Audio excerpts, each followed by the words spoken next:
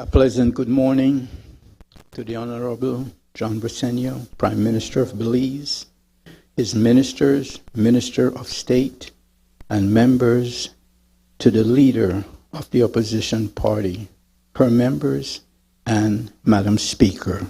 Let's pray. Almighty and eternal God, who through Jesus Christ reveal your glory to all nations, please protect and preserve Belize, our beloved country. God of might, wisdom, and justice, please assist our Belizean government and people with your Holy Spirit, counsel, and fortitude. Let the light of your divine wisdom direct their plans and endeavors, so that with your help we may attain our just objective. With your guidance, may all our endeavors tend to peace, social justice, liberty, national happiness, the increase of industry, sobriety, and useful knowledge.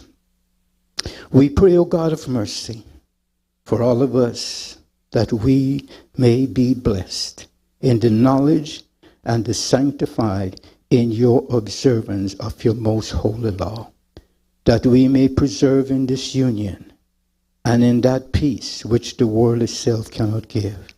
And after enjoying this life, thank you, Lord, and after enjoying the blessings of this life, please administer, Lord, to your eternal reward that you have prepared for those who love you. Amen and amen.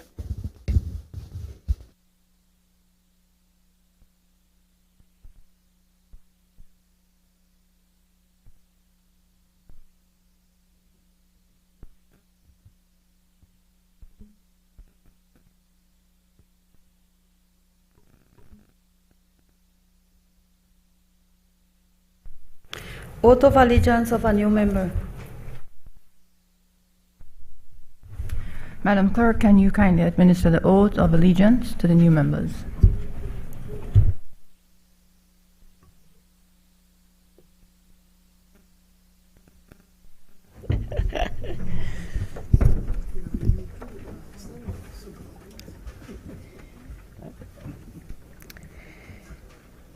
I, Abner Perez, do swear that I will bear true faith and allegiance to Belize, and will uphold the Constitution and the law, and that I will conscientiously, impartially, and to the best of my ability discharge my duties as a member of the House of Representatives and do right to all manner of people without fear or favor, affection, or ill will.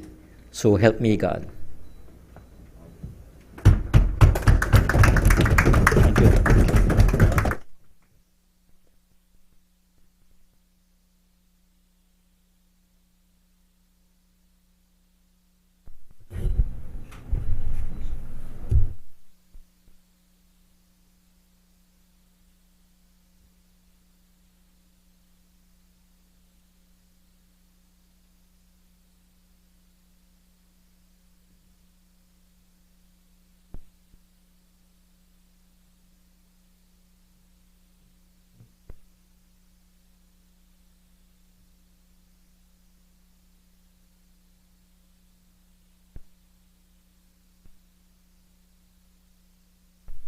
Announcement by the Speaker.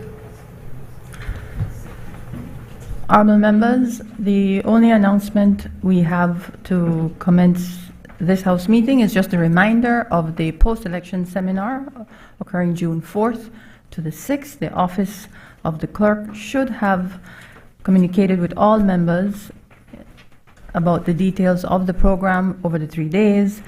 There are some invited delegates, speakers, and other parliamentarians, courtesy of the Commonwealth Parliamentary Association and Parliamericas, who will be in country to facilitate the sessions, which cover a wide range of topics regarding parliamentary procedures, the legislative process, the committee system, and several others. We encourage the attendance of all members to as many of the sessions as possible over the 3 days. Thank you. Presentation of reports from select committees.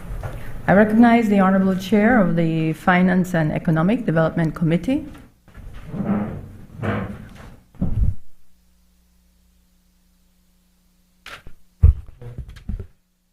Good morning, Madam Speaker, and everyone else.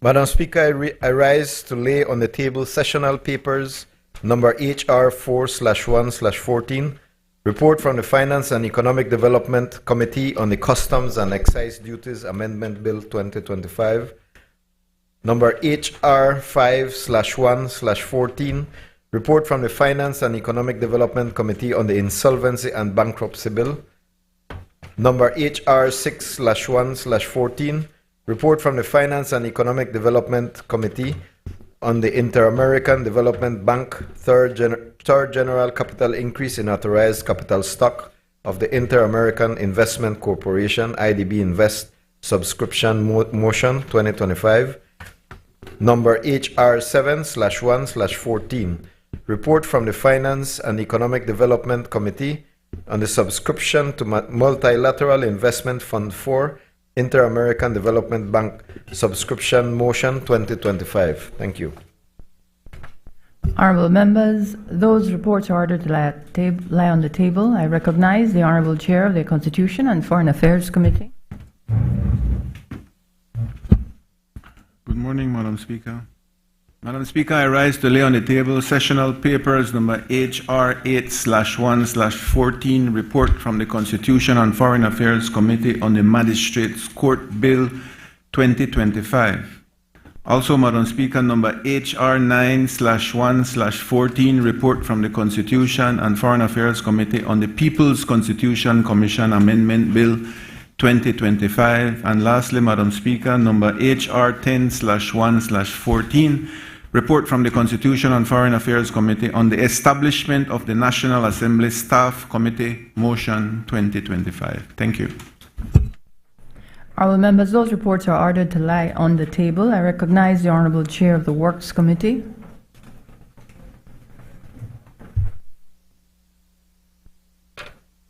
Madam Speaker, I rise to lay on the table sessional paper number HR 11/1/14, report from the Works Committee on the Belize Building Amendment Bill 2025. Thanks. Honorable members, that report is ordered to lie on the table. Introduction of bills. I recognize the Honorable Prime Minister, Minister of Finance, Investment, Economic Transformation, Civil Aviation, and E-Government.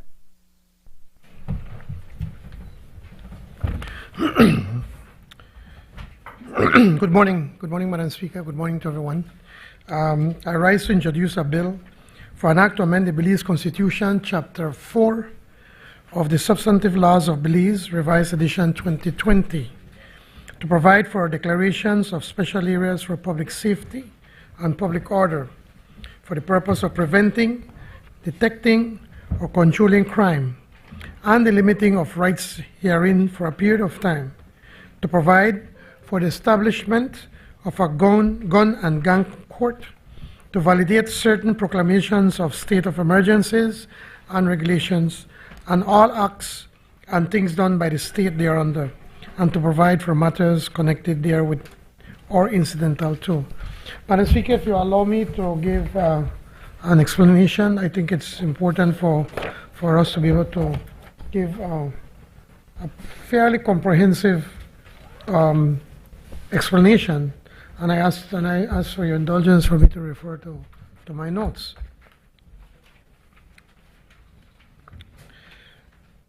Crime evokes strong emotions from the citizens of a country, the families and friends of murdered victims, victims of rape and robbery, all citizens who cannot live in peace because of the lawlessness among them. They all demand strong action, decisive action from their government. A judge in a recent decision from the High Court of Belize pointed out that people should not, and I quote, fail to be sensitive to the fact that human life is valuable and that the state is responsible for creating an environment in which people can live in safety from violence and in circumstances where law and order prevails. To do otherwise is to surrender to the law of the jungle. End of quote. Madam Speaker, it is no secret that successive governments have used the public emergency powers provided to the state by the Constitution of Belize in the interest of public safety or public order, or for the purpose of preventing, detecting, or controlling crime in the country. As such, there have been proclamations declaring a state of public emergency in the south side of Belize City in 2018, 2 in 2020, 1 in 2021, 22, and 2023. There were additionally 2 proclamations in 2024 and 1 just recently in May of this year. The data shows when an SOE is declared, crime goes down dramatically, especially murder. But, Madam Speaker, 2 recent decisions of the High Court of Belize have left a state of uncertainty about the use by the state of this measure as of the public emergency powers to prevent, detect, or control crime in the country. Claim number 818 of 2023, the judge determined that before the current SOE was declared, the judge dismissed the claim brought, which alleged that the prevailing circumstances at the time did not justify the declaration of SOEs. The judge explained the rationale for SOEs as follows, and I quote, "The rationale of these powers can be traced to the history of Roman times, to the time of the Roman Republic, when during an emergency, the powers of government were given over to a dictator. The word dictator comes from such historical context where the people were required to obey the words dictum of the person who gave it, the dictator, in order to deal with the emergency that was at hand, be it of war or rebellion or epidemic or natural catastrophe," end of quote.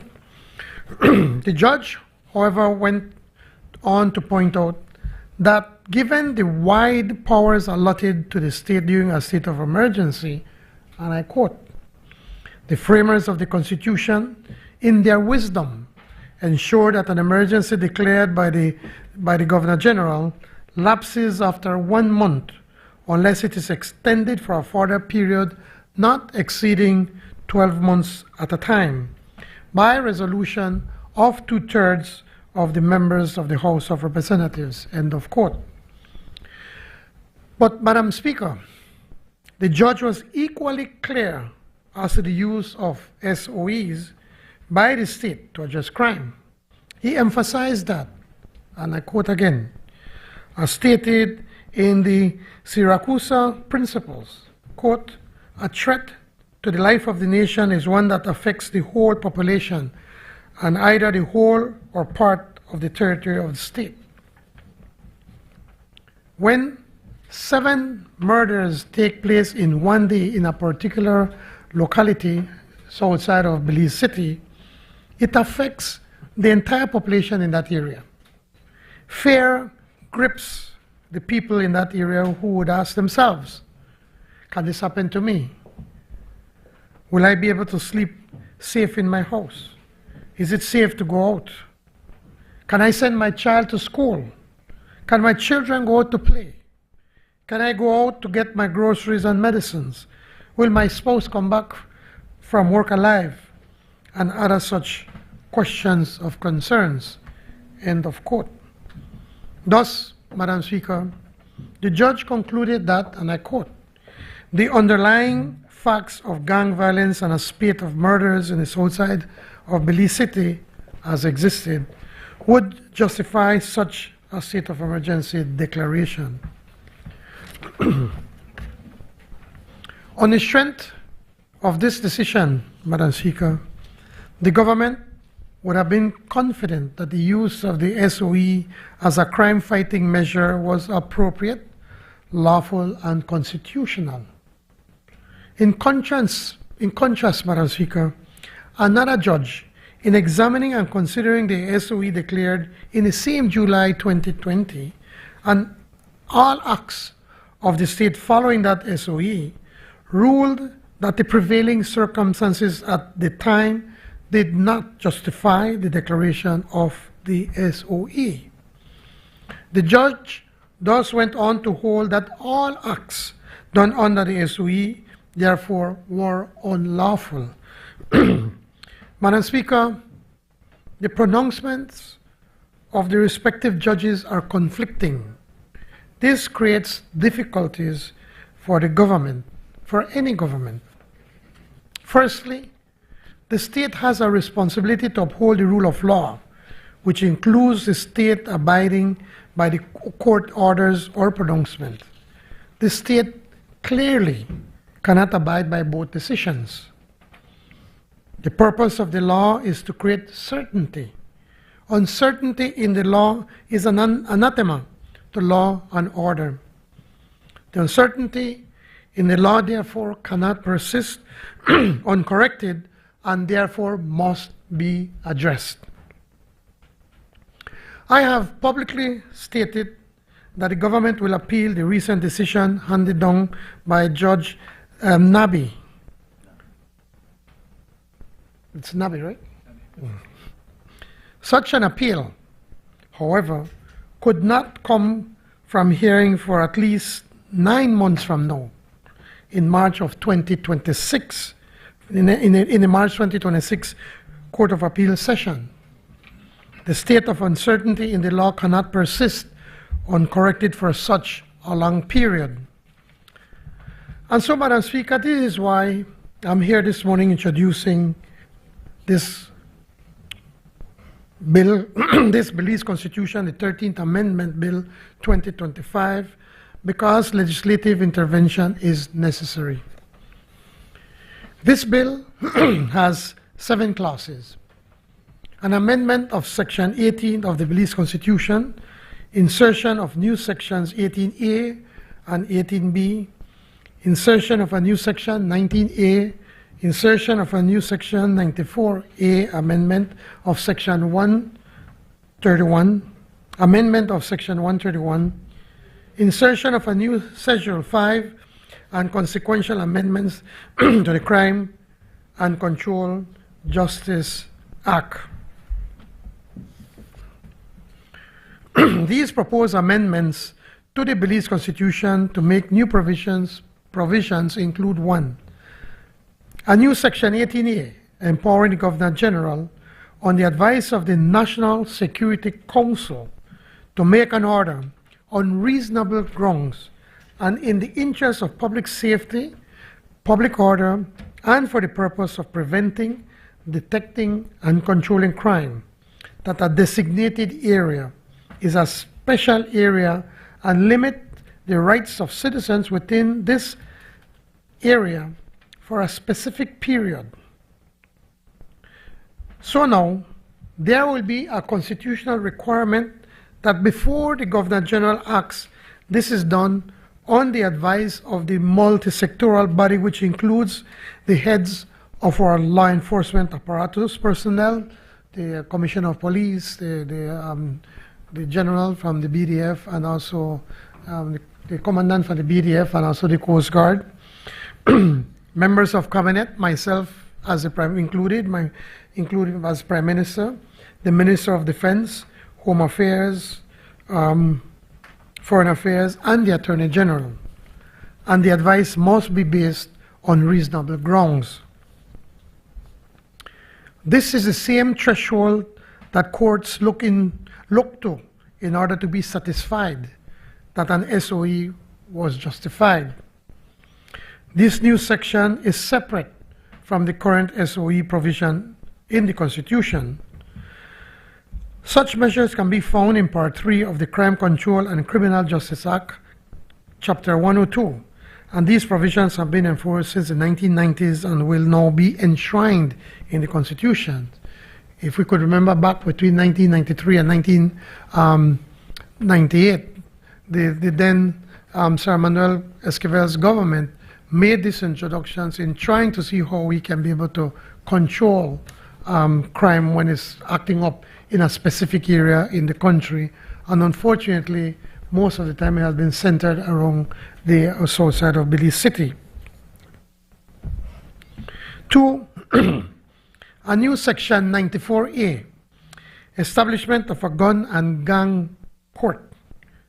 As a feature of the separation of powers principles enshrined in a constitution of a democratic state like Belize, the judiciary is to be independent of the other branches of government. The power to create a new court should find its sources within the Constitution. Currently, there is no power for the creation and establishment of a specialized court to hear and determine only gang and gun matters, and with the court having special hybrid powers of a magistrate and a high court judge. The Constitution must set out the power to do this. This is what Section 94A does, which follows Section 94 of the Constitution dealing with the power to establish the senior courts.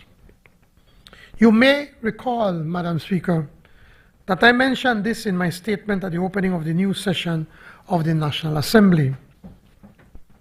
3. A validating provision similar to the current Section 145 of the Constitution to make it clear that the proclamations of state of emergencies and regulations made since 2018, as well as all acts and things done by the state thereunder, are deemed to have been lawfully done. Madam Speaker, as briefly as I can say, by way of backdrop, Section 145 of the Belize Constitution is found in Part 13 of the Constitution of Belize and was inserted by Act Number 11 of 2011, the Belize Constitution 8th Amendment Act. That amendment was enacted following judicial pronouncements declared by the government's expropriation of shares in Belize Telemedia Limited and Belize Electricity Limited, owned by third parties, to be unlawful and unconstitutional. Similarly, the here unconstitutional amendments need to be made following judicial pronouncements. As it relates to the approach undertaken in the 8th Amendment that followed from government's 2009 attempts to acquire shares in Telemedia and BEL respectively, owned by third parties in the public interest and for a public purpose, by way of passage and promulgations of a number of legislative measures. These were challenged in court. The court declared them unlawful and unconstitutional. Government then in 2011 passed a second set of legislative measures, including the Belize Constitution 8th Amendment Act, to validate retrospectively the acquisition done by ordinary legislation. Our Court of Appeal in May 2014 upheld the constitutionality of this legislative measure. Consequently, as the provisions of Part 13 themselves have not been deemed unconstitutional by a court, they remain part of the Constitution of Belize and are deemed lawful. As said before, a similar approach is being taken in respect of the SOEs and all acts done under them since 2018. There was during this appeal, it went to the Court of Appeals and in 2014, and there was, how could I put, there was this general feeling that the government would have lost that appeal back then, but then it was not necessary to proceed because then there was a settlement between the parties, the owners of the shares of Belize Telemedia and the government of Belize. So in efforts to be able to remove that uncertainty, it is important for us to be able to clarify this and make these amendments to the Constitution. Madam Speaker, we're also introducing in this bill at this stage, because you know, pursuant to Section 65(8) of the Constitution, any bill that will affect the constitutional rights of citizens is to have a 90 days interval between its introduction and second and third readings. I have said earlier, the state of affairs caused by the conflicting decisions cannot persist for too long. So this measure needs to be done at the earliest to start the clock running. This bill will be submitted to the Constitutional and Foreign Affairs Committee of the House, and of course will be subject to intense scrutiny, both before the committee and the public square, as it should be. But make no mistake, Madam Speaker, this measure is taken because it must be taken. At the second reading of this bill, the government will lay out in detail its plan to address crime, including the bolstering of social intervention programs. This measure is to be used not as the end to tackle and address crime. We all know that this is not the way to uproot crime. This will, however, serve as an important measure to detect, prevent, and control crime throughout the length and breadth of this country, including tackling the narco-trafficking challenges that we're facing in our country. Madam Speaker, I am urging today, Madam Speaker, that the amendment to this bill or to the Constitution is such importance that I'm appealing to the opposition to join us in making these amendments, because it is something that we must do to be able to have some certainty and to be able to ensure that we can protect our people. There is a great, I think more and more people are starting to feel some sense of helplessness and trying to push governments, or in our case our government, to take even more draconian measures. Everybody looks at what President Bukele did in El Salvador, and in their mind, if we are unable to tackle this small group of people, it's a few hundred of them, they are starting to push and advocate that maybe the government should consider picking up all of these mostly young men and lock them up so that people can live in peace. But this is not who we are. This is not what we believe in. We believe in a democratic state. We believe in the rights of our citizens, even those that are not following the law, that they must always have access to the law. Because once you start going down that slippery road, it will be difficult to turn around. So it's important, and I'm once again appealing to everyone, not only to the opposition, but even to our social partners and to the public, to understand what we are attempting to do is simply to be able to see how we could address this issue and be able to contain the tempers when they're starting with the killings, for them to cool off, and then for us to be able to do more interventions. As I mentioned earlier, is that we fully understand that this is not how you solve crime. It's a temporary measure. To solve crime, we need to look at the root causes, the challenges of our families are having, challenges of their children going to school and having access, the challenges that many young people, when they come out from school, they feel that they don't have a future, that there's not opportunities for them. We have to be able to continue to address that more and more. Fortunately, we've had a lot of success over the past 4 years and months, or 4 years and a half, that presently most of our young people that want to work can work. That is why our unemployment rate is around 3%. So that those young people, and I remember I always mention what the Minister of Home Affairs mentioned to me once. He said, some of these younger kids that are out there, give Lee trouble because they're out there on the street with nothing to do, are not working, and they're better dressed and they're better behaved. But there is a group of young men and women that for one reason or the other do not have the necessary skills to be able to work in these areas. And many of them, and rightly so, they don't want to go to the fields and cut cane, or to go and pick citrus, or to go and be working under the sun hat with cement in the construction industry. They would want something better. But for them to be able to do something better, then we as a government, both sides, the government and the opposition, we need to come together to find how we can do some programs that can reach out to them. And we're doing some of them. That is where the IT vets can continue to play a critical role, which is something the former Minister of Education, the Honorable Member from Fitong, has been working on. And I'm certain that the new Minister of Education will continue to push that we could get these young people and put them in these schools to be able to retrain them, to retool them, so then they too could become productive members of the society. By and large, Belizeans are loving people. We are warm.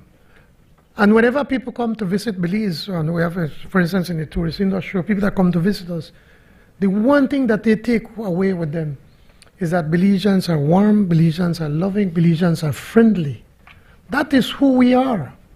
But we cannot allow a small group of mostly young men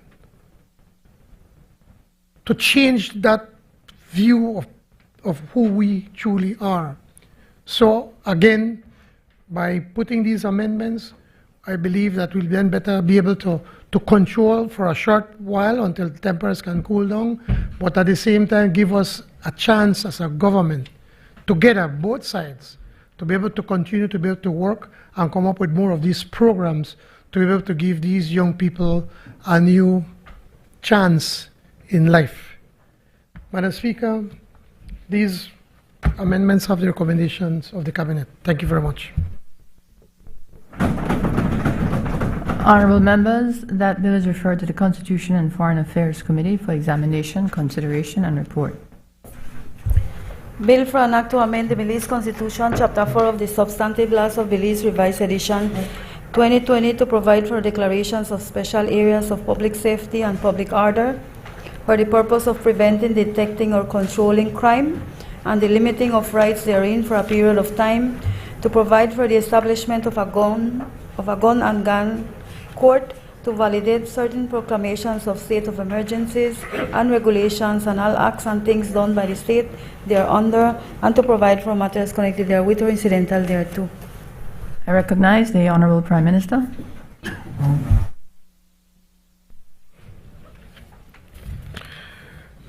Madam Speaker, I rise to introduce a bill for an act to amend the Central Bank of Belize Act, Chapter 262 of the Substantive Laws of Belize, Revised Edition 2020, to provide for the Director General of the Financial Services Commission to be a member of the Board of Directors of the Central Bank of Belize, and to provide for matters connected therewith or incidental to.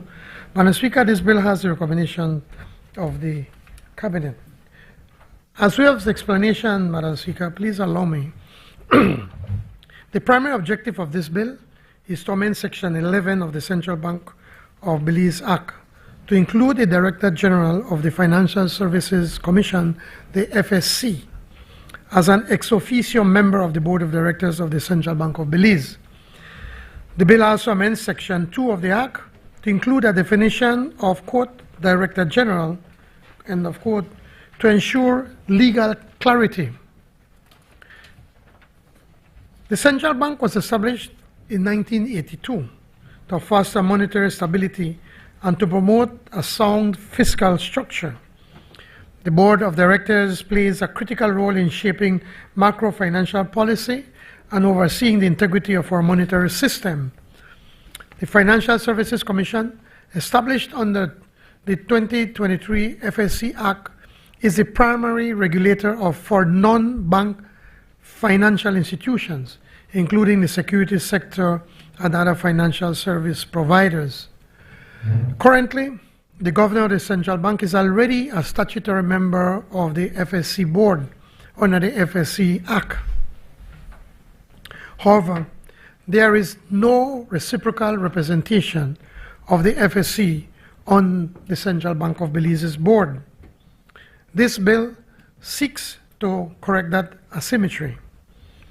As our financial sector continues to evolve, with increasing integration between banks and non-banks, and as capital markets develop, the need for greater regulatory coordination has become undeniable.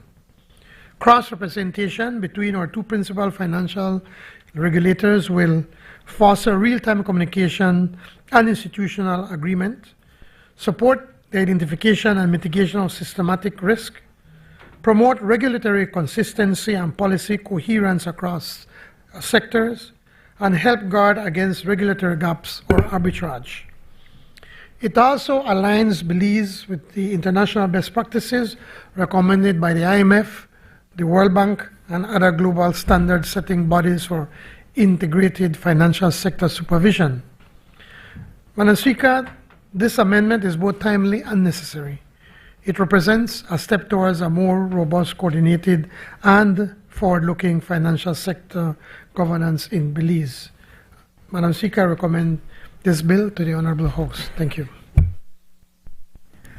Honorable members, that bill is referred to the Finance and Economic Development Committee for examination, consideration, and report. Bill for an act to amend the Central Bank of Belize, Chapter 262 of the Substantive Laws of Belize, Revised Edition 2020. I recognize the Honorable Prime Minister.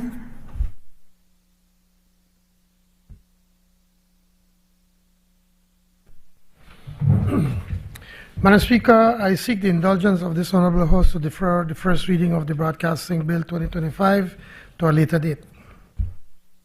Honorable members, the question is that the first reading of the Broadcasting Bill 2025 be deferred to a later date. All those in favor, kindly say aye. Aye. Those against, kindly say no. I think the ayes have it. I recognize the Honorable Prime Minister.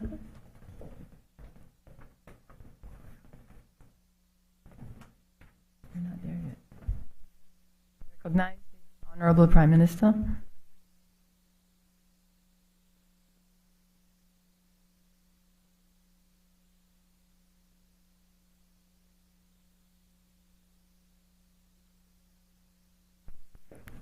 Apologies, there was an error on the notes. It is the Minister of Foreign Affairs.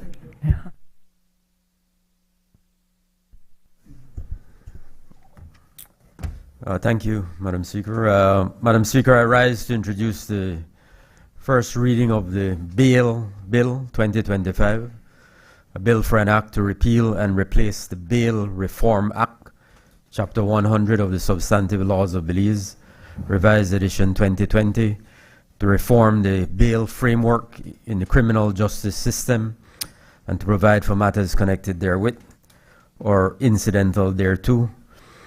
This bill has the support of the Cabinet. With your permission, Madam Speaker, I would like to very briefly say a few words on the introduction of the bill. As the long title identifies, this legislative measure seeks to reform the bail framework in the criminal justice system by inter alia repealing and replacing the Bail Reform Act, incorporating the other provisions relating to bail found in a number of other legislations, as well as incorporating new provisions under one new comprehensive law. As the name of the Bail Reform Act signifies, that was a legislative measure which sought to reform the bail framework in Belize. This, however, was enacted in April of 1999, 25 years ago. So since then, applicable principles relating to the grant, denial, variation, or revocation of bail, as well as the principles relating to appeal or review of the decision to grant, deny, vary, or revoke bail, have progressed tremendously over these past 25 years. Since that time, Madam Speaker, piecemeal amendments to various legislation which govern bail in Belize, including the Crime Control and Criminal Justice Act, have been undertaken by successive governments. Other provisions relating to bail are found in other legislation, such as the Police Act, which deals with station bail, the Indictable Procedure Act, which deals with the general power of the High Court to hear and determine bail applications, as well as bail provisions during and after committal of a case to the High Court. The Inferior Courts Act, dealing with the High Court's power to grant bail while it is reviewing a case submitted to it for review from the lower court. And the more recent Senior Courts Act, which deals with bail pending the hearing of a criminal appeal from the lower court to the High Court, as well as bail pending the hearing of a criminal appeal from the High Court to the Court of Appeal. So, Madam Speaker, this can be confusing to even the most skilled judicial officer or practitioner. Needless to say, users of the justice system and unrepresented defendant, critically, have an additional and unnecessary obstacle of having to navigate through this maze. With this Bail Bill 2025, all these provisions, Madam Speaker, are incorporated under one stand-alone law, and the bill seeks to usher in new provisions that are lacking in the current bail regime.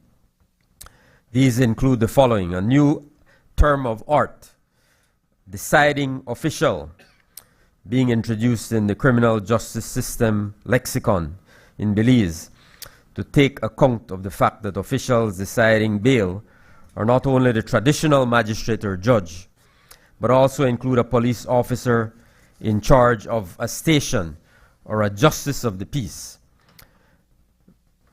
It also makes expressly clear to the deciding official that the starting point in a bail application is that the defendant has an entitlement to bail if the offense is a bailable one. That's clause 4. And significantly, Madam Speaker, a comprehensive provision listing the factors a deciding official is to consider in determining the question of granting, refusing, varying, revoking bail. That is clause 6. So key features of the bill, Madam Speaker, are the requirement that a deciding official must give reasons for granting, refusing, varying, revoking bail. Those are found at clause 9, 2, and 3. Periodic review by a magistrate or judge of all cases in which bail was granted, but the defendant was unable to post bail. That's found at clause 10. And factors to determine who can be a surety and circumstances when a surety amount can be reduced. That's found at clause 5. So, Madam Speaker, the new features of this bill cohere with the government's overarching plan on criminal justice reform. The bail bill will lead to an improvement in access to justice, as persons will be able to readily discern what the law is and have the requisite guidance on how the law works. It will also enable lawyers and judicial officers to be clear on how bail applications are to be conducted. Madam Speaker, I commend this bill to all members of the National Assembly for their support. Thank you. Honourable members, that bill is referred to the Constitution and Foreign Affairs Committee for examination, consideration, and report. Bill for an act to repeal and replace the Bail Reform Act, Chapter 100 of the Substantive Laws of Belize, Revised Edition 2020. I recognize the Honourable Minister of Foreign Affairs.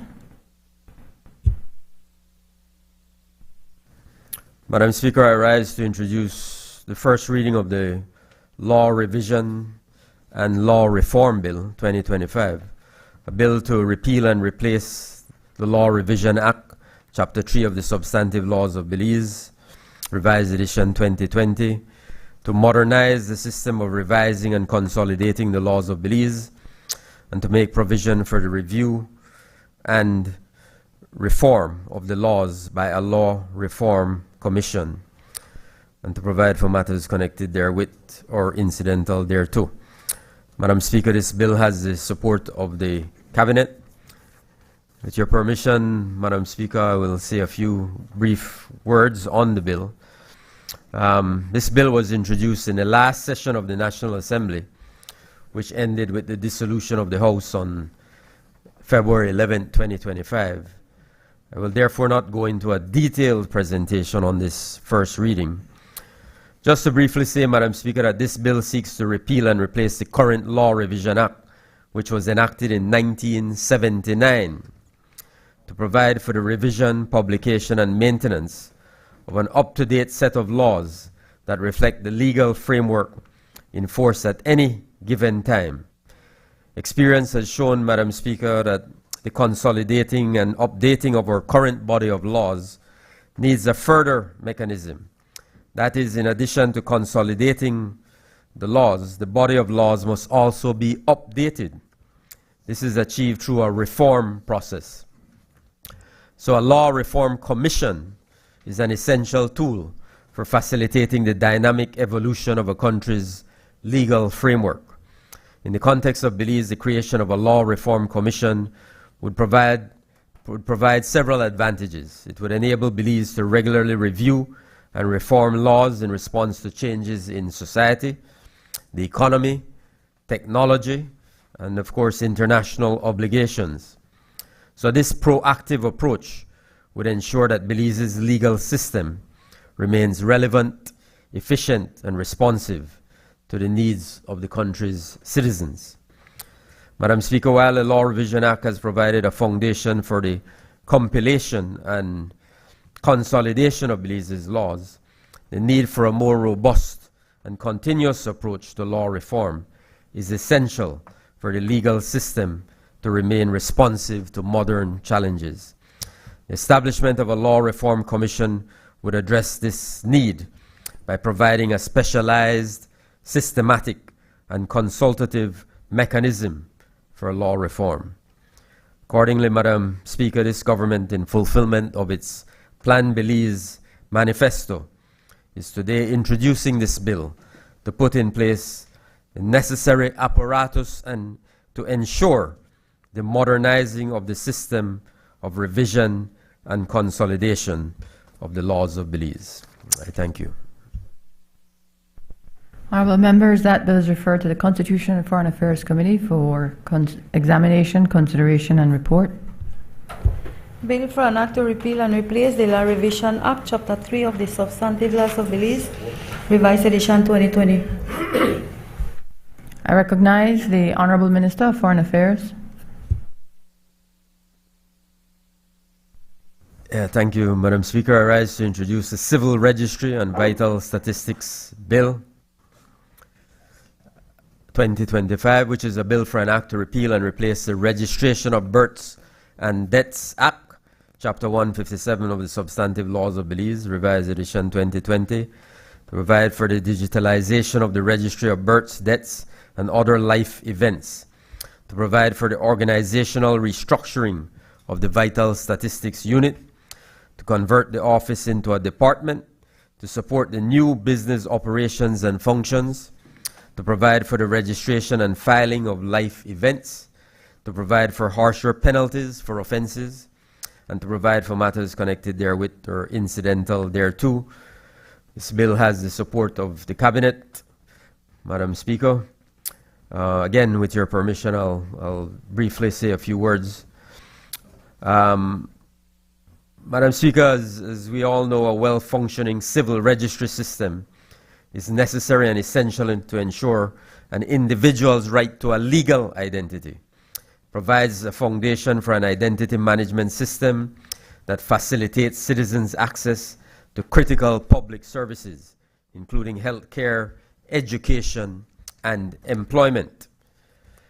The Vital Statistics Unit, established under the Registration of Births and Deaths Act, is the agency primarily responsible for upkeep and safeguarding the country's register of all life events occurring in Belize, including births, deaths, marriages, and adoptions. In doing so, VSU engages key stakeholders, such as the Ministry of Health and Wellness, marriage officers, court officers, the SIB, Statistical Institute of Belize, and indeed all citizens of Belize, here at home and abroad. The VSU offers its services in 8 different areas, spanning all districts in Belize. In 2022, the Attorney General's Ministry and the then Ministry of Public Utilities, Energy, Logistics and E-Governance officially launched the Strengthening Civil Registry project with the core objective to modernize and improve service delivery at the Vital Statistics Unit. The transformation of the Vital Statistics Unit is fundamental to the commitment of the Plan Belize medium-term development strategy, which speaks to increasing government efficiency and performance by providing services at minimum cost, minimum time, and minimum bureaucracy for citizens. This transformation has also been identified as a national priority, as it is key to executing the vision of the National Digital Agenda, to build trust in government services by providing reliable, inclusive, safe, and efficient digital solutions for all. So, Madam Speaker, coming out of the strengthening of the Civil Registry project, a number of challenges were identified, leading to the overall conclusion of the need for, 1, organizational restructuring of the VSU, and 2, the reform of the legal framework of the VSU to account for the organizational restructuring and the implementation of an electronic database system to usher in a new online service delivery model. So this, Madam Speaker, in short, is the purpose of this bill: the repeal and replacement of the Registration of Births and Deaths Act to account for the much-needed organizational restructuring of the VSU and the digitalization of the Registry of Births, Deaths, and other life events, and the implementation of a new electronic registry. This is a critically important bill, Madam Speaker, and I encourage all members of this National Assembly to support this bill. I thank you. Honorable members, that bill is referred to the Constitution and Foreign Affairs Committee for examination, consideration, and report. Bill for an act to repeal and replace the Registration of Births and Deaths Act, Chapter 157 of the Substantive Laws of Belize, Revised Edition 2020. I recognize the Honorable Minister of Foreign Affairs.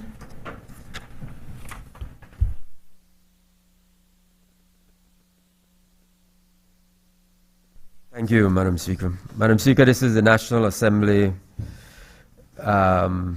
Powers, Privileges and Immunities Bill 2025.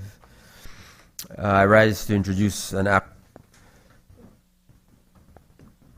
to repeal and replace the Legislative Assembly Powers and Privileges Act to declare and define certain powers, privileges and immunities of the National Assembly and of the members and officers of such assembly, to secure freedom of speech in the National Assembly, to regulate admittance to the precincts of the National Assembly, to give protection to the persons employed in the publication of the reports and other members of the National Assembly, and to provide for matters connected therewith or incidental thereto. Madam Speaker, this bill has the recommendation of the Cabinet. And again, with your permission, I will very briefly say a few words by way of introduction. Madam Speaker, this bill too, as you know, was introduced in the last session of the National Assembly, which ended on February 11, 2025. As was previously done, I would like to place on record that this bill being presented today is in large measure as a result of the industry and advocacy of yourself, Madam Speaker, and the President of the Senate, who as presiding officers are acutely aware of the need for the laws which regulate us as members of the National Assembly to be updated and to become workable. So we certainly want to place on record our gratitude for your leadership on this very important piece of legislation, Madam Speaker. The current law which governs the powers, privileges, and privileges, and immunities of the National Assembly is an old law, the Legislative Assembly Ordinance 1962, This law predates the establishment of the National Assembly in December 1963 and the independence of Belize and the Belize Constitution in 1981. This bicameral system, established since 1963, provides for a House of Representatives to be presided over by a Speaker and a Senate to be presided over by a Senate. The extant law, however, refers to a unicameral legislative assembly and refers to terms and offices of a colonial Belize. And while the ordinance, Madam Speaker, defines the powers, privileges, and immunities of the Legislative Assembly and of members of the Legislative Assembly, at the same time this ordinance was enacted, only the Speaker of the Legislative Assembly existed, and there was no Senate. Further, Madam Speaker, while it is true that the courts have expressed that the ordinance still has the force of law in Belize, there are, however, gaps and ambiguities in the existing law which govern members of the National Assembly. These, Madam Speaker, all members will agree, must be addressed, particularly since no change has been made to the ordinance since its enactment. So, Madam Speaker, this is the purpose of this bill, to address those ambiguities that currently exist in the ordinance, to modernize, update the ordinance, to make it workable, as I said earlier, to ensure it refers specifically to the National Assembly of Belize, to ensure, very importantly, that it is in line with the Constitution of Belize, and of course that it reflects a legislative bicameral system of an independent Belize. So, Madam Speaker, I urge all members to support this bill. And in closing, Madam Speaker, I just want to place on record, on behalf of our side, on behalf of the government, our deep gratitude, because all these bills that I've presented today, introduced today, have been presented on behalf of our Attorney General, the Honorable Anthony Sylvester Jr. So we want to place on record our deep gratitude to him and his entire team at the Attorney General's Ministry. They are, relentless in the work that they're doing, tremendous work, a deep commitment to reforming and updating the laws of Belize. And in particular, they're focusing on criminal justice reform, which affects the lives of everyday citizens. So we want to place on record our gratitude or appreciation or admiration and acknowledgement of the leader of that team, Attorney General Anthony Sylvester Jr., but the Solicitor General as well, the entire team of Crown Counsels who work tirelessly to support and develop the legislation that underpins the work of this government. So thank you, Madam Speaker. Honourable members, that bill is referred to the Constitution and Foreign Affairs Committee for examination, consideration, and report. Bill for an act to repeal and replace the Legislative Assembly Powers and Privileges Act. Motions relating to the business or sittings of the House. I recognize the Honourable Prime Minister. Madam Speaker, I move that at its rising today, the House suspends to June 27th, May 2025 at 9 a.m.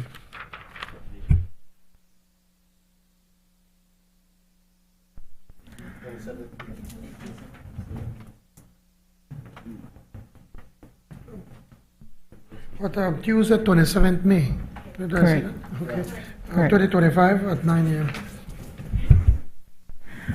Honourable members, the question is that the House at its rising today suspends to Tuesday, 27th May 2025 at 9 a.m. All those in favour kindly say aye. Aye. Those against kindly say no. I think the ayes have it. Public business, government business. Honourable members, before we dispatch, which will be on the with the debate for the second reading of the General Revenue Appropriation, I will call on the Prime Minister so that we can dispense with Standing Order 12, given the time that we're at. And shortly thereafter, I'll ask just for a quick recess so that we can accommodate the podium for the Leader of the Opposition, as has been tradition. Thank you. Madam Speaker, in accordance with Standing Orders 12.8, I move that the proceedings on the order paper may be entered upon and proceeded with at this day's sitting at any hour due opposed. Honourable members, the question is that the proceedings on the order paper may be entered upon and proceeded with at this day's sitting at any hour due opposed. All those in favour kindly say aye. Those against kindly say no. I think the ayes have it. We will break for a very short recess so that the staff can accommodate the podium. Thank you.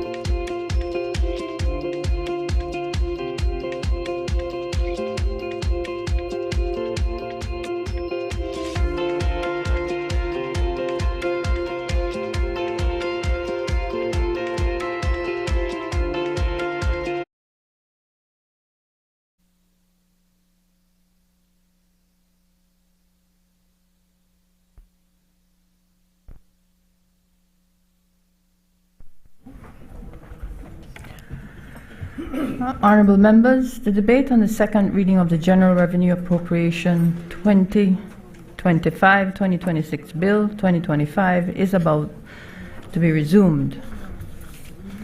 Before we begin, I would like to remind honorable members about Standing Order number 64,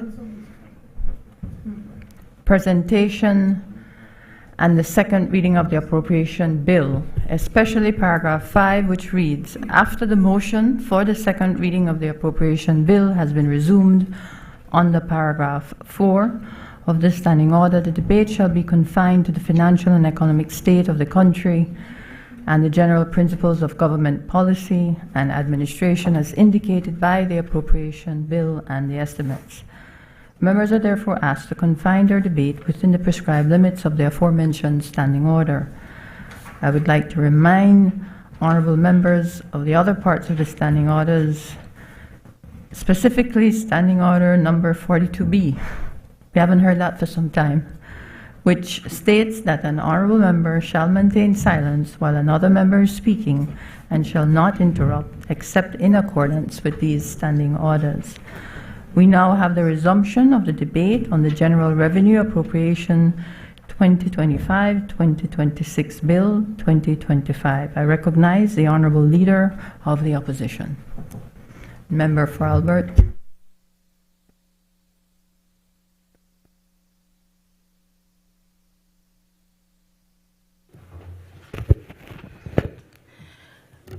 Good morning, Madam Speaker. We're living in interesting times, under interesting circumstances. Let me first, Madam Speaker, acknowledge my colleagues on both sides of this honorable House, the People's House, as we work together to build a strong governance framework for Belize via a robust and functioning legislature. You see, Madam Speaker, to preserve, to promote, and to defend our democracy, we need both the government and the opposition to work hand in hand.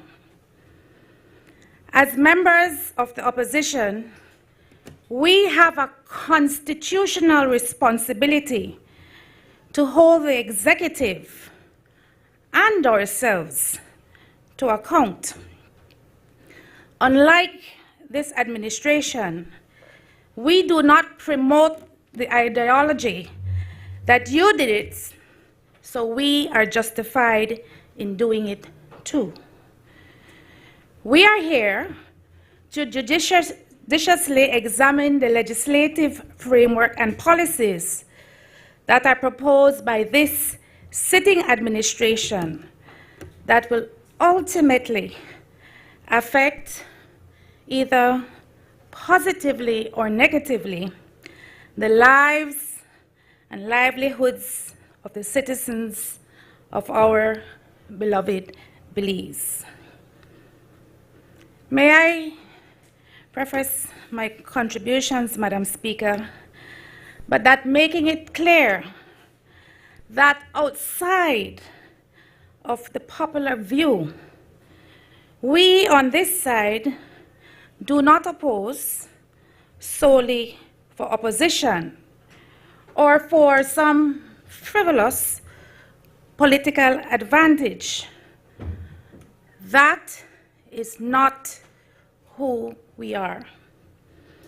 We are not here to embarrass the government, who has been given a clear mandate to govern. We are here in this National Assembly as partners in this great work of nation building, to thoroughly scrutinize, offer feedback, and share our insights into the government's priorities as outlined in the appropriation bill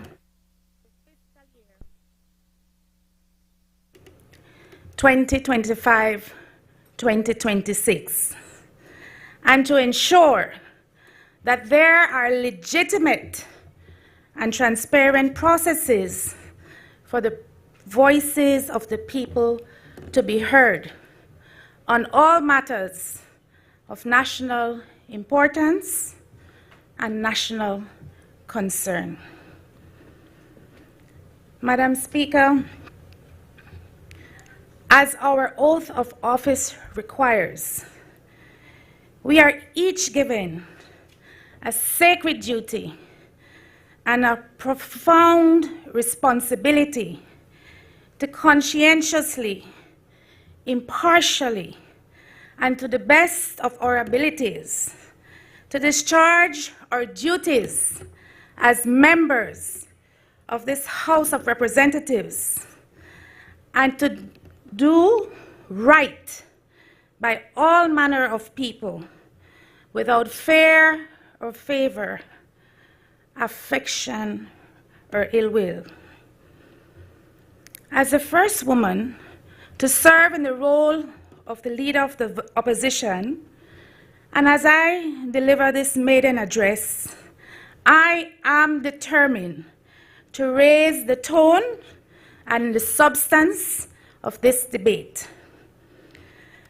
Some may counter that this is not an easy thing to do, but I am of the firm view that the people of Belize deserve more than political reflexes and rhetorical posturing.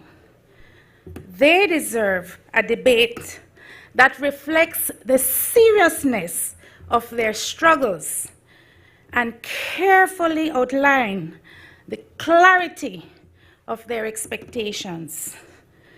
It is in this spirit, Madam Speaker, that I rise to make my rebuttal to this year's budget debate. Please allow me as well, Madam Speaker, to give a big shout out to the special people of the Albert Constituency, to the members of our Albert Action Committee and the Albert Care Team, on whose behalf I have the distinct privilege of sitting in this seat. I take this opportunity to thank them for their vote of confidence in my leadership and for their unwavering support. They knew that we were up against a lot in the most recent elections. The government of the day came at us with guns drawn and blazing. But, Madam Speaker, I'm happy to report that the people of Albert remain steady. Neither their voices, nor their votes, or their loyalty were on sale. And I owe them all a deep debt of gratitude. With your concurrence, Madam Speaker, I seek your permission to refer to my prepared remarks. Madam Speaker, it is important that we bring into sharp focus the Prime Minister's budget speech and highlight the difference between truth and well-scripted talking points. I believe, Madam Speaker, that it was the prolific writer Mark Twain who remarked, and I quote, "Facts are stubborn, but statistics are more pliable," end of quote. This sentiment perfectly describes the 2025-2026 budget speech delivered by the member of Orange Walk Central 2 weeks ago. Madam Speaker, we all sat and listened to almost 2 hours of rehearsed optimism, padded with selective statistics and proposals that are painfully detached from the lived experiences of ordinary Belizeans. Madam Speaker, the Prime Minister's budget entitled From Promise to Performance, carefully polished in delivery, did not take into consideration the pressing needs of the masses, or in particular, the most vulnerable and marginalized within our society. May we point out, Madam Speaker, that there is a widening gap between those who have and those who are desperately trying to make ends meet. Even the gainfully employed, Madam Speaker, must engage in what is commonly known to us as a side hustle. That is, a part-time job or occupation undertaken in addition to one's regular employment to offset the escalating cost of living. The main issue is clear. The budget is insubstantial and lacks vision, offering more spin than solutions.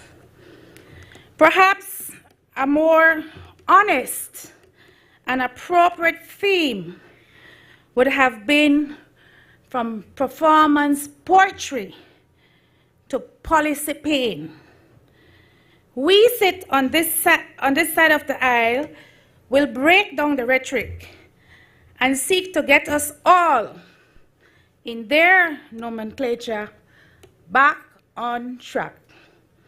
Back to calling it as it is and not what they pretend it to be. Madam Speaker, I first begin with the social protection programs and the need, Madam Speaker, for social protection to be a national priority.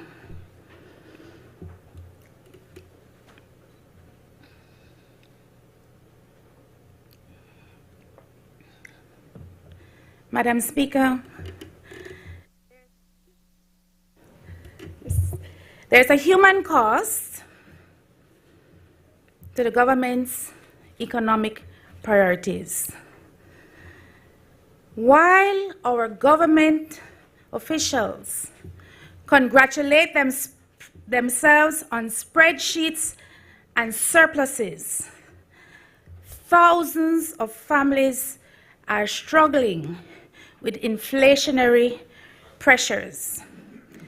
While ministers applaud fiscal discipline, rural communities still lack access to basic health services, safer roads, quality education, and meaningful employment, particularly for the unemployed youth. While the government boasts about GDP growth, farmers, teachers, public servants, security officers, and the working poor are still waiting with bated breath for improved living conditions, salary relief, lower food prices, reduced fuel costs, and access to social protection programs. Perhaps, Madam Speaker, this is the best place to start. Successive governments have always under-budgeted for social protection programs, despite the lip service given to addressing poverty or inequality. The budget, Madam Speaker, is a far cry from a socially focused, economically grounded, and politically strategic at a time when it may be needed the most. In the context of this budget, the government has prioritized a single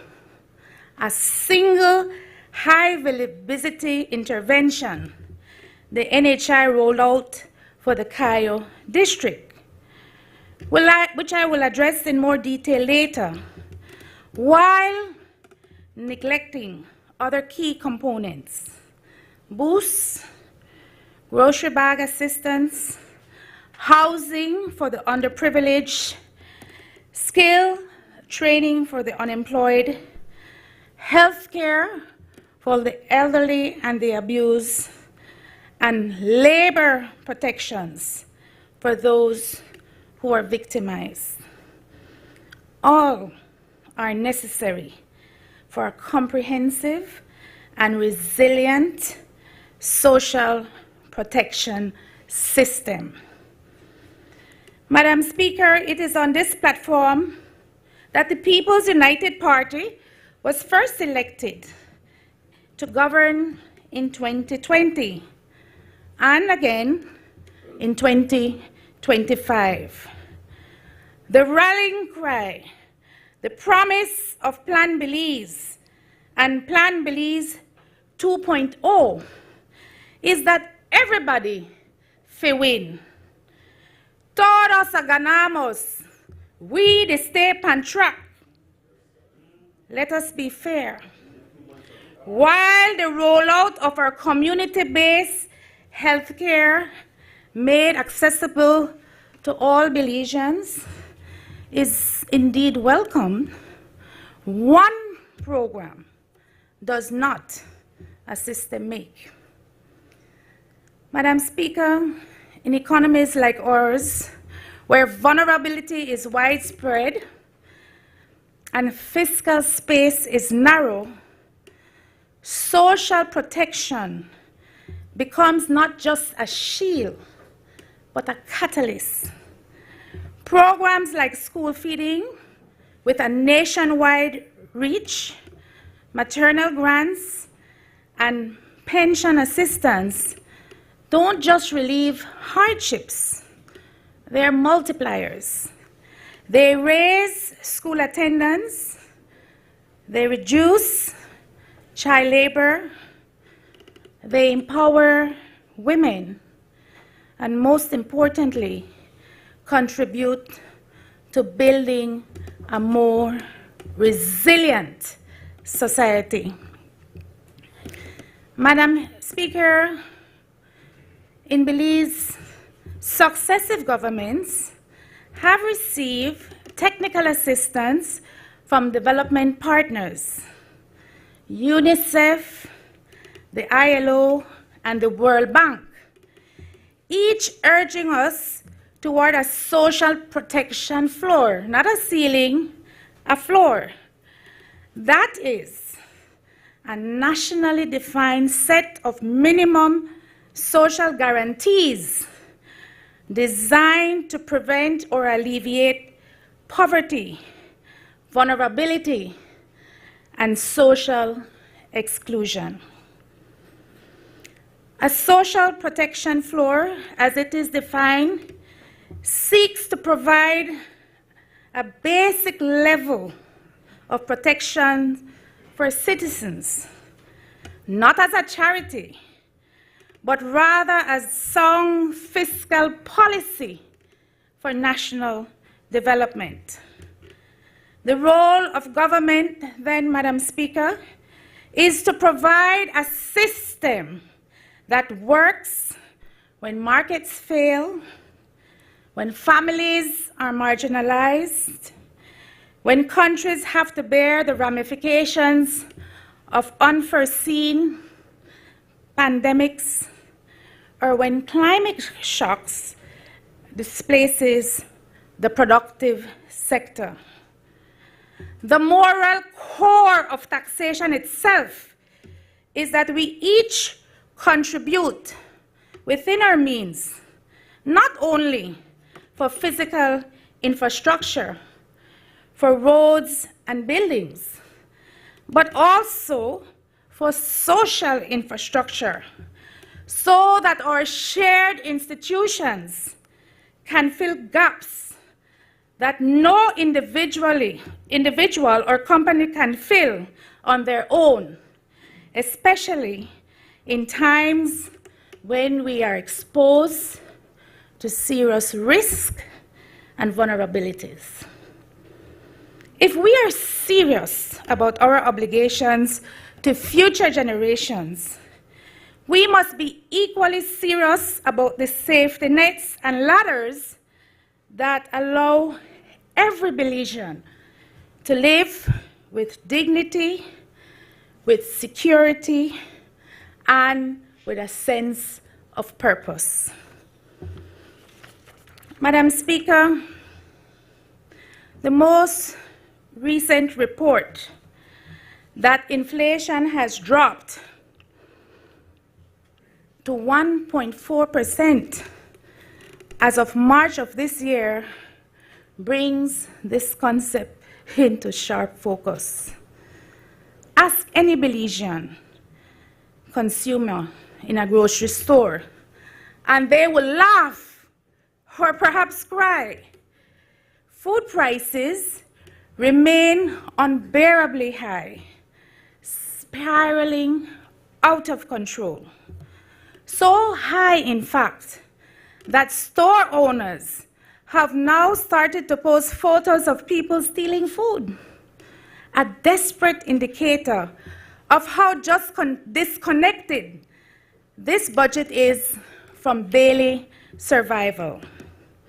When parents risk being charged, or even worse, risk being sent to jail just to feed their children, something is very, very wrong. It won't be fixed, and it cannot be fixed by massaging the inflation numbers. Once upon a time, Madam Speaker, not too long ago, Belizeans in need of food could count on organizations like the Belize Red Cross, the Salvation Army, and Samuel Haynes Institute for Food Assistance.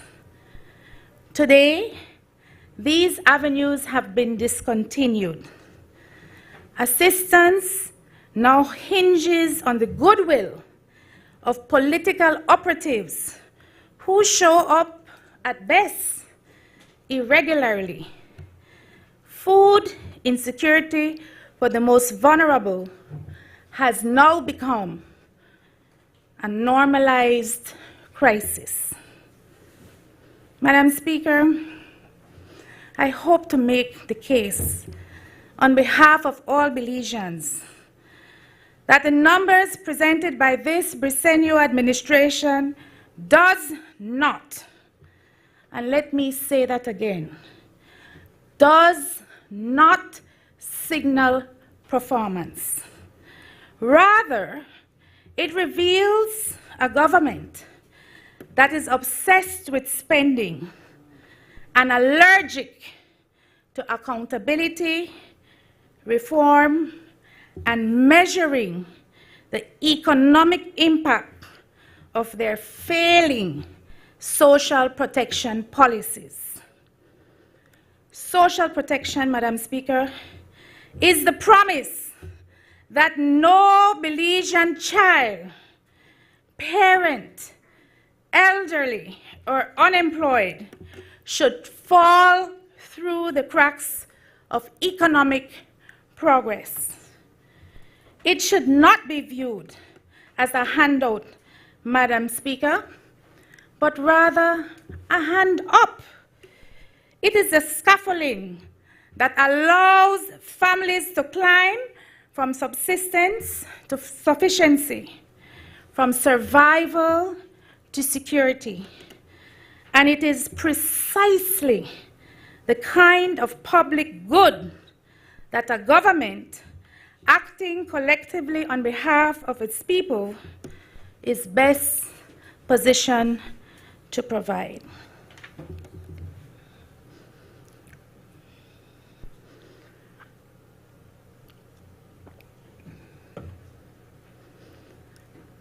Fiscal year 2025-2026 budget overview. Madam Speaker, before us today is not just a fiscal document. This is a statement of national priorities. Governments should serve as a bridge between what citizens can do for themselves and what must be done collectively in the interests of justice, equity, nation building. Madam Speaker, we on this side of the House urge our colleagues, we strongly urge our colleagues on the other side not to reduce governance to a ledger. This country is not a balance sheet, and the budget must reflect a balance between fiscal prudence and human dignity. We now turn our attention to the budget's revenue and expenditure estimates. This is where the rhetoric meets the numbers. This is where promises meet allocations. This is where we test where the values we proclaimed, the values we hold on to, are matched by the dollars we commit. Madam Speaker, the budget for this year is broken down as follows: $1.7 billion in projected revenues and grants, $1.52 billion in tax revenue, $135 million in non-tax revenue, $11.6 million in capital revenue, and $71.8 million in grants. It is also estimated that we will spend $1.78 billion in expenditures, $1.25 billion in recurrent expenditure, $336.4 million in Capital 2 expenditure, $184.9 million in Capital 3 expenditure. Madam Speaker, the 2025-2026 budget is framed as the largest capital budget in Belize's history. While we're spending hundreds of millions on concrete and cement, we are falling short on the fundamental and foundational protections that safeguard families when the economy falters or when misfortune strikes.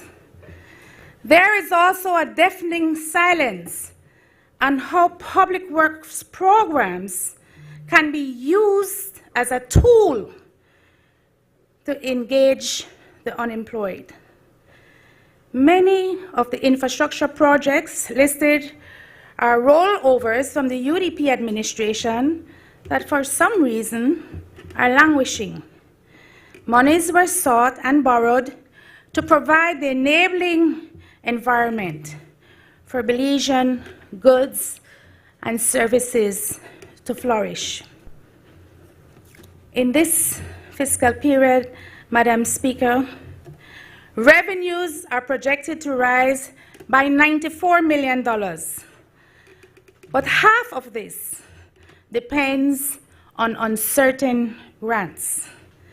Meanwhile, expenditures increases by $118 million, relying heavily on external goodwill.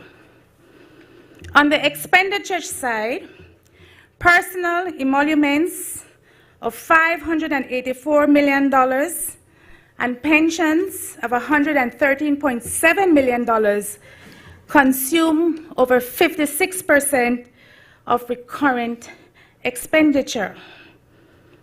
However, the genuine needs of teachers, public servants, healthcare providers, and public officers have not been considered in these estimates.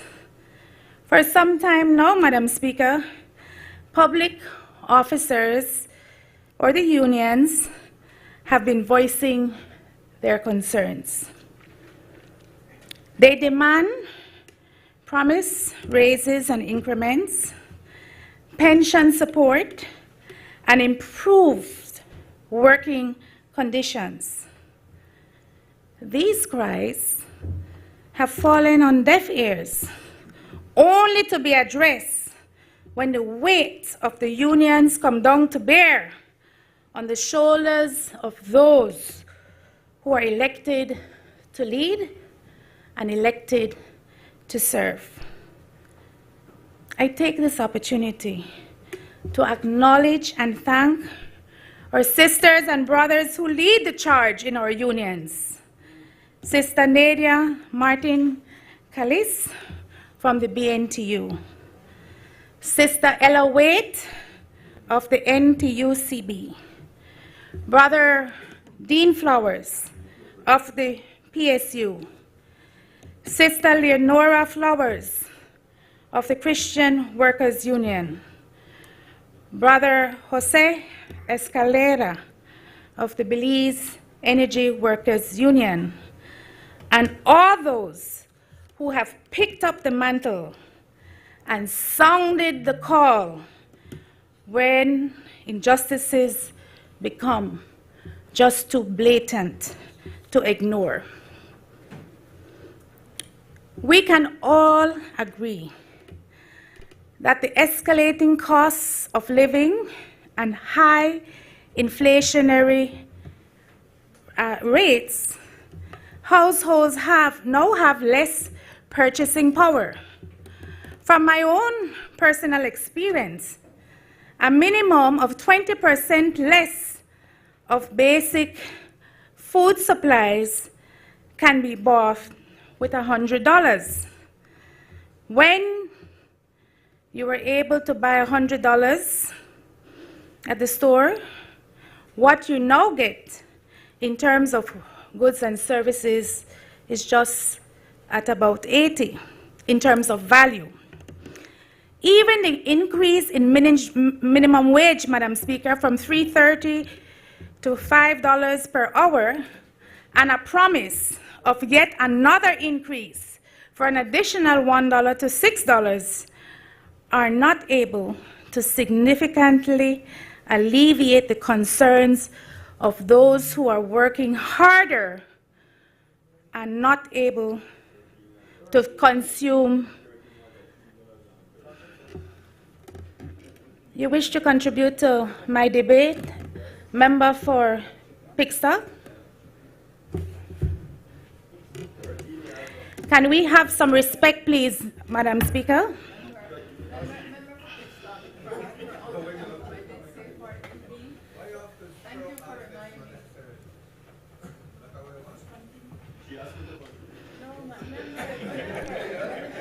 presentation, there was silence, please. And it is a standing order, 42B. Member for Albert, your proposition.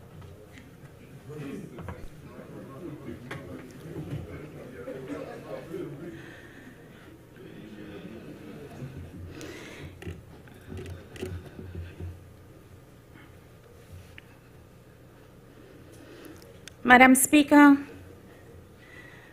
income generating households should not have to make decisions about putting food on the table and paying their utility bills.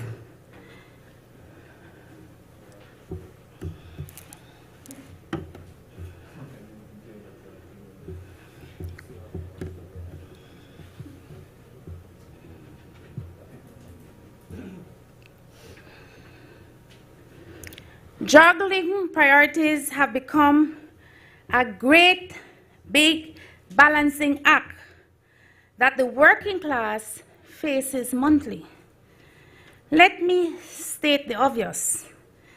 Minimum wage is not financed by the state. It is a mandate for our partners in the private sector. And while it is right to recognize progress, it is equally right to ask, why has the government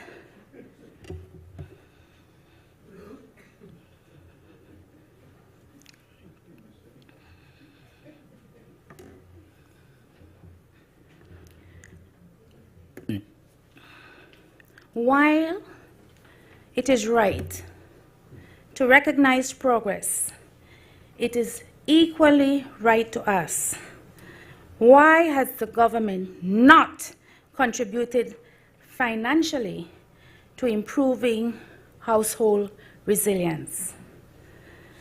Madam Speaker, for the avoidance of any doubt, those of us on this side of the House support the call of our teachers for overdue salary increments and an 8.5% increase in salary. This administration, Madam Speaker, can find the resources for all sorts of programs and initiatives.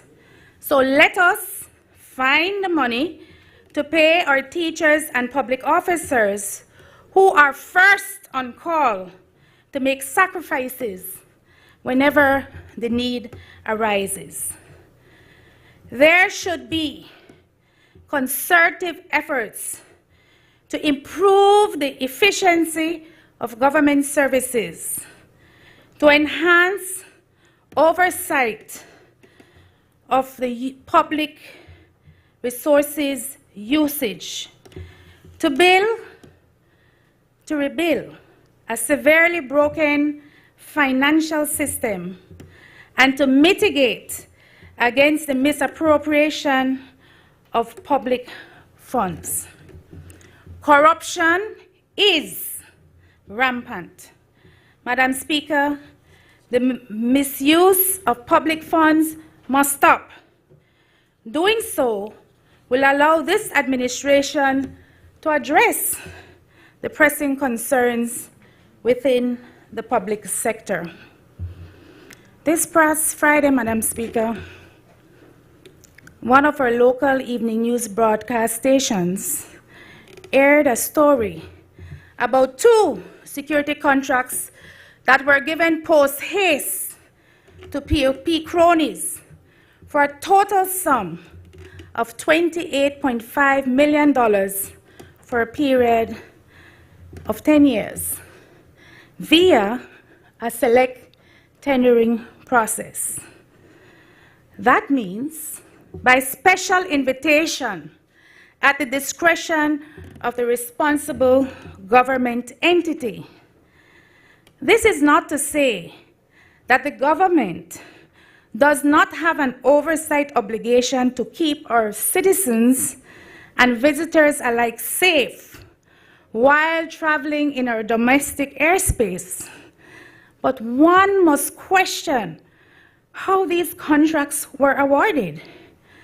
The point is, when the administration wants to find money, it finds money, come hell or high water. Belizean citizens should also be asking, why is it that this administration is now procuring and paying for security services for commercial providers?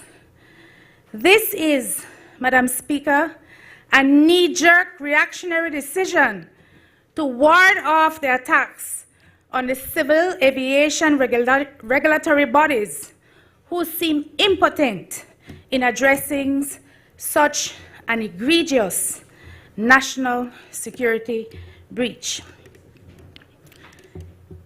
In 2021, Madam Speaker, when the PUP first came to office, after having to sit it out for 3 consecutive terms, they did so on a firm commitment to establish the national gold standard for transparency and accountability.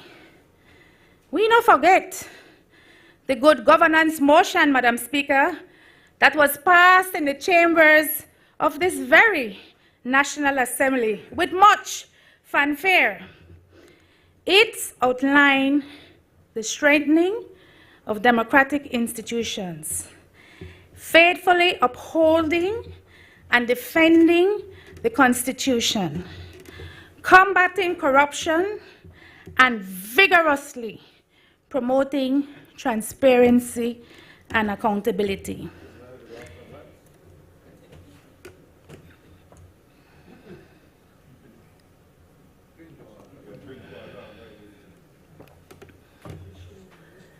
You know, I have never been disrespectful to colleagues on that side of the House. I have never been disrespectful. It doesn't bode well for you, member for Belmopan. Yet, Madam Speaker, my colleagues on that side of the House, the government side, often raise the past mistakes of previous administrations as justification not to hold themselves, other government officials, and public institutions to account. Mistake of successive past administrations should not serve as an invitation for new administrations to do more of the same. There are valuable lessons we can learn and should learn from those who came before us. Madam Speaker, getting back to the budgeted allocations, under Capital 2 expenditure, a total of $336.7 million is being financed via the Consolidated Fund. Said differently, Cap 2 allocations are made from the public purse on the backs of the Belizean taxpayers. $81 million allocated for major highways, including Corozal, Sarteneja, George Price, and Philip Golson, and for continued maintenance of roads, streets, and drains countrywide. Madam Speaker, I am sure the listening public has not forgotten that in September of 2019, the government of Belize borrowed US $50 million from the Export-Import Bank of the Republic of China, Taiwan, for that same Corozal-Sarteneja road. And adjustments for savings were made by the Ministry of Infrastructure and Housing Development. When government borrows, the taxpayers foot the bill.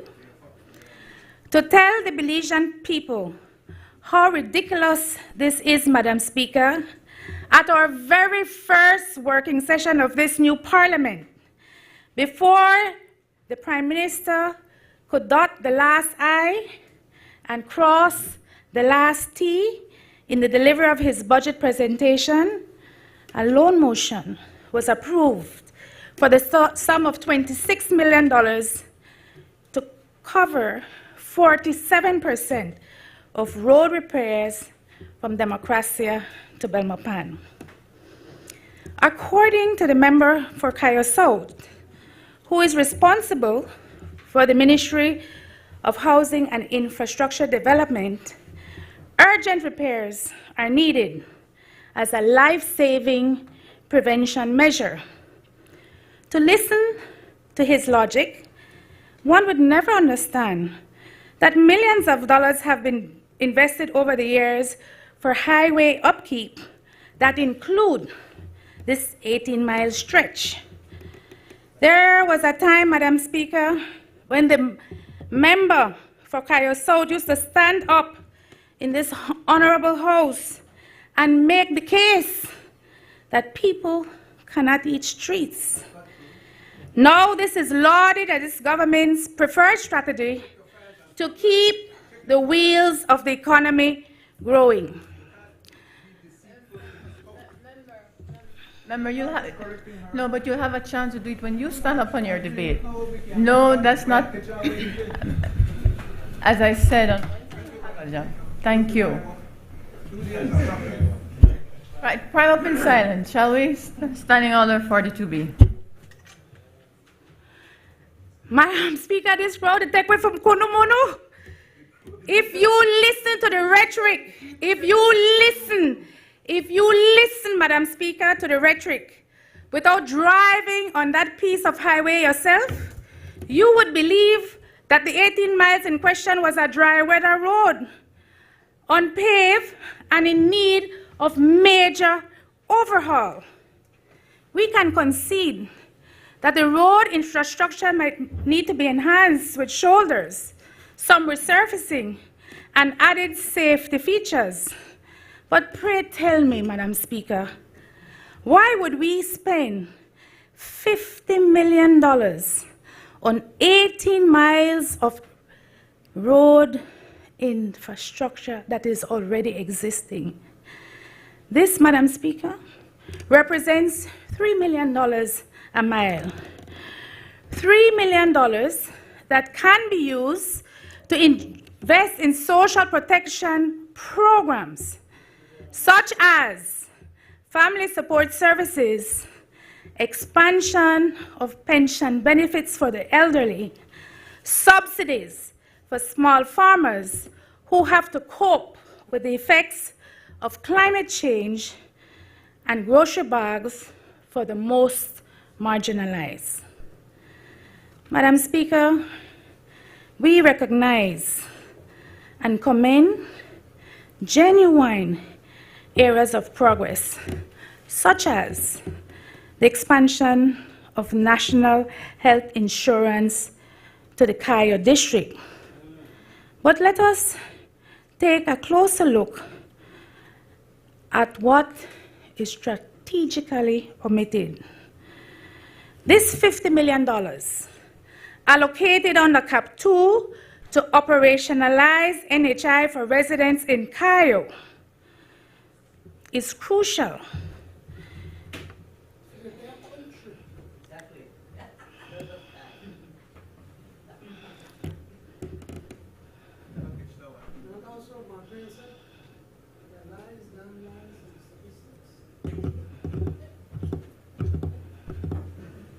Prime Minister, I treated you with the highest degree of respect, sir. When you were given your budget speech, I asked for the same consideration from you, sir.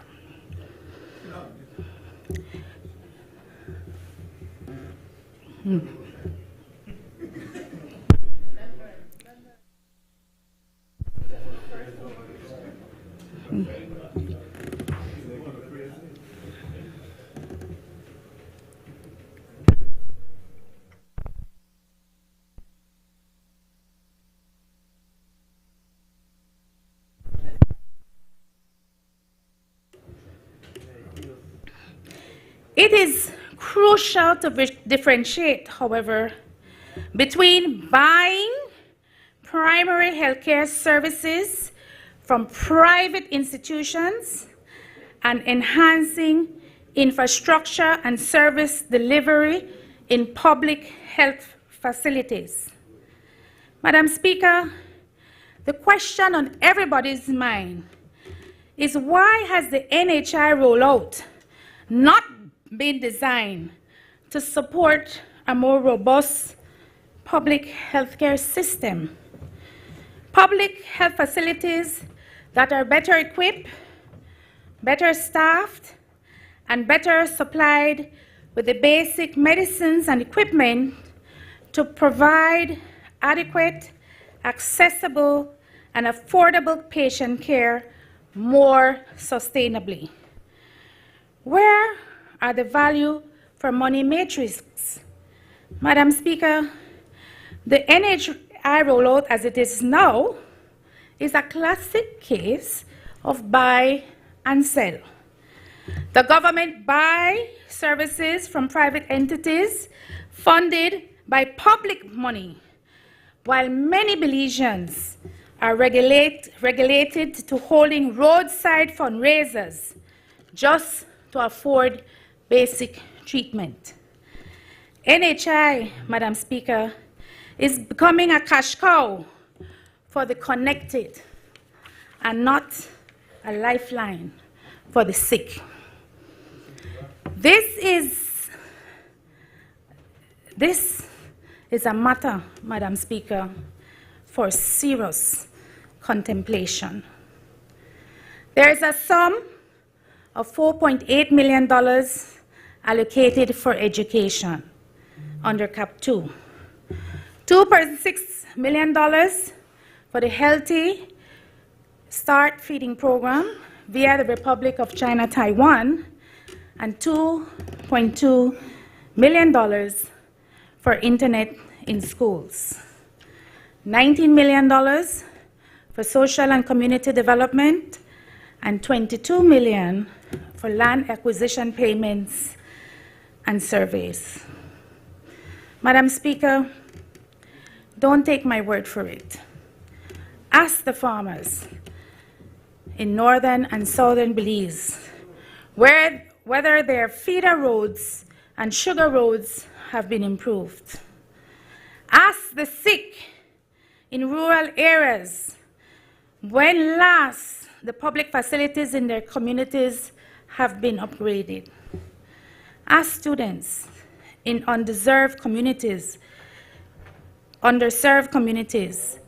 whether internet access, the great equalizer for access to education, has meaningfully improved.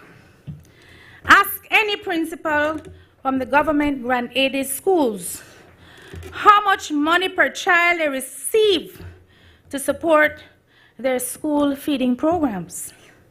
The last time we checked, Madam Speaker, the allocation was $3 per child.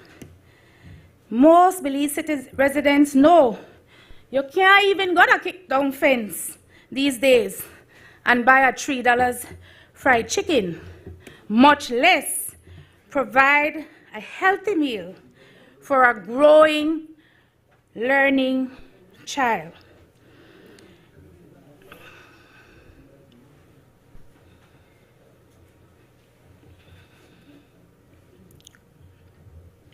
It is high time we dispel the farce that education is free in selected pilot institutions. Education is not free, Madam Speaker, and while the government continues to tout their horns and play this tune ad nauseum, schools have been forced to implement all kinds of new fees to subsidize the running of these government-aided institutions. Madam Speaker, I must bring into sharp focus that not a single dollar of this estimated $337.6 million of CAP 2 projects has been earmarked to rehabilitate our bus terminals countrywide. Not one gold-colored, queen-minted Belizean dollar. Yet thousands, Madam Speaker, thousands of Belizeans use these public facilities daily as they commute across the country to access educational opportunities, jobs, and to bring their produce to market. Madam Speaker, you will remember last September when a piece of the bus terminal in Belize City dropped on a passenger, injuring her hand. The vendor's hand, she was bringing her produce to market, was dislocated, and she never got the help promised from management, but that is a whole different story that I will share at a different time.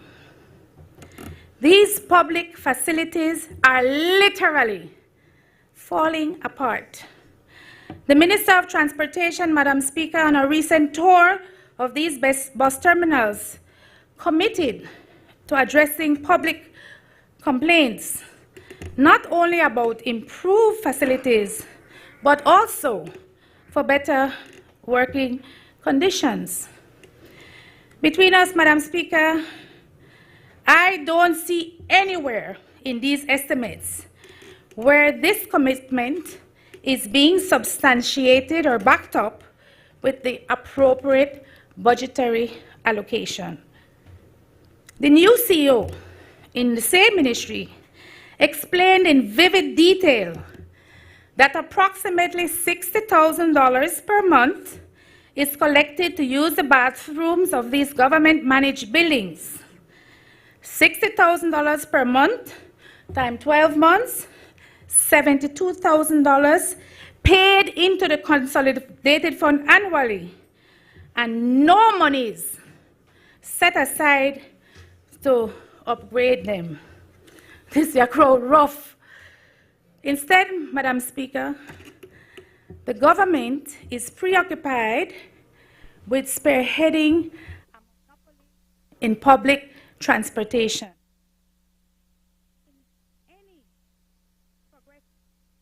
In any progressive economy or country, monopolies are neither legal nor should monopolies be encouraged. Commuters deserve improved transportation services, yes. The services must be better equipped, safer, more comfortable. But we should empower our local transportation stakeholders to upgrade their equipment and services by providing them the same incentives and tax exemptions that we are prepared to provide for the monopoly holders. It is not a priority because the people of this country is not a priority. Filling the pockets of cronies is where this government priority lies. We have evidence of this. It seems on this side, Madam Speaker, that the government officials are working at orchestrating their own side hustle or retirement fund. This is the last run, you know. This is the last run. Go or no have to go. Come 2030, Madam Speaker, there will be a new heifer, a new boss lady in town, hired by the Belizean people. The greed, Madam Speaker, and this is greed, Madam Speaker, and corruption on steroids at the highest level. Madam Speaker, in addition to the sums highlighted in Capital 2, there is also Capital 3 expenditure for a sum of $185 million to to fund additional capital investment projects. Now, Capital 3 represents money we borrow from international financial institutions at concessionary rates. I make the point, once again, however, that when the government borrows, taxpayers foot the bill. And we're finding it increasingly difficult to do so. Madam Speaker, you will recall in February of this year, 2025, when the administration brought several loan motions to the House to defer principal payments totaling somewhere about $30 million for another 4 years to 2029, because we simply could not find the cash flow to meet the principal amounts at its maturity. We continue to kick the can down the road, fully cognizant that the burden we place is being placed on the shoulders of our children, our children's children, and future generations to come. The Prime Minister highlighted that interest rates are fluid and on the upward trajectory, making borrowing even less affordable from development banks. As it is now, total capital spending is at 30% of the budget, but lacks the proper cost-benefit validation and evidence of any improved administrative efficiencies.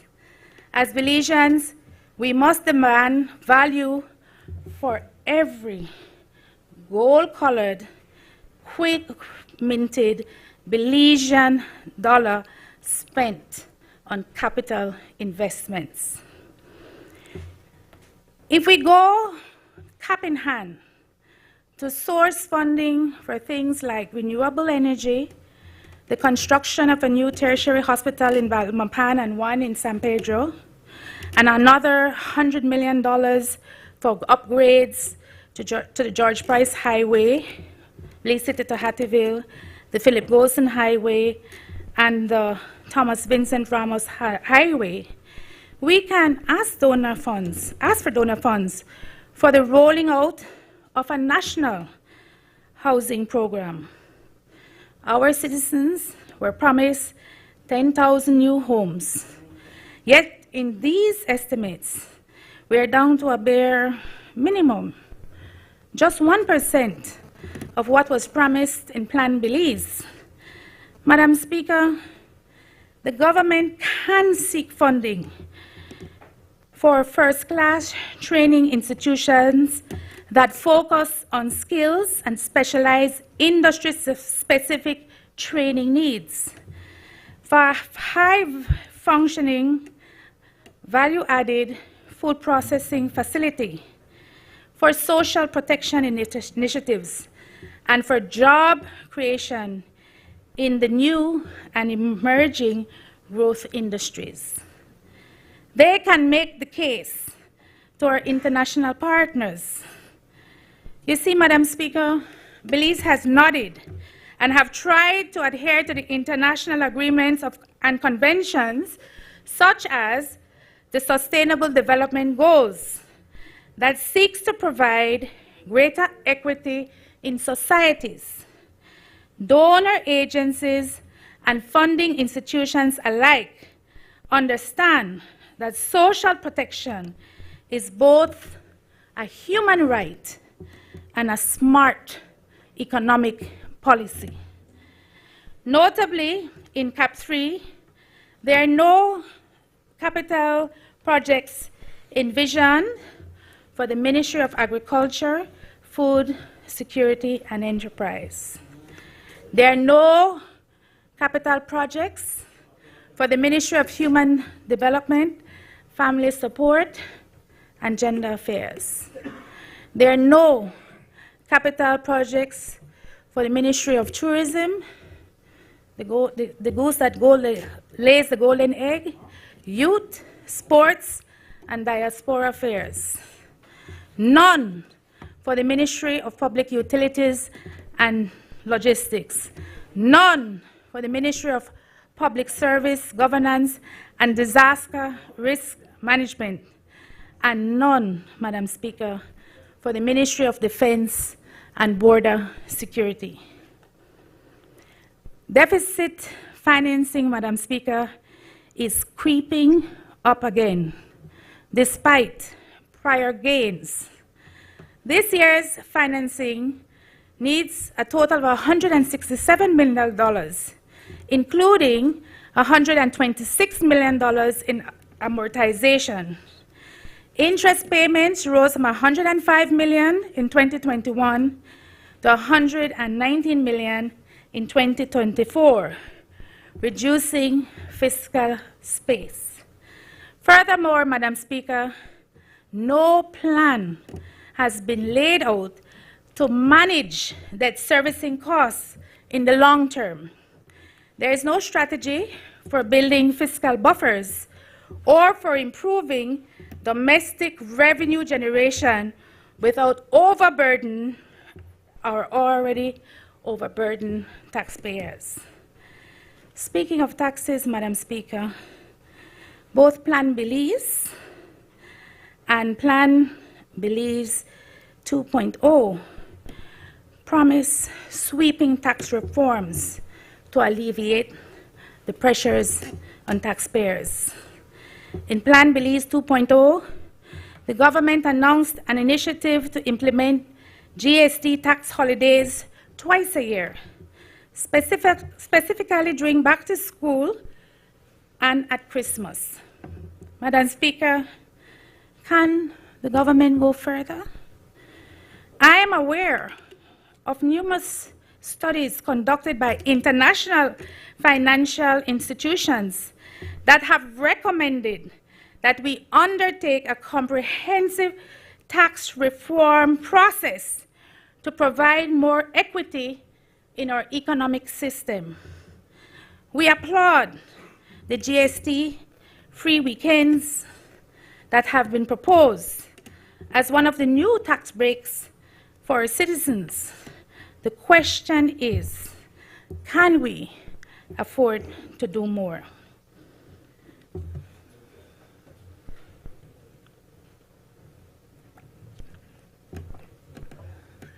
Madam Speaker, I now take a look at the general economic outlook. Madam Speaker, the Prime Minister highlighted an 8.2 growth in our gross domestic product. There are those who may be asking, what is real GDP exactly? In the simplest terms, real GDP measures the value of all goods and services produced in a country, adjusted for changes in prices, either inflation or deflation. Real GDP, Madam Speaker, can be used to assess changes in living standards over time. The Prime Minister's budget spoke of macroeconomic balances, a primary surplus of 1.52% of GDP, and to a debt to GDP ratio that is trending down. These are positive indicators, but a nation is not just a ratio. The fiscal numbers must not become the end in themselves. Fiscal responsibility is important, but so is, and I have to underscore this point, so is social responsibility. In practical terms, the standards of living have not substantially improved, Madam Speaker. People are struggling. It is as clear as daylight. The Prime Minister also boasted that the unemployment is recorded at a record low of 2.1%, the lowest in recent history. That number, while impressive on the surface, belies a deeper, more troubling reality. For greater clarity, The unemployment rate is calculated by dividing the number of unemployed persons by the total labor force. This is to say, if the total labor force gets smaller, as our current statistics indicate, the percentage of unemployed will also appear smaller. This is simple math. Madam Speaker, let us reflect on something that is both intuitive and historically consistent. A country labor force normally grows over time, and it normally grows if your economy is growing. This is due to population growth, better access to education, and greater economic participation, particularly of women and children and youth. When we see a decline of over 26,000 people from our labor force in just 3 years, and we're using the period 2021 to 2024, it is not just a statistical anomaly.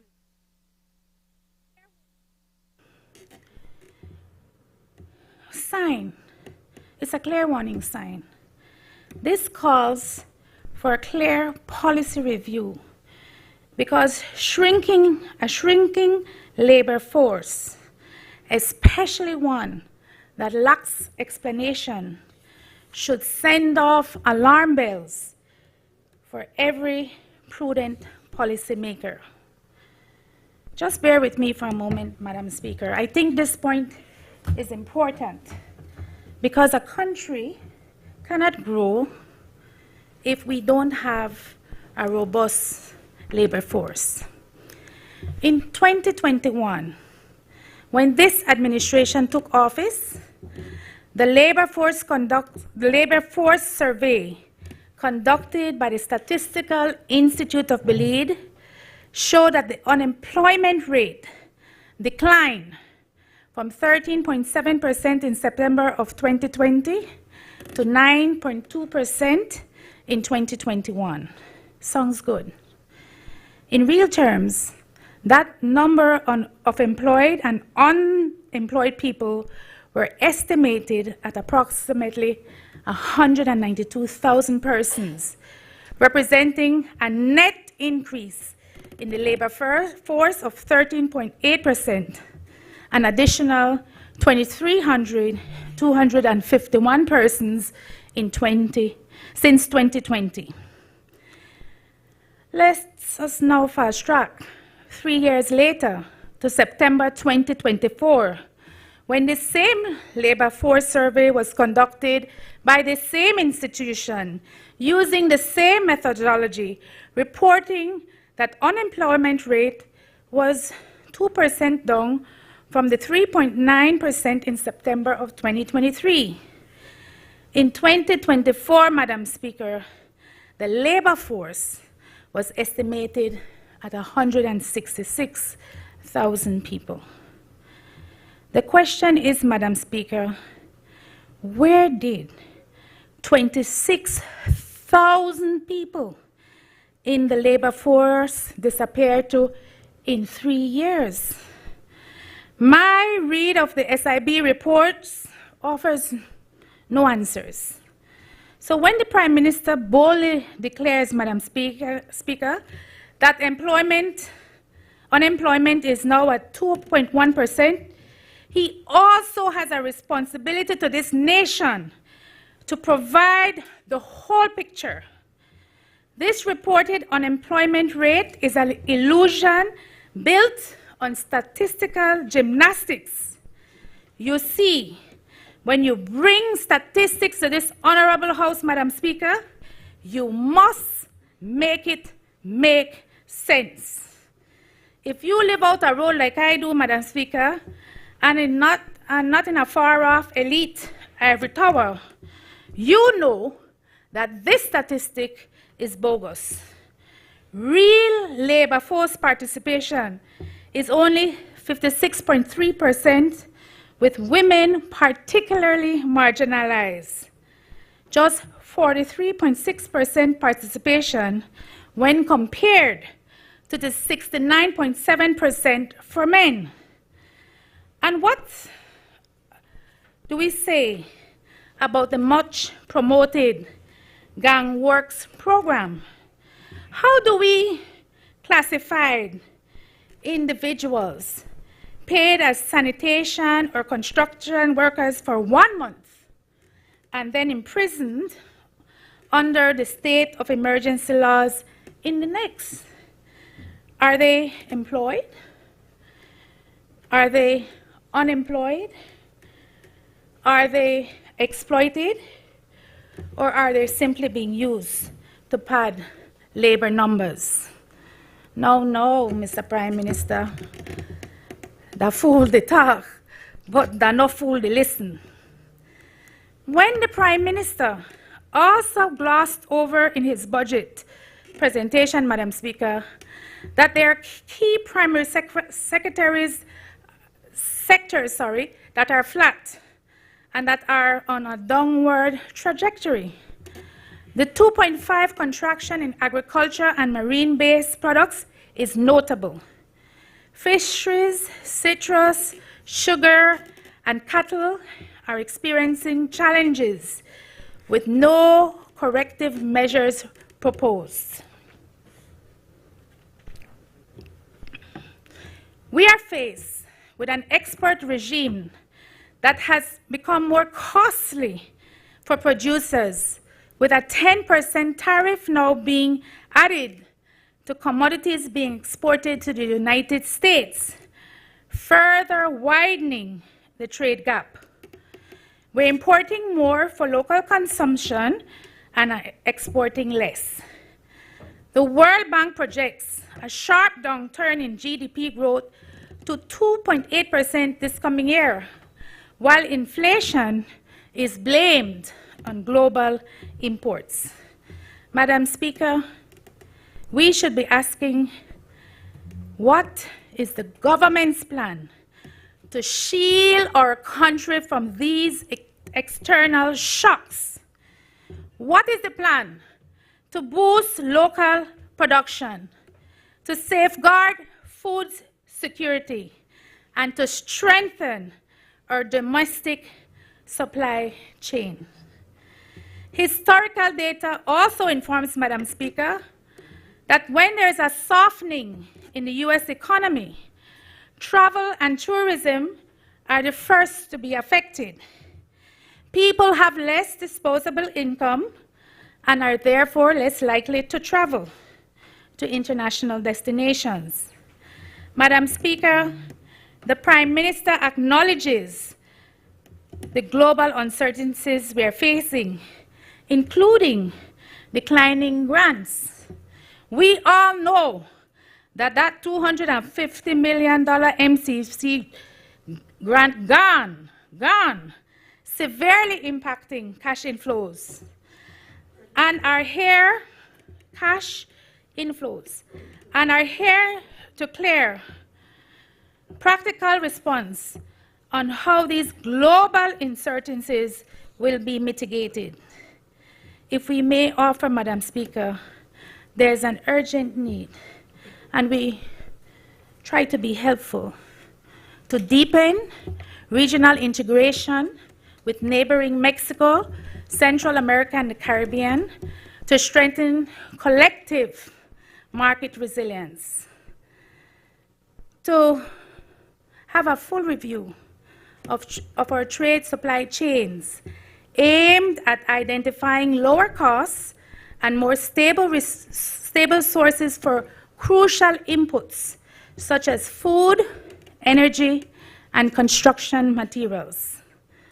To aggressively promote our Belizean exports, especially in sustainable goods, digital services, and agro-processing and tourism, to tap into non-traditional markets, and exploring new growth industries to diversify local commodities for both domestic supply and export. Madam Speaker, I wish to pivot to our debt sustainability concerns. The government narrative around improved debt sustainability, which hinges on the drop in the debt to GDP ratio from 132% to 61%. Yes, the ratio has improved. This happens when we tamper with reporting methodology. This also is largely as a result of the size of the economy on paper. If we are to be truth-bearing, the economy has recorded growth, particularly due to high prices. This kind of economic calisthenics creates a disconcerting sense of fiscal stability. Madam Speaker, I say to Belizeans everywhere, let us not be comforted by cosmetic improvements driven by inflation, while the actual debt stock remains largely unchanged at over $4.4 billion. Yes, Madam Speaker, that amount is $4.4 billion with a capital B.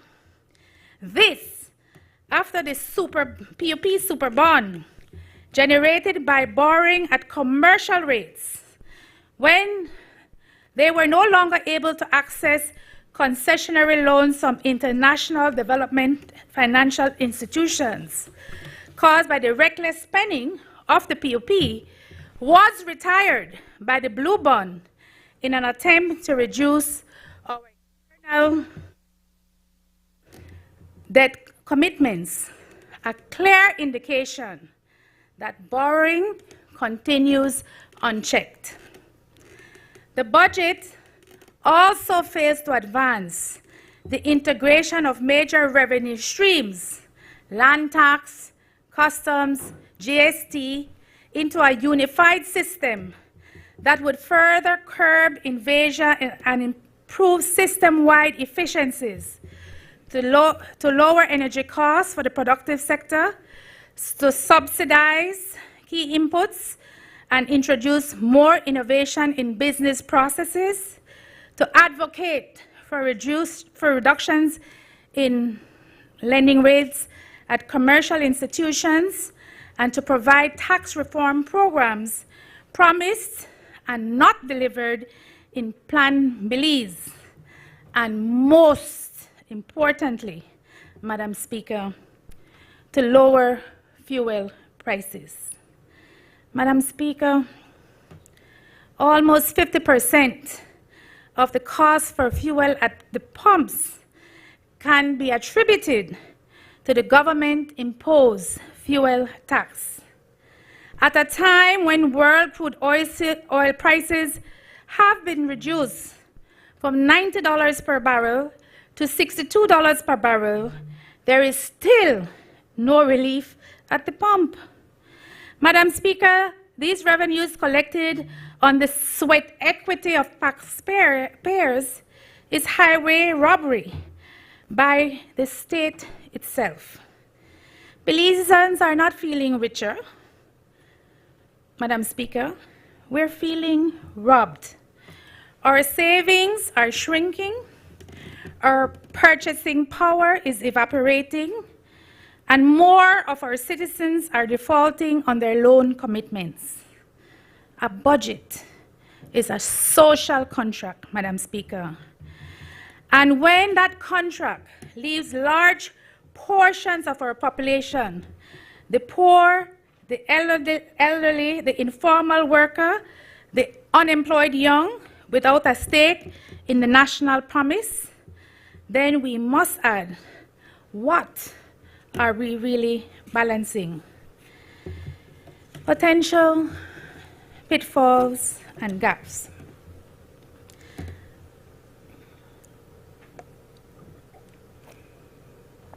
Madam Speaker, we have been able to identify some key potential economic pitfalls and gaps the government may wish to examine more closely. Before we are accused of being sinister, let me quickly remind colleagues that gaps also represent opportunities for a reset, or at least for a fiscal reprioritization adjustment of what is now before us. There is an over-reliance on GDP growth for debt targets. The government's goal to push debt to GDP below 50% by 2029 seems overly ambitious and vulnerable to external shocks, trade uncertainties, and tourism volatility.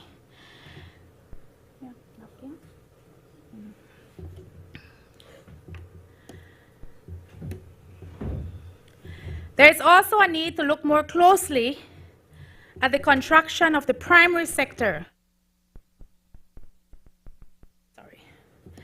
The instability of the manufacturing base and the rural underemployment that continues to widen inequality.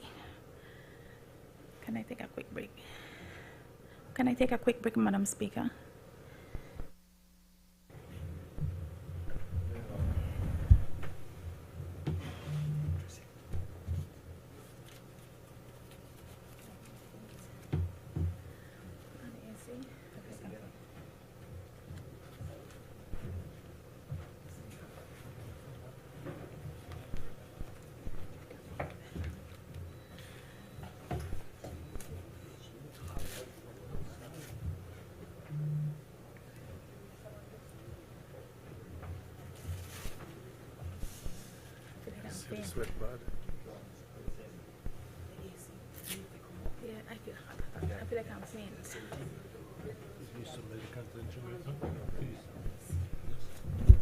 We'll take a short break to allow the member a quick attention. Thank you.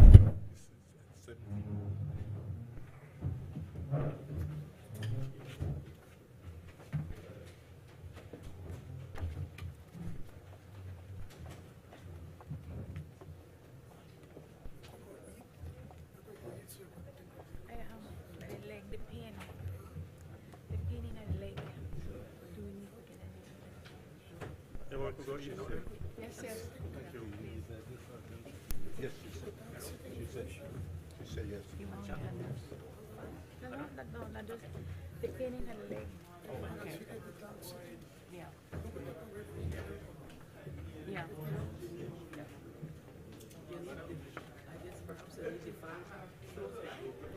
For the legs. We can reach. I remember we can remove this, and you can, if it's gonna help. The pain.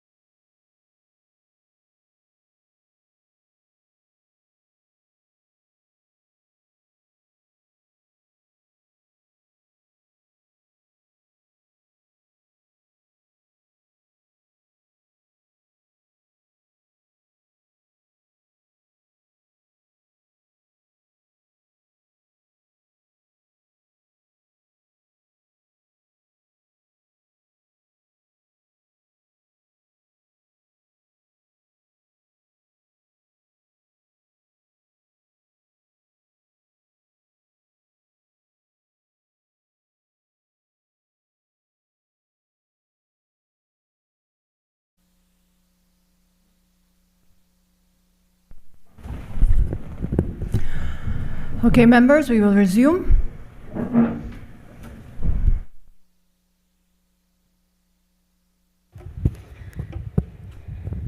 Thank you, Madam Speaker and colleagues in this House. Thank you for your patience and your support. I apologize to the listening public. I had to take a break. I've had surgery on my leg recently. Healing, of course, in therapy, but obviously not quite ready for a long-standing day as yet. So thank you for your indulgence, Madam Speaker, and your patience. If I can resume, Madam Speaker, on the potential economic pitfalls and gaps that we on this side of the House have seen in the budget. We have been able to see some key economic pitfalls and gaps the government may wish to examine more closely. As I said before we are accused of being sinister, let me quickly remind colleagues that gaps also represent opportunities for a reset, or at least fiscal reprioritization of what is now before us. There is an over-reliance on GDP growth for debt targets. The government's goal to push debt to GDP below 50% by 2029 seems overly ambitious and vulnerable to external shocks, trade uncertainties, and tourism volatility. There is also a need to look more closely at the contraction of the primary sector, the instability of the manufacturing base, and the rural underdeployment that continues to widen inequality. The government applauds job creation, but does not address the fact that many of these jobs are part-time, low-wage, or informal. Despite the anticipation of external risk, there is no resilience or emergency fund built into the budget. The government's reliance on the pending CAT DDO facility and optimistic MCC funding continuation leaves fiscal planning exposed. Inflation is blamed on global imports, but the budget does not outline a mitigation plan to address local production, food security, or domestic supply chain strengthening. Despite a rising national security crisis marked by gang violence, drug trafficking, and domestic abuse, the Ministry of Home Affairs and New Growth Industry receives a 9% reduction in its annual allocation from $109.5 million down from $119.8 million in 2024. Plan Belize, Madam Speaker, promised a substantial increase in boots on the ground and for improved working conditions for police and other law enforcement officers. Police officers often are seen working at gas stations, grocery stores, entertainment facilities, and restaurants after long shifts to support their families. This reduction signals a troubling lack of urgency on a very pressing problem. Our young people are being murdered daily. Crime is rampant.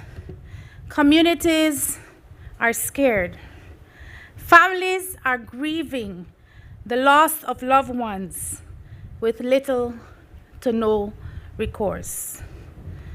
Only $4.1 million have been earmarked for youth anti-violence initiatives. This is a token figure given the scale of the issue and the government not on addressing youth crime, but more importantly, investing in our younger citizens. The allocation for the judiciary is slashed from $13.1 million to $11.1 million, limiting its capacity to address backlogs and ensure timely justice. The Auditor General's Office sees only a slight increase to $2.56 million without capital allocations for audit modernization. Funding for the Integrity Commission remains flat. The public financial management ecosystem remains outdated, and there is no mention of enabling legislation or digital systems to automate frontline services. Fuel excise taxes remain high at $226.7 million. This burdens consumers and business owners, especially as international oil prices have dropped and no adjustments are being made to reflect the global trend.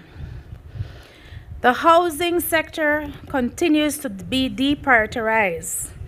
The recurrent budget for the Ministry of Infrastructure and Housing is $23.8 million, mostly for operational expenses, with no large-scale capital spending for affordable housing development. Only 100 new homes are proposed, woefully insufficient for the thousands of young Belizeans entering the workforce. Import duties on construction and materials remain unchanged, while enforcement of new building codes is likely to increase construction costs. No fiscal incentives are provided for first-time homeowners or developers or low-income housing, despite clear market demand. Belizeans remain highly vulnerable to climate change, yet the Ministry of Sustainable Development receives only $10.2 million, less than 1% of the national budget. There are no capital projects for resilience building, waste management, innovation, or marine and forest conservation enforcement. The absence of climate adaptation fund remains a glaring oversight, particularly with the increased climate volatility and extreme weather risk. The government boasted, Madam Speaker, $17 million from Bolido, claiming it would support youth and sports development. Yet, the budget for those services increased by a negligible $110,000 from $9.82 million to $9.93 million. Where are the millions? Where is the independent audit? Where is the public report on how these profits are being invested? Belizeans were promised that nationalizing Bolido would benefit the next generation. Tell us, Honorable Prime Minister, who are the primary beneficiaries and what criteria are being used to distribute these funds? I would be remiss, Madam Speaker, if I did not take a critical look at budget allocations for the Ministry of Health and Wellness. We have often heard that the health of a nation is the wealth of a nation. Our productivity increases when we have a healthy population. They are a vital contributor to our economic growth. Madam Speaker, they say the devil is in the details. Our finding starts with major increases in management staff, a minimal increase in technical staff, exorbitant pharmaceutical and medical supply costs, no investment in primary healthcare services for public institutions, and reduced performance in our national referral and regional hospitals. Madam Speaker, the KPI, key performance indicators in this budget of health, speaks for itself. There are less patient admissions, more bed days, less surgeries, and less diagnostic consultations. Does this signal that our population is healthier? This administration has doubled the spend on pharmaceutical and other medical supplies. Yet doctors and nurses and pharmacists and lab technicians still complain that they don't have the medical supplies and medicines they need to provide adequate services to their patients. We call on the Ministry of Health and Wellness, in this spirit of transparency and accountability, to make public the tender documents for pharmaceutical and medical supplies, and what and who were the individual suppliers who have been given these contracts. While mental health is growing in an overstressed population, there are $0 allocated for investments in mental health facilities and programs. $0 allocated for the upgrade of medical buildings. $0 allocated for the purchase of equipment. $0 allocated for renovations and constructions of public facilities. $0 allocated for maternal and child health care.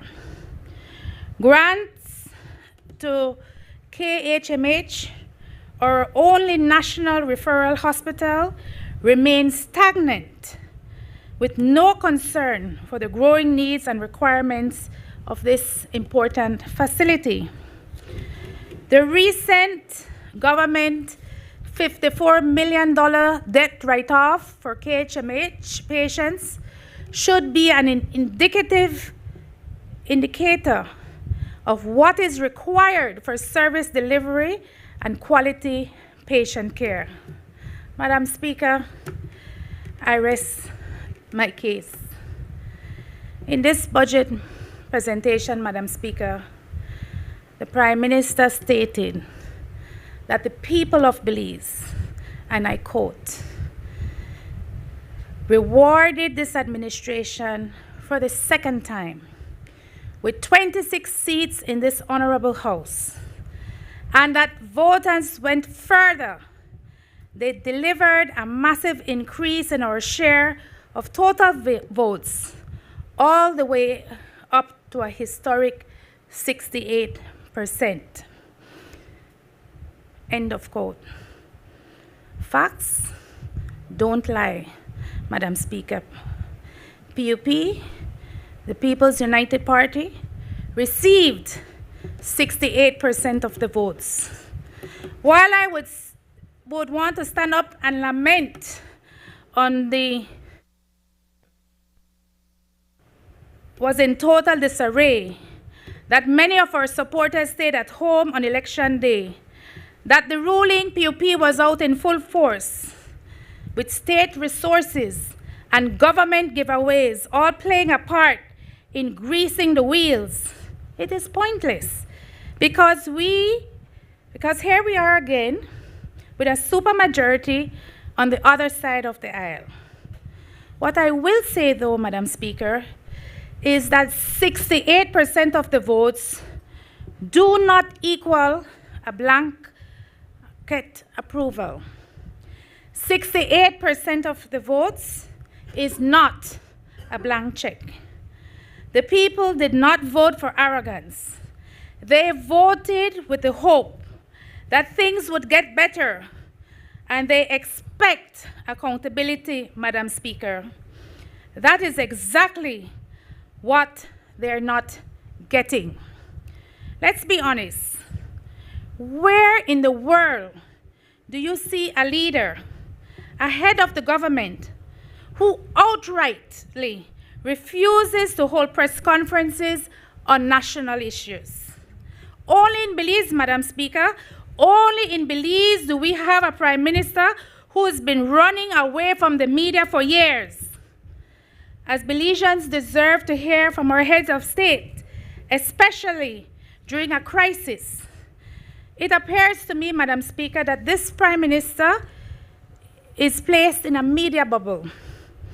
We all understand that he's not best when he's off script. His team has an obligation to prepare him, not to hide him, just to avoid embarrassment. Madam Speaker, that's not leadership. That's not transparency. That's not accountability. That is what is best referred to as damage control. We have experienced repeatedly that when our media partners try to do their job, asking tough questions, the Prime Minister shifts into an attack mode, accusing the mainstream media that they have some ominous agenda. Now that's nonsense. The media's job is to question the government, every government. That's democracy. That's how a free society works. Most concerning of all, Madam Speaker, and we have seen it repeatedly, whenever the press does not manage to corner him on a breaking scandal, his response is, I haven't seen the letter, or I haven't read the report, or ask the minister. That's the pattern. Deflect and avoid. Pass the responsibility to someone else. Most recently, when asked about the highly questionable security contract, what did the Prime Minister say? That's something you need to ask the people at the BAA. I know Ian Cal, and that's as far as I can tell you. Next question. Madam Speaker, that is not accountability. I say again, that is deflection. That is disrespectful to the people of Belize. And here's the real issue. You can't keep saying from promise to performance while refusing to answer for the performance. Accountability isn't a slogan. It's not a campaign tagline. It's a responsibility. And no amount of media avoidance or spin will change the truth. The people are watching, and the people are tired of being ignored. Madam Speaker, we owe the Belizean people more than spin and statistics. We owe them answers. The people we were elected to lead and elected to serve expect that the government will look out for their well-being and for the well-being of future generations. It is our duty on this side of the House to hold the Prime Minister and his administration to account. Before closing, Madam Speaker, I wish to urge the government to act with some urgency to review the recommendations brought forward by the PCC, the People's Constitution Commission. It has now been 2.5 years and $2 million of taxpayers' money.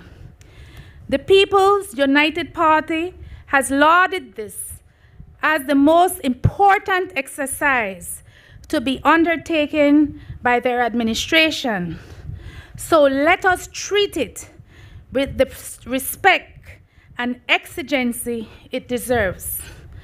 Let us begin the work of redistricting that is now overdue. Let us begin the dialogue on the much-needed electoral campaign financing reform. Let us move legislation to have political organizations registered and hold ourselves to the rigor and the oversight we hold our partners in the business community, the NGO sector, and the churches.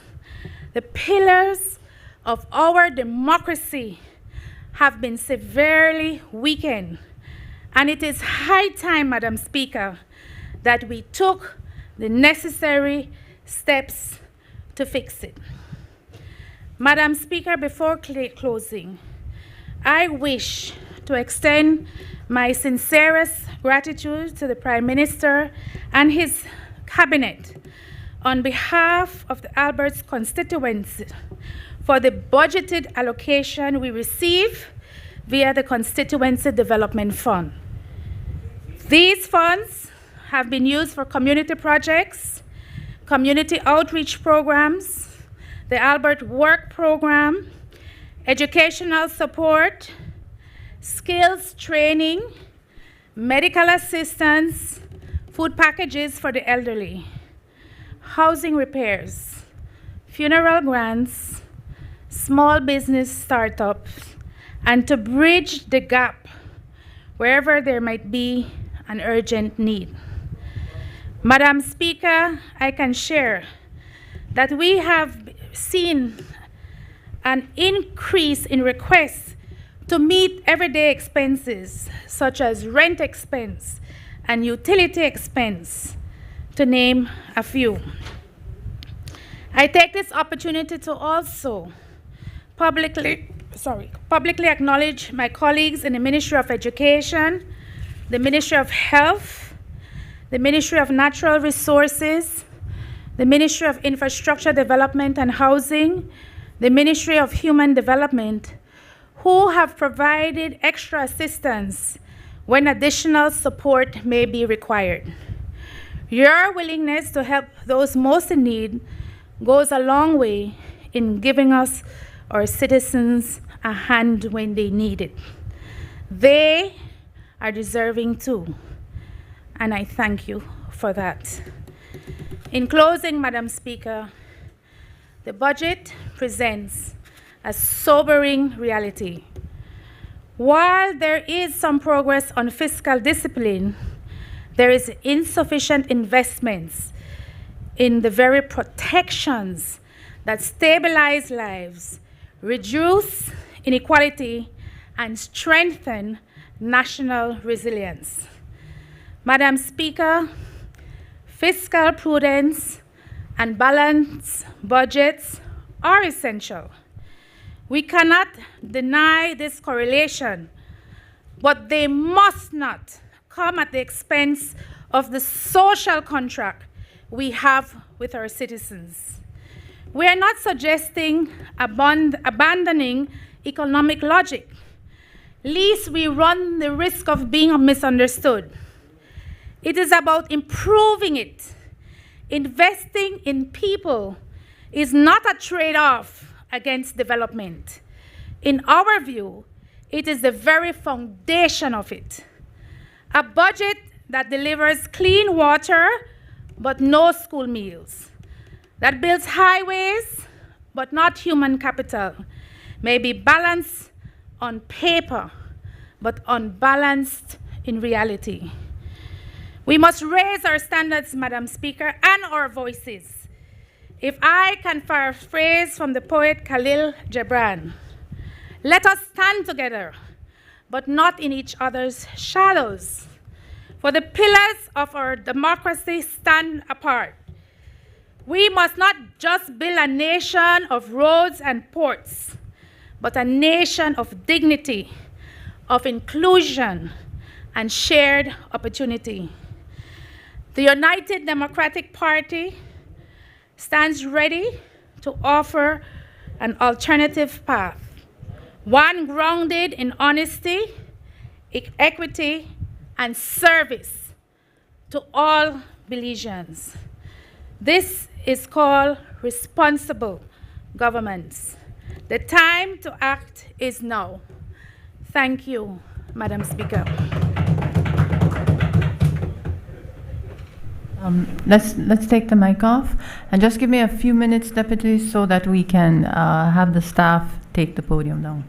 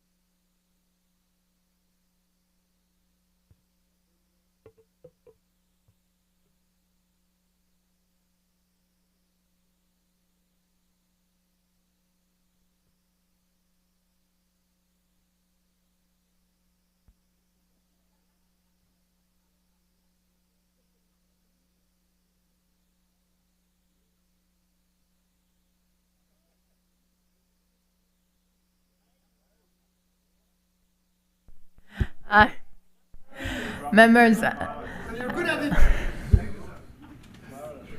just do know that there's media in the House, and I would hope that most of that banter wasn't caught. It's okay. Thank you, Member, for myself. I now call on Deputy Prime Minister and Member for Lake-Eye.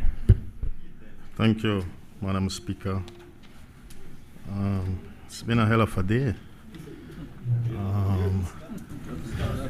Yeah, just to start, I was telling the member for Freetown that usually by now we are already through and eating in the back and breathing a little easier. Where do I start? Let me say that I first got elected to this House in 1998. That's 27 years ago. I have not been here for 27 years, but over 20 years, 23. The member for Freetown reminds me, and if you add the amount of years that he's been here, and the Prime Minister have been here, and I've been here, you're looking about 75 times we've been here.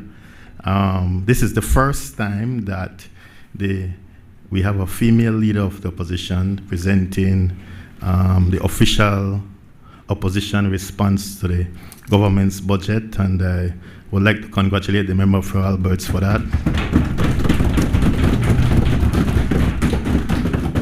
I think it's a big deal. I think it's a historic, a giant step forward for women in electoral politics and parliamentary politics, and when you consider that this is only her third general elections victory, and she was able to make history in such dramatic fashion, we must say congratulations. That said, the former leader of the opposition, who I believe is still the leader of the UDP, it's kind of complicated. I have to really think before I say it, but he had the luxury of saying that he wasn't in cabinet during the heyday of the UDP. But the present leader of the opposition doesn't have that luxury. She was there every step of the way. She was around the table every step of the way. She stamped, affirmed, provided imprimatur to all those decisions. She was there to watch scandal after scandal, and she said nothing. There you go. She was there as the last government squandered $500 million of Petrocaribe, whilst people standard of living deteriorated year after year, and she said nothing. And she was there as the last government squandered $600 million of oil taxes, and she said nothing. But all of a sudden, she can see and she can hear and she can speak. I don't know which budget the leader of the opposition was looking at. I really don't know. Ultimately, if you look at this budget, the Ministry of Health and Wellness will get a record budget in this year's budget. The Ministry of Education, Science and Technology will get a record budget in this year's budget. The Ministry of Human Development will get a record budget in this year's budget. Not to mention the Ministry of Youth and Sports. You know, we are putting our money where our mouths are. Not surprisingly, the member of Albert is in full support of the teachers' request for 8.5% and 2 frozen increments. But I need to remind her that back in 2016, when the teachers were asking for a mere 3%, she was not in support. In fact, I could recall on TV watching her going school to school, classroom to classroom in her constituency, urging the teachers not to strike. That was 9 years ago, and the teachers were asking for 3%, and they had to strike for 11 days. But now we fast forward to 2025, and not surprisingly, she is in full support of the 8.5% and the frozen increments. What a difference time makes. But Madam Speaker, enough about all that. You know, Madam Speaker, and may I refer to my notes, as we usually do in budget debates. I read somewhere that in life you have to understand 2 things. That those who love you will see you with their heart and attribute qualities to you beyond what you actually possess. So you must take those compliments and blandishments with a grain of salt. And those who don't want to love you will never be satisfied, no matter what you do, even if they say otherwise. So you must also take their criticisms with a grain of salt. But you didn't need to hear all of that to know that the people on the other side don't really have love for us. Nothing we do will ever be worthy of their commendation or compliment. To them, everything we do on this side is the work of the devil, and everything they do on the other side is the work of the gods. Truth is, Madam Speaker, no budget is all good or all bad. It's always a mixed bag. Madam Speaker, I rise not against others, but for the people of Belize, for the people of Lake Independence in particular. I rise here to pay tribute to the men and women of the public service who work tirelessly and endlessly to make this budget 2025-2026 possible. I rise in support of this budget, the biggest in post-independence Belize. $1.78 billion, $303 million for the Ministry of Education alone, $181 million for the Ministry of Health and Wellness, $116 million for the Ministry of Home Affairs, $84 billion for the Ministry of National Defense, $698 million for wages, salaries, ex gratia payments, and pension for our teachers and public officers. We are putting our money where our mouths are. You know, Madam Speaker, we take a lot of things for granted today when unemployment is the lowest it's been in all our lives. We are issuing thousands of house lots and building hundreds of quality cement houses. And we are providing free education to thousands of high school students. And we are rolling out NHI all over the country. So we forget that when we took over in November 2020, it was the absolute worst of times. It was in the middle of COVID, and tens of thousands of Belizeans were not working, and hundreds were dying, a total of 685. And we had to be borrowing $1 million a day just to pay salaries for teachers and public officers. We were on the edge of the economic cliff. We were facing a most uncertain future. But the Prime Minister led, and the rest is history, as they say. And yes, he delivered the blue bond when many were saying he couldn't.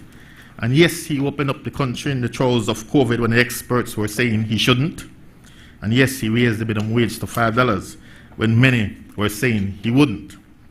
But he did something we don't talk about enough. He did arguably the most nationalistic thing we did in that first term. The man took back the Bolido from Brads and the UDP. He took back for we Bolido. You notice they said nothing about Belizean Beats. You know, not even a word to Brother Boots to say, man, you've gone too far. You need to do the right thing and give back that thing to the people of Belize. You've gone too far, Brother Boots. You've gone too far. We take back the Bolido, and that has brought in $17 million in profits in just 1 year. That's the kind of insane profits that Brads and the UDP were taking home each year. $17 million a year for 12 straight years, and not paying no business tax, not paying no tax. Do the arithmetic. That's over $200 million in profits these guys were raking in. That's wealth untold for every unborn child, every unborn children of these families for generations to come. You know what the people of Belize could have done with that? You know how many more houses we could have built? How many more students could have gotten free education? How many more persons could have gotten free health care? How many more hospitals we could have built? How many more schools we could have built? 8.5, right? There you go. And who knows, and you know all too well, who was the minister responsible for Bolido back then. When those kinds of atrocities happen, like the decision to give Brads the Bolido, you know how it goes, sir. We've been here long enough to see it over and over again. When those kinds of atrocities happen, like the decision to give Brads the Bolido, it's the people of Belize who loses. But when we make those decisions like the Prime Minister and the Cabinet did, to take back the Bolido, it's the people of Belize who wins. All the people of Belize. We now have money to take NHI all over the country. We now have money to expand the sports budget. That's when we are at our best, taking care of the people who need our help the most, living the George Price Creed, the social justice ideal. It's the fundamental difference between the People's United Party and the UDP. We haven't been perfect, but we've tried. And that brings me, Madam Speaker, to the matter of the salary adjustment for our teachers and public officers. I left the meeting with the Junt at the evening of Tuesday, May 13th, feeling heady that we had presented a proposal that we felt could work. We had avoided a breakdown in talks. We were headed in the right direction. Then I woke that night feeling a certain unease. This wasn't going to be easy. These kinds of things are never easy. It's a journey. It's about how you reach a place that we can all be comfortable with at a rate that's acceptable to all. And that's the challenge, the pace, the speed of delivery of change. Henry Kissinger once said, any deal means making compromises on both sides. If both parties are not happy, that means it's a good deal. Last Wednesday, May 21st, we formally presented in writing to the Junt the proposal after Cabinet had accepted it. You all know the contents of that proposal, but I'll repeat it here for the benefit of all. Cabinet approved the execution of the General CBA framework to commence on June 18th, 2025, or any other date agreed upon by the parties. Cabinet approved the retroactive disbursement of funds to meet transfer grants due and owing, as agreed upon in the CBA of September 2021. Cabinet affirmed its commitment to an increase in minimum wage to $6 in accordance with our Plan Belize 2.0 manifesto commitment.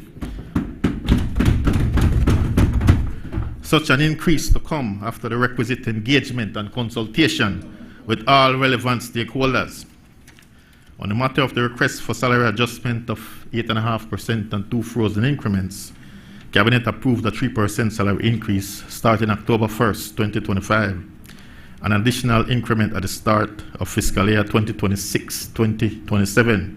So in effect, a double increment will be issued then. Cabinet also authorized our negotiating team to engage and reach agreement with the Junta on the matter of the remaining 5.5% salary increase and the second increment, subject to mutual agreement on measures related to pension reform, cost savings, and revenue enhancement. Cabinet also instructed the Attorney General and the Financial Secretary to give legal effect to the government's assumption of 100% of all pensions and gratuities for teachers in grant-aided institutions effective September 2024.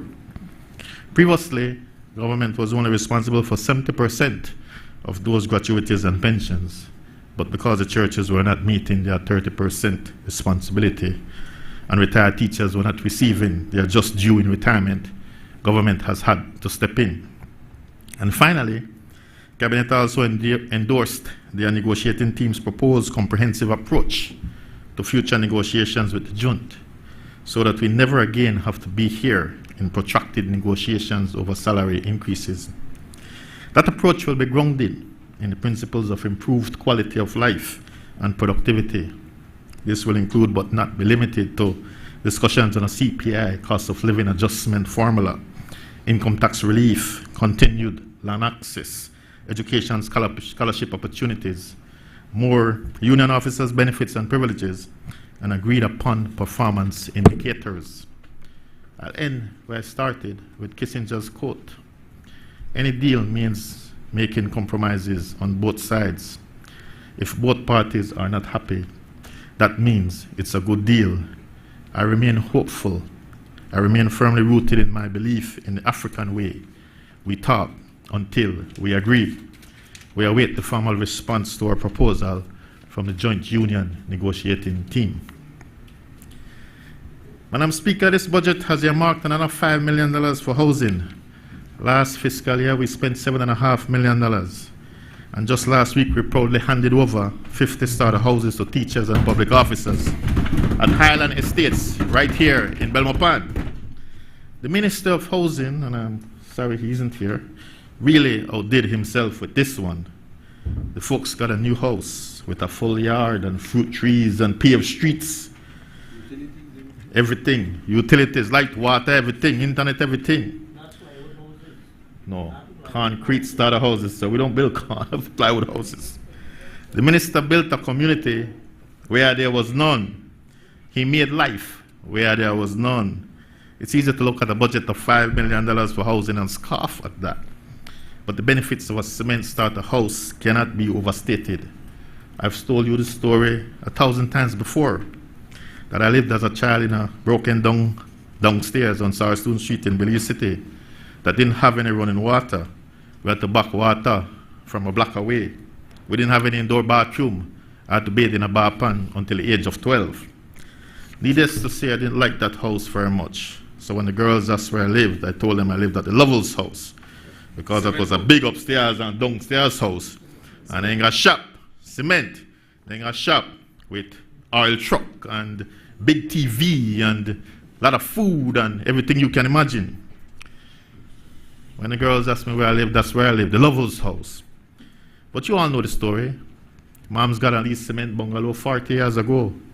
40 years ago, to be precise. Back then, she had to make a down payment of $3,500. Today, you don't pay $1 except $500 for the land.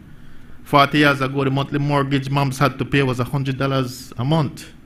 And today, it is still $100 a month. That house changed our lives. Suddenly, I felt really good about myself. So when the girls asked me where I lived, I can proudly say I live at the Cream Bungalow House at number 5 T Street, lot number 4065.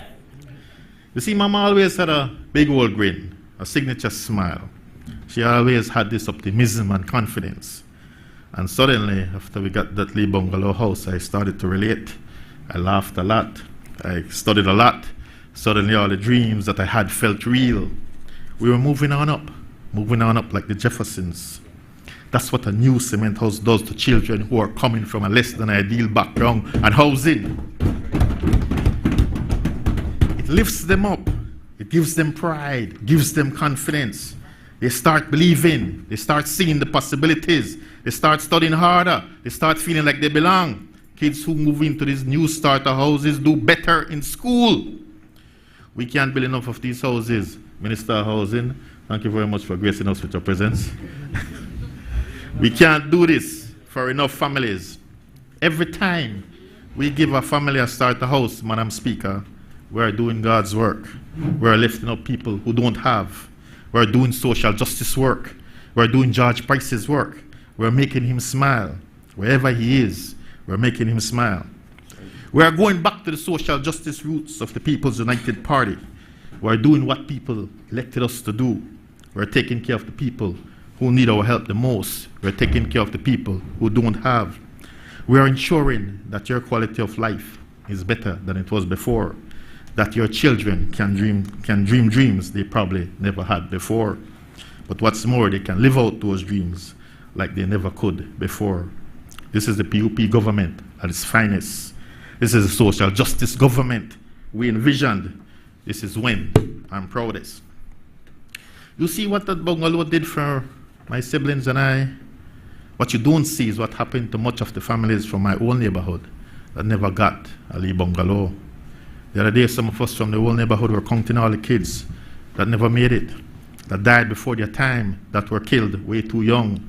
And some of those children, some of whose children were also killed. It's like over 30 of the kids that I grew up with in that one Lee neighborhood who lost their lives to gun violence, lives taken away, children left to live without a father, young mothers left to raise their children by their lonesome, and some of these children eventually got killed too.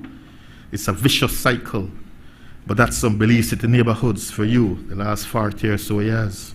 A maelstrom of vicious, deadly violence, broken lives from drugs and alcohol, lives lost from gun violence, hope crushed to the earth, truth crushed to the earth. But Martin Luther King Jr. says that truth crushed to the earth will someday rise again. The truth is, we are better than we've been. We are better than crime and violence. We are better than drugs and violence. We are better than the bad name we get as a people and a government. We are far better. We need to know who we are as a people, where we are and where we're going. So many are not going anywhere too fast, Madam Speaker. The drugs, the violence, the alcohol are wreaking havoc in our communities. And in many instances, we are doing it to ourselves. We are killing ourselves. We must stop. We have to stop. We are dishonoring all those who came before us, who sacrificed and endured so much so we could have this little haven called Belize intact. We cannot afford to lose any more of you. The world is too different for a small nation to rise if it's young and strong and gifted or dying. Put all that charisma and good looks and charm and courage and brains to better use, young men. You are better than this. We are better than this. Madam Speaker, this budget is about unleashing the power in you, the spark to set you going in the right direction. The numbers are great, but our number one asset is our people, the hard-working man and woman in this here country, the creative man and woman converting raw materials into income-earning ideas, the many who feed their families from the street side. This is your home. This is your paradise. Treasure it, nurse it, caress it, fight for it, wage war for it. Stop leaving it for others to steal it. This is what Father God has blessed us with. Madam Speaker, this is a time of the young. The jobs are there. Free education is there. NHI is there. Land is there. Housing opportunities are there. You want to start a business, go to Beltrade. There's an awesome array of support services there. This budget has $3.9 million for them to continue their work, to help young entrepreneurs to start and register their businesses, as they did in Mullins River and Gales Point, Manatee recently, in conjunction with MIDH. A total of 80 businesses were formalized, 21 from Mullins River and 59 from Gales Point, Manatee. The majority of the businesses were for persons over 56 years old, though. Can you imagine? Only 12% of the businesses started were for those between the ages of 18 to 25. Don't let this time pass you by, young people. Seize the moment. This budget has something for you. That's not to say that you will get all you want all at once. Life won't always be easy. There'll be bumps in the road, but you have to embrace the struggle and the journey. Struggle, I dare say, is a beautiful thing. This budget is about keeping our children in school. 21 high schools now have free education. All the high school students in Stan Creek and Toledo District are fully covered, Minister of Education. 41% of all our high school students are covered. Our kids have no reason to drop out of school anymore. School fees paid, uniforms provided, books provided, meals provided. All our kids have to do is show up. There's no reason to join any gangs and study. And study. Just study hard and make something of yourself. The most successful people in the world are not the handsomest or the prettiest. It's the people who work the hardest. These young people have to break the generational poverty. And that's exactly what we are trying to do at the Lands Department. Break the generational poverty. Lift people out of poverty like never before. 25,000 house lots issued. 25,000 families who are no longer poor, because we believe that if you have land, you can't be poor. You have an asset of value. You pay $500 for it. It's now valued at $20,000. Down the road, it will be valued more. So now let nobody come try bribe you with a few coins to sell your land. Hold on to your land. What we've done is transferred wealth to the ordinary people of this country. It's called transfer of wealth from your government family to your family. $500 million wealth transfer, $500 million in just 4 years. This work enough to make the government boast about the numbers though. Your land might need a road, might need a light, might need access, but your land, that for you, that your land is your wealth. And with your land title, you can take that to the bank. You can send your child to college. You can start your own business. You can take care of yourself in a medical emergency. You can build your house. You can grow stuff upon your land. You have no reason under the sun to go to any pawn shop or any of the quick loan shops that want your arm, your leg, your heart, and your soul for a small loan. Join a credit union, folks, and start off on the road to a life free of poverty.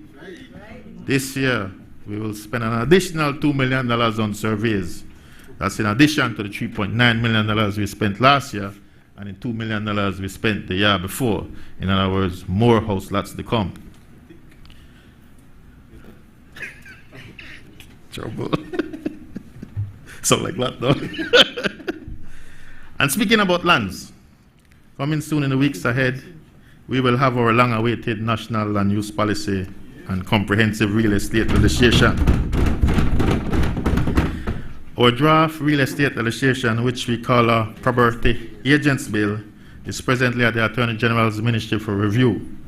Once that review is complete, it will be presented to Cabinet for approval to begin a comprehensive consultation with all stakeholders. We believe this bill will finally address all those renegade real estate agents and not agents, and will help to rebuild and restore public trust and confidence in the property sector and the system of land administration in this country.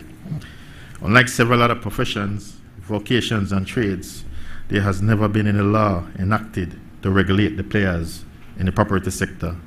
The proposed bill offers a balanced and comprehensive framework to govern all types of property agents and property agency work defined in the bill.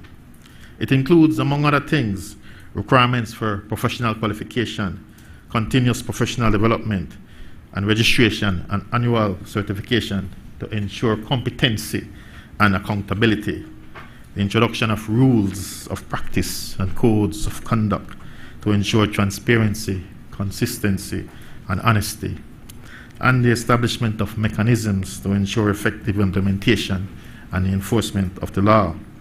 But again, this will all be subject to comprehensive consultation.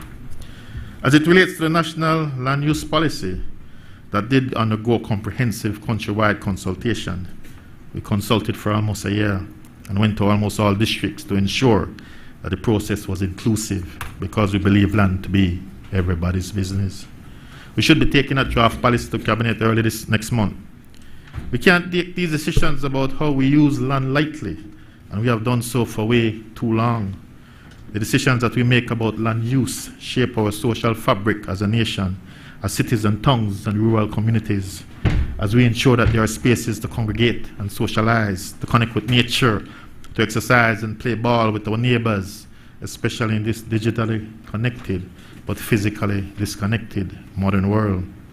Land is the most critical and valuable resource for any development to take place in this country, and the decisions we make on how we use our land now will have far-reaching implications for the sustained growth of our economy.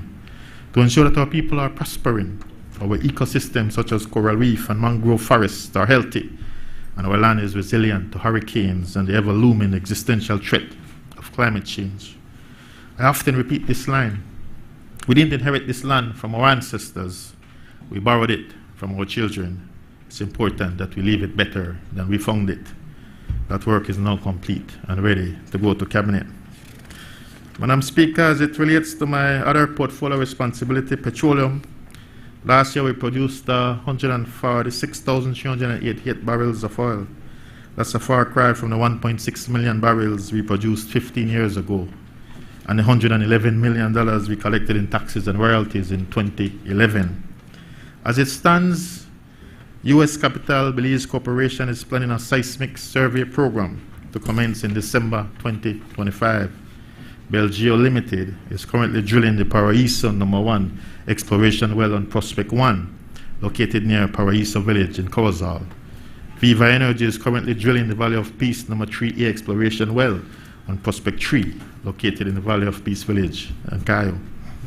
FCRL is planning a re-entry and testing program for the South Canal Bank wells to evaluate the commercial potential of the South Canal Bank heavy oil discovery. Baker Oil is currently carrying out geological reconnaissance of the licensed area, and B&E is carrying out interventions to optimize production and extend the life of their oil fields. We are hoping that when we come back to the House for next year's budget debate, we can give some sweet oil news. We are hopeful. To my constituents, the people of Lake Independence, the people who have stood with me through thick and thin, I can't thank you enough. Every election you keep outdoing yourselves, record after record after record. I don't know what's next. I really don't know what's next. Remember for me talk. All I know is that this journey is not mine alone. It's about our family, our Lakei family. That's second to none. My executive, that's second to none. My campaigners, that's second to none. My voters are just the best there is. They keep believing in me, and so I must keep pushing as hard as I can, for as long as I can, for each and every one of them. When you see them, you see me, and when you see me, you see them. That's not a slogan. That's as real as it gets. It comes from somewhere deep inside. How else can you explain any of this? Our era is looking up, Madam Speaker, looking better and feeling better. We're not reached there yet, but we'll go correct. But I don't do it alone. We are a team on this side of the House. Prime Minister has been with me since my very first day in politics, 31 years ago this month. That's a very long time. When I told my son that recently, the man said, "Oh, all that." His support, the Prime Minister. No, not going to happen. His support, the Prime Minister's support, has been unwavering. The Minister of Infrastructure Development and Housing, man, do the flat out, give us love. The streets, the houses, what can I say? Don't stop. The former Minister of Education has been too kind. The people of Lake Independence have been well spoiled. The new Minister of Education has promised to give even more. The Minister of Health. I don't talk to the bad. I don't talk to the bad. That's a Tall act to follow. The Minister of Health, you always answer the bell. I can't thank you enough. Oh, I don't see the man. Okay, I see you. I have to see you, Papa. The Minister of Human Development, past and present. The work you do is indispensable to us. Just know where the conversation grocery bags real soon. I see the budget. I see the budget. A nice, nice budget. The Minister of Police, you do your best for us, despite the challenges. The Minister of the Public Service, you have always been there for us. Don't stop, sir. The Minister of Tourism, now Sports and Youth, we will be calling on you. You've always been there when we call. Again, Madam Speaker, this budget is good for Lake High. I was going over some old, and I'm wrapping up now, Madam Speaker, because, there's a lot more speakers to come. I was going over some old budget speeches, and I came across some lines of a few years ago that I think remains instructive for us in leadership today. We on this side inherited some circumstances that would have wronged the meek and tame of heart, but our leadership transcended the circumstances, and now we are on the cusp of greatness. But the moonlight of memory reminds us that our power comes with an awesome responsibility to lead, ever so humbly, inspirationally, and with a fierce commitment to the people. We cannot lead by coercion. We cannot be derailed from the values that got us elected. Elections are not a vote of thanks. They are votes of confidence. The people have placed an awesome trust and confidence in us.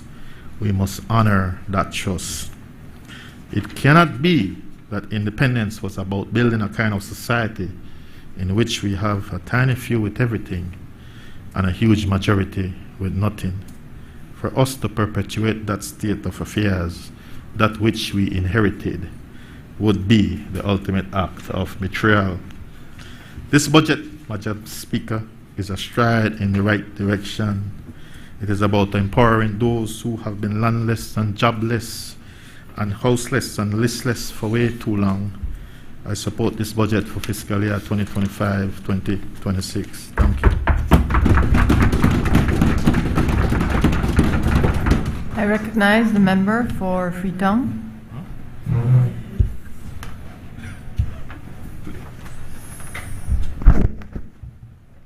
Thank you, Madam Speaker. Madam Speaker, I rise on behalf of the good people of Freetown to support this budget for fiscal year 2025-2026. And I want to talk, of course, about Freetown, and I want to talk a little about the budget and, of course, my own responsibilities, portfolio responsibilities. But I want to start, Madam Speaker, by reflecting a little on the presentation from the Leader of the Opposition.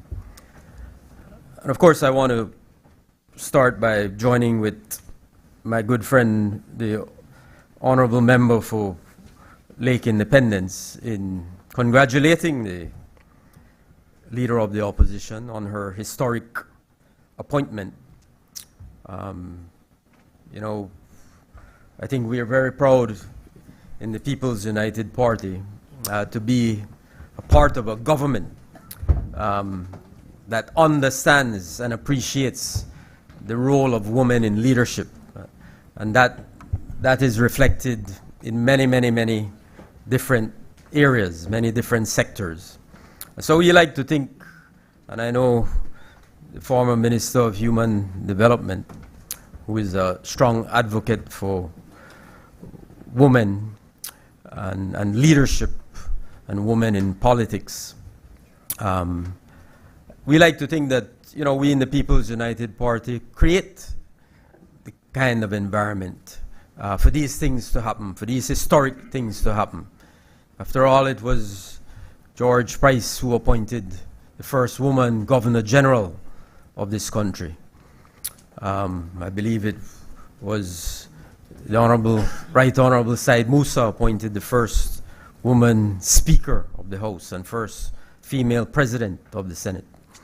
And many, many other areas. It could go on, but the point is that we're happy to be a part of this historic achievement for the member for Albert, and we congratulate her on that achievement and wish her well. You know, I have to say that I was very disappointed with her presentation. She started out saying that she had a stated desire to differentiate herself, stated desire to be different than her predecessor, right? Which would not have been too hard, but she failed to achieve that. She said we're not here to just criticize and oppose, right? We're here to be fair and balanced and so. But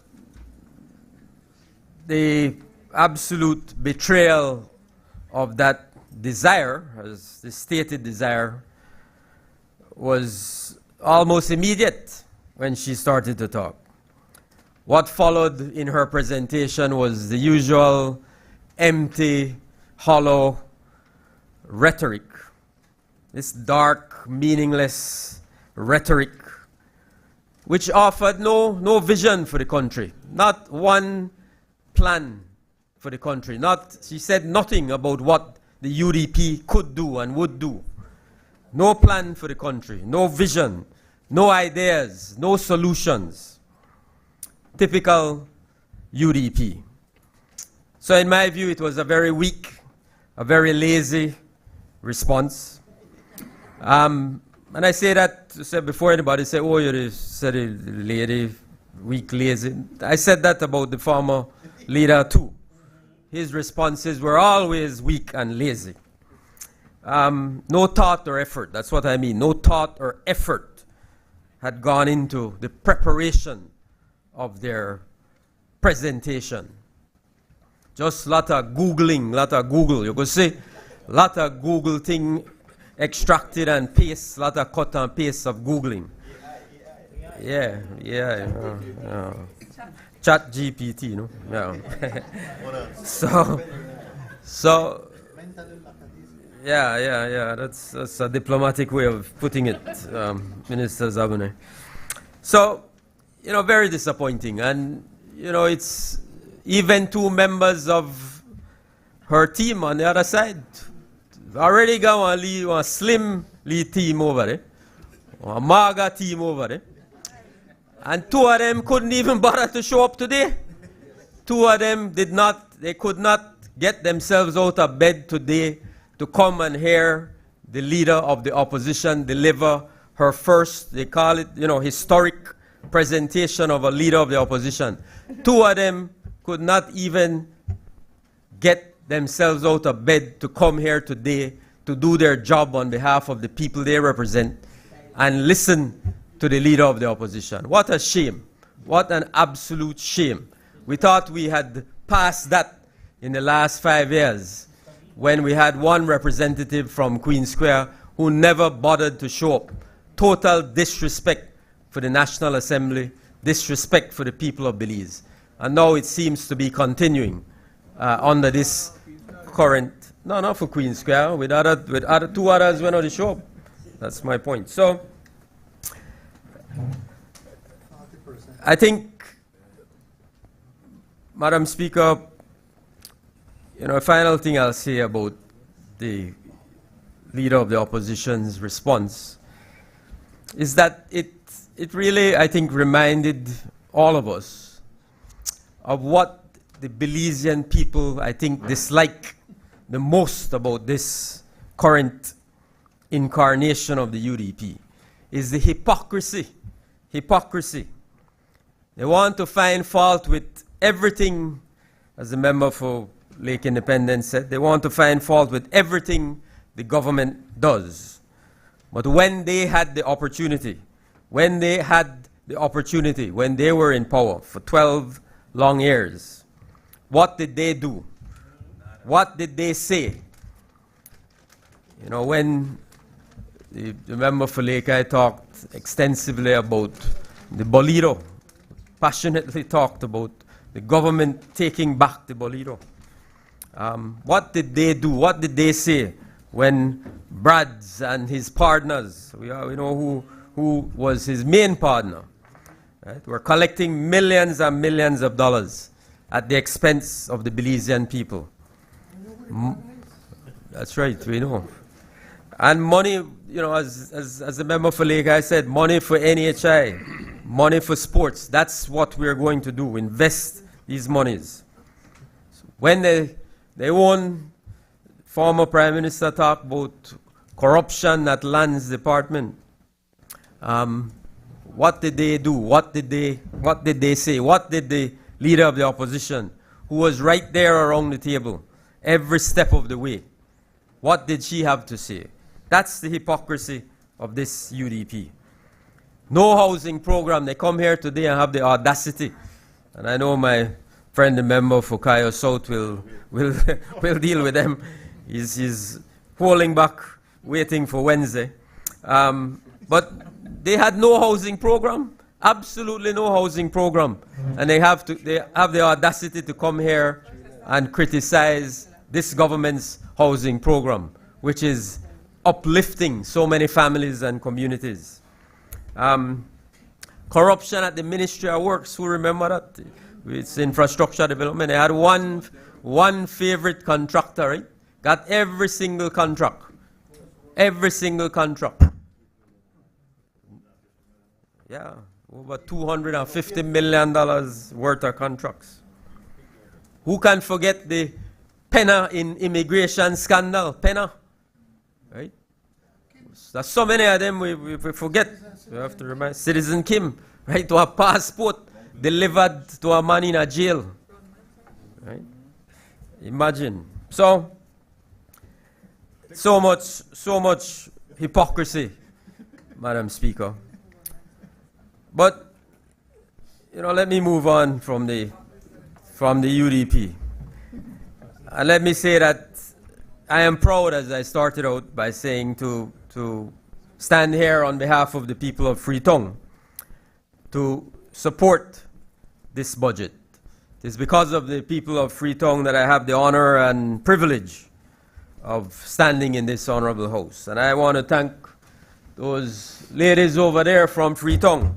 I want to thank them for their support. They came on their own, but I'm very, very happy to see them. And I'm very, very proud to have received their support for more than 20 years in the Freetown constituency. Yeah, we have a few of you voting in Freetown. You know, I want to thank them for their support, for their confidence, for their loyalty, for their kindness, for their friendship. You know, and the people of Freetown have been very, very kind and gracious to me. On March 12th of this year, a little over 2 months ago, the voters of Freetown once again, for the 6th time,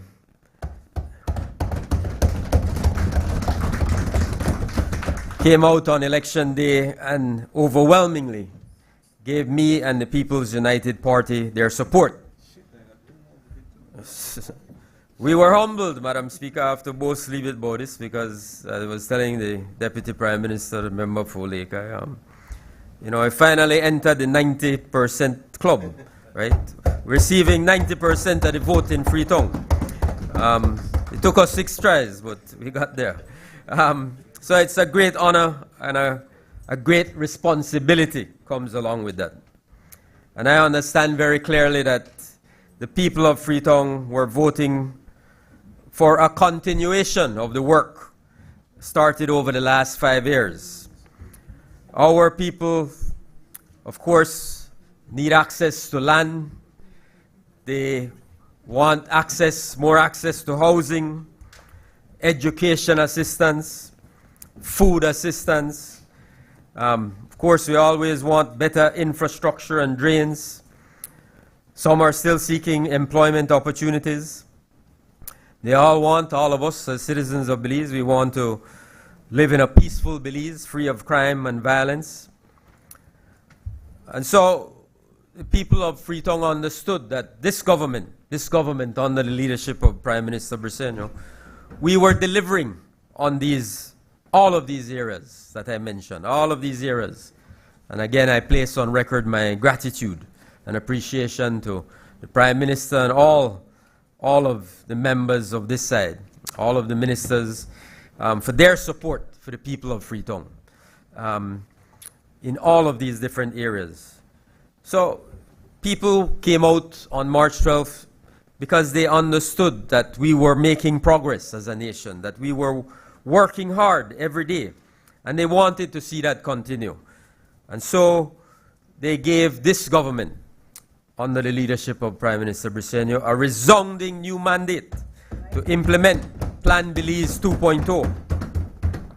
They want to see us build on that strong foundation of Plan Belize 1.0, which achieved, we've talked about it, and the budget reflects that. It achieved economic stability, economic growth, poverty reduction, historic poverty reduction, increase in the minimum wage, drastic reduction in the public debt to 61% from 132%, unemployment under 3%, record low levels, unprecedented access to land under the Deputy Prime Minister, magnificent, as I said earlier, life-changing starter homes under the Ministry of Infrastructure, Development and Housing, investments in education through our Education Upliftment Project, our scholarship assistance programs, our National Healthy Start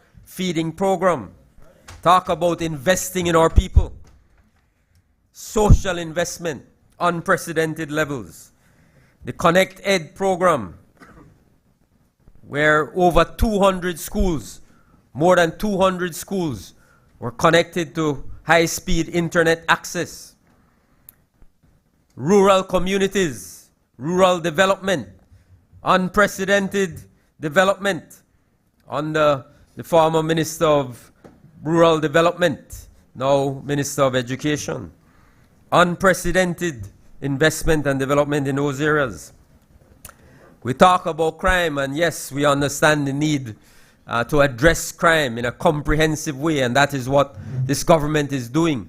But let us understand that it is under this government over the last four and a half years that we have attacked crime in a targeted, focused way to reduce crime. We have reduced crime in a meaningful way over the last 4.5 years. A lot more work to do. That's an ongoing challenge, daily challenge. But the Minister of Home Affairs has done a good job. Tourism has been booming. Tourism booming. We feel it in every corner of the country, every sector of the country. We feel it. Tremendous work being done by the team, BTB and the entire team. Great work. The private sector they feel confidence in the future of Belize. The future of Belize's tourism product. So great work there. Agriculture, we have been done tremendous work in terms of food security, enhancing our food security as a nation. The NHI expansion program, I'm very pleased that we were able, under the last administration, the last term, we were able to expand the NHI to Freetown, to the north side of Belize City. So we'll have universal coverage shortly when we cover the Cayo district, which will be completed this year, in this fiscal year. We talked about the Bolido revenue already, the over $111 million from November of 2020 2003 to November 2024, $65 million over 2022, when the UDP cronies controlled it. So, Madam Speaker, we are very proud of our record and the work done, but we know only too well that much more remains to be done. Allow me now to try to briefly talk about areas of responsibility: foreign affairs, foreign trade, immigration, and culture.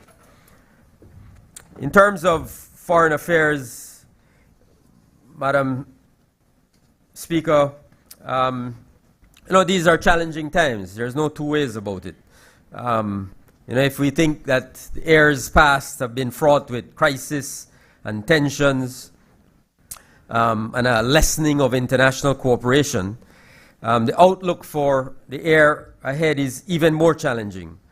Globalization, interdependence, once viewed as drivers of progress, are now threatened, leaving many countries, especially small countries, small states like Belize, vulnerable to the national policies of other countries which have global impact and the weakening of multilateralism and the rules-based order. So these global developments have real-life impact here at home, and the Ministry of Foreign Affairs and Foreign Trade is tasked with ensuring that Belize's interests are protected and promoted. So our foreign policy, Madam Speaker, has to be principled, it has to be strategic, it has to be pragmatic, and it has to be driven by the national imperative for sustainable development in support of Plan Belize 2.0. Obviously, safeguarding Belize's sovereignty and territorial integrity, the final peaceful settlement of Guatemala's claim, continues to be our #1 foreign policy objective. Sustainable development, human and national security, human rights, climate change, trade and investment, these are all pillars of our foreign policy, at the forefront of our foreign policy. Belize always has a vested interest in an international system that is fair and equitable, in a system where rules are made and respected by all countries, and where countries cooperate and coordinate to address global challenges. The Ministry is continuing, Madam Speaker, to expand its diplomatic outreach, establishing relations with non-traditional partners. Over the last year, we have established diplomatic relations with Burundi, Kyrgyzstan, Samoa, Namibia. This drive will continue into the new fiscal year, when we look at the Middle East and Europe and Asia and Africa for expansion of our diplomatic footprint. We have deepened bilateral relations and participated in several joint commissions to agree on new cooperation projects, including with Panama, Japan, India, Brazil. Last week, I co-chaired the annual Belize-EU Partnership Dialogue, which is aimed at strengthening our partnership in areas of mutual priority, including trade, development cooperation, and integration. In the coming year, we expect to pursue new economic opportunities with El Salvador, Mexico, Taiwan, and the European Union. The UN development system has been a strong partner in Belize's development. We are looking into strengthening our presence in Europe to facilitate closer engagement with the UN system, including the specialized agencies like the World Trade Organization and others. We continue to work to improve the mobility of the Belize passport to ease travel for leisure and business. We have concluded visa waiver agreements with Benin, with Belgium, with Luxembourg, with Netherlands. For diplomatic passport holders, we continue to lobby for a Schengen visa waiver for all Belizean passport holders, and we will continue to pursue visa relaxation agreements with other countries. The Ministry is also spearheading the campaign for Belize's first ever candidature to the Council of the International Civil Aviation Organization. Once elected, Belize would be a part of the development of rules, norms at the only multilateral aviation organization. In terms of Belize and Guatemala, Madam Speaker, let me say that The bilateral relationship with Belize, with Guatemala, is of singular importance, both because Guatemala is our neighbor and because Guatemala's claim to Belize must be finally and peacefully resolved at the ICJ. The political relationship, let me just say that the political relationship is a very, very good one at the political level between Belize and Guatemala, in no small part due to Prime Minister Briceño's own engagement with the President of Guatemala, President Arevalo, with whom he has developed a good working relationship. So that has been very important to us. We've renewed that relationship with a mutual focus on trade and business opportunities. I think in both our nations we understand that Guatemala is not going anywhere, Belize is not going anywhere. We have to learn to work together, to live together for the mutual benefit of our two peoples. So that is the approach and attitude we have taken.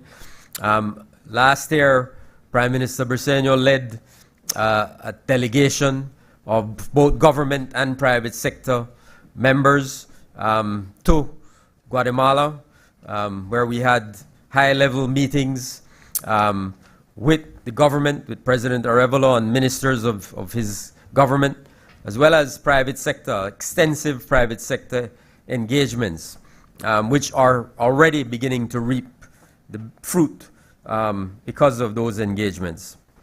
We expect investment team and a trade delegation from Guatemala to visit Belize as well sometime this year. We've resumed work on the Joint Commission, which oversees cooperation and strengthening of the bilateral relations, and we will intend to continue to pursue that with vigor. On the ground at the western and southern borders, serious challenges persist, which the ministry manages with a view to ensure that Belize's sovereignty and territorial integrity are safeguarded and respected, and that tensions are minimized. It's also the ministry's role to keep our international partners apprised of the situation along the border and also in our maritime spaces, particularly, of course, in the Sarstoon River, to enlist their support for Belize. So, we take these matters serious. There is no greater duty and obligation than the protection of our territorial integrity, our sovereignty, vitally important. The OAS office in the adjacency zone has been instrumental to the implementation of the confidence building measures between Belize and Guatemala, and to implementing projects which contribute to the development of the border areas and build goodwill among the residents.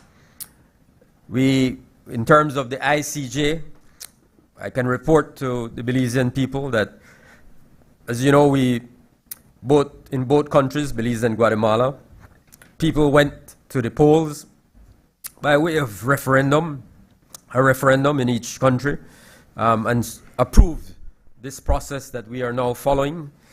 Both countries have made their written submissions to the International Court of Justice.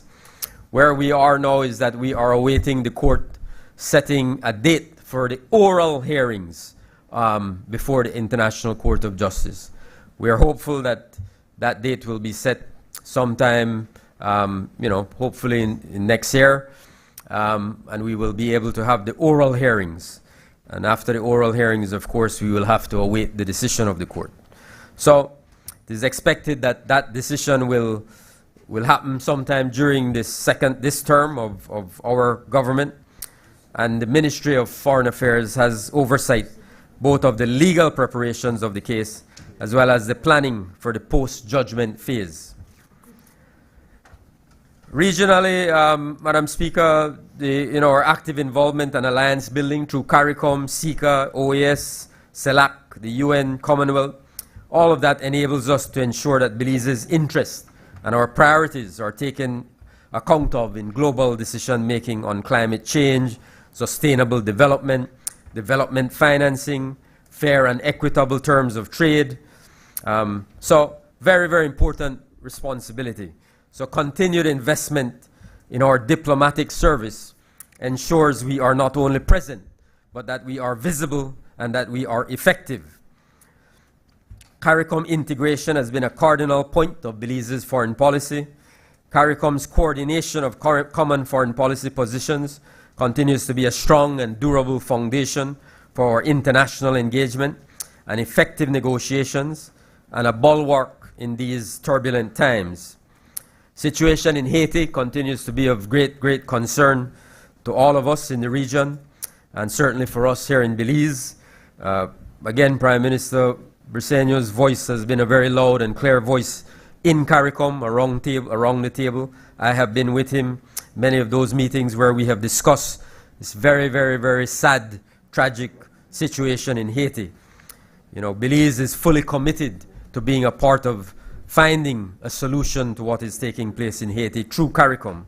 As you know, we have committed to deploy our troops into Haiti at the appropriate time. We already had 2 officers there. They have returned home. We continue to monitor the situation. It's rapidly deteriorating security situation. But we are and remain committed to supporting Haiti, and to do so through CARICOM and through the Eminent Persons Group and through our own advocacy with international partners. Whenever we meet with the Europeans, the Americans, anybody, we always make sure that we have Haiti on the agenda. Integration with Central America continues. We are pursuing observer status in the Central American economic integration. We are almost there. I think almost every hurdle has been cleared as a path to identifying potential points for economic cooperation and convergence. Next year, Belize will once again hold the presidency pro tem of SICA, with the opportunity to shape the regional agenda. In terms of foreign trade, I'll just make a few points because my colleague, the Minister of State, the member for Belize Rural North, will speak in more detail about foreign trade. But certainly to make the point that, global trade over the last 5 years has experienced a lot of challenges.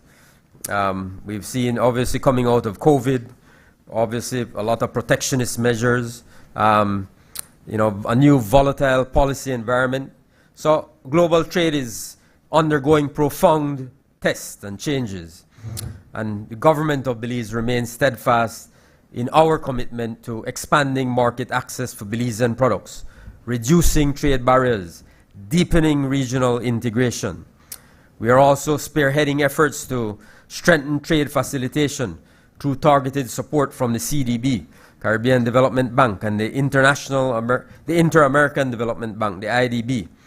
Through these partnerships, we are implementing institutional and digital reforms to modernize our trade infrastructure, streamline customs and border procedures, improve the efficiency of trade-related agencies, reduce the cost and time associated with moving goods across our borders. These efforts are aimed at building a more competitive and resilient trade environment that supports private sector growth and regional integration. We have moved strategically to secure the CARICOM market, pursuing bilateral trade agreements with El Salvador, which will open new opportunities for Belizean exports, including grains, seafood, meats, fruits, juices, vegetables, honey, and oils. In return, Belize will grant market access to select Salvadorian goods, such as textiles and pharmaceuticals and construction materials. We're also making strategic progress in expanding our PSA with Guatemala.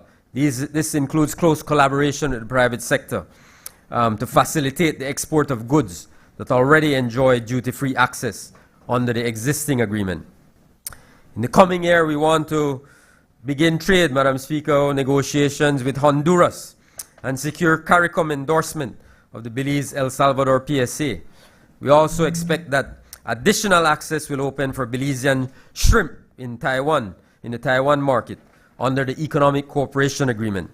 And the Ministry will be intensifying its efforts to expand access to the Mexican market for additional products.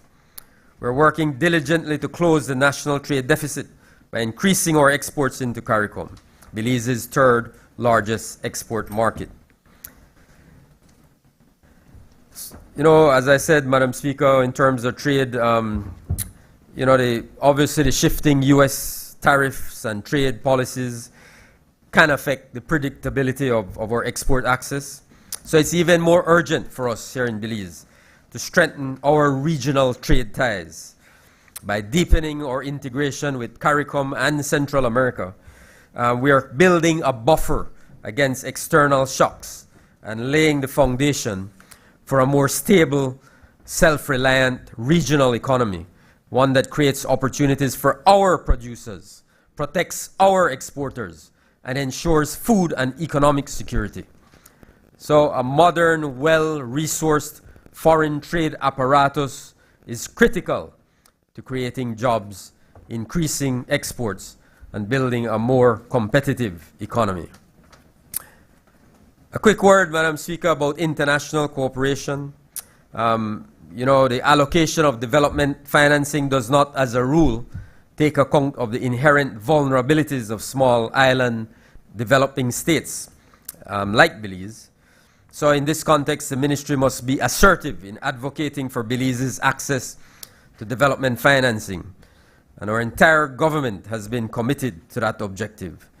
So the ICC, the International Cooperation Council, has been activated, streamlining international development cooperation, improving coordination across government to root out bottlenecks, maximize benefits, avoid duplication, as well as to identify gaps. So the ICC, through its International Partners Conference Strategic Alliances, directly engages with international partners on governments' development priorities and on how to improve aid effectiveness.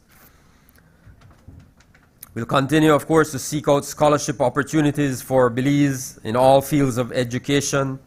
We continue to work with our partners to empower SMEs in the agricultural sector, to improve infrastructure in southern Belize, to enhance border security. These are all projects coming on stream in 2025. Ministry, along with the Ministry of Economic Transformation, has oversight of an EU-funded project on effective and sustainable management of Belize's western and southern borders, and we are pursuing support to strengthen conservation efforts in southern Belize. In terms of the consular work, Madam Speaker, I can report that, you know, a network of consular offices and consular representatives provide consular support to Belizeans abroad, particularly in the U.S., where the largest Belize diaspora resides. In view of the heightened enforcement by the U.S. of its immigration laws, the role of our consular representatives has become even more crucial to ensure that any Belizean has accurate information and the necessary travel documentation. Any Belizean, I want to make this very clear, our government's policy is that any Belizean living anywhere in the world who wishes to return home is welcome to do so.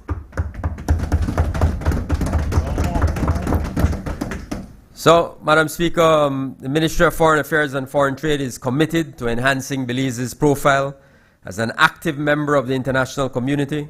Despite our size, Belize continues to punch above its weight, providing leadership at the global and regional level on issues such as climate change, oceans governance, migration, defending the rules-based order. Continued investment in the Ministry of Foreign Affairs and Foreign Trade is an investment in Belize's future, our economic resilience, our global credibility, and our national security. We must ensure our diplomats, foreign service, and foreign trade officers have the necessary tools and training and support they need to serve Belize. In this budget, I am happy to report, Madam Speaker, that we reaffirm that commitment. In terms of immigration, Madam Speaker, the Ministry of Immigration is a critically important ministry responsible for border management, travel facilitation, migration management. It's comprised of 3 departments: the Nationality and Passports Department, the Refugee Department, the Department of Border Management and Immigration Services. responsible for 9 ports of entry. In terms of 2024, Madam Speaker, the Nationality and Passports Department partnered with the International Organization on Migration, IOM, in its legal identity mobile hubs. This allowed the department to extend its services to people who may have had some limitation to visiting the office during normal working hours. The local hubs served more than 2,400 individuals and generated more than $200,000 in revenue. The ministry transferred this idea of mobile services to the diaspora, and in collaboration with the Ministry of Foreign Affairs, took its passport and naturalization by descent services to 2 major cities in the U.S. with significant Belizean populations, namely Los Angeles and New York. A total of over 1,021 Belizeans were reached, 641 passports and 318 nationality certificates were issued, generating revenue of over $600,000. In collaboration with the Ministry of E-Governance, the Ministry of Immigration launched the E-Embarkation Forms, the Philip Goulston International Airport, a digital tool that allows travelers to more easily provide the necessary information required for entry and exit from Belize. This digital format, the objective is to make it easier for Belizeans and tourists to complete their embarkation forms, reducing confusion and increasing compliance with immigration requirements. Speeds up the process of traveling, reducing waiting times, improving the overall efficiency of immigration services.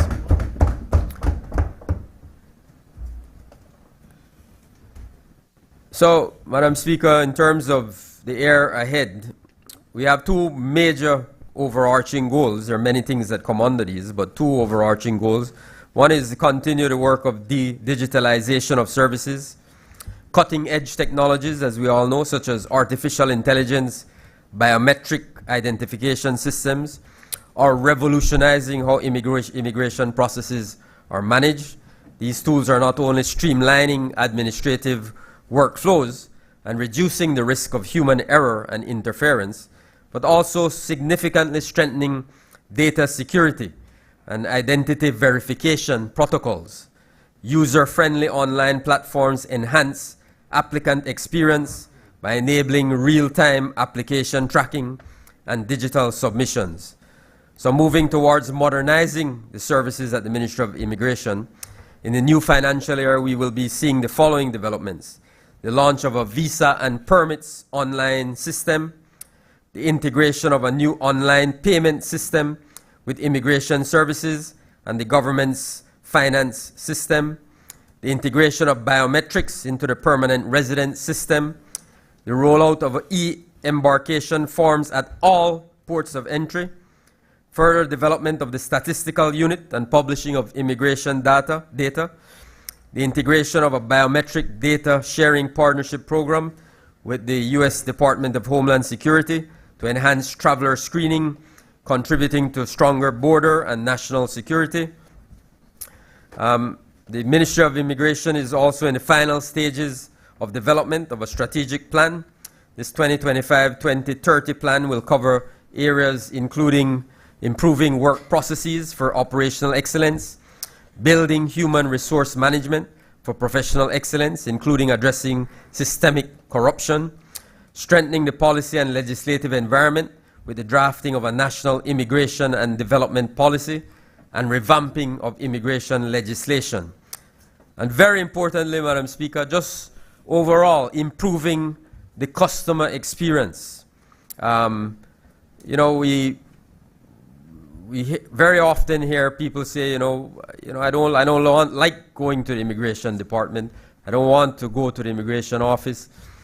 So we have a duty and responsibility as a government, and certainly as a Ministry of Immigration, to ensure that we're doing everything possible to improve that customer experience for our citizens, so that when they go to the Ministry of Immigration, the Department of Immigration, that they're treated with courtesy and respect, and that they are delivered services in an efficient and effective manner. That has to be our objective and our goal. So that's very important. I have to, and I can say, Madam Speaker, I had to put this in here. It's my colleagues in cabinet will have not yet approved it, but I hope they will. The Prime Minister supports it. He started it, actually. He started the discussion about it. So I'm just finishing what he started. But this, we have to go through all this bureaucratic process of getting people to recommend you for passport and these other things. Completely meaningless. Completely meaningless. So we are going to eliminate that requirement for a recommender for passports. It only leads to for corruption, it leads to all kind of foolishness. So I have a paper before the cabinet. We'll deal with it next week, Tuesday. But you all can approve now. Yeah. So finally, let me talk about culture. Our culture is our future, of course. Since 2020, under the banner of MORE, our government has committed to cultural liberation, championing more community, more communication, more innovation, more access, more diplomacy, more sustainability.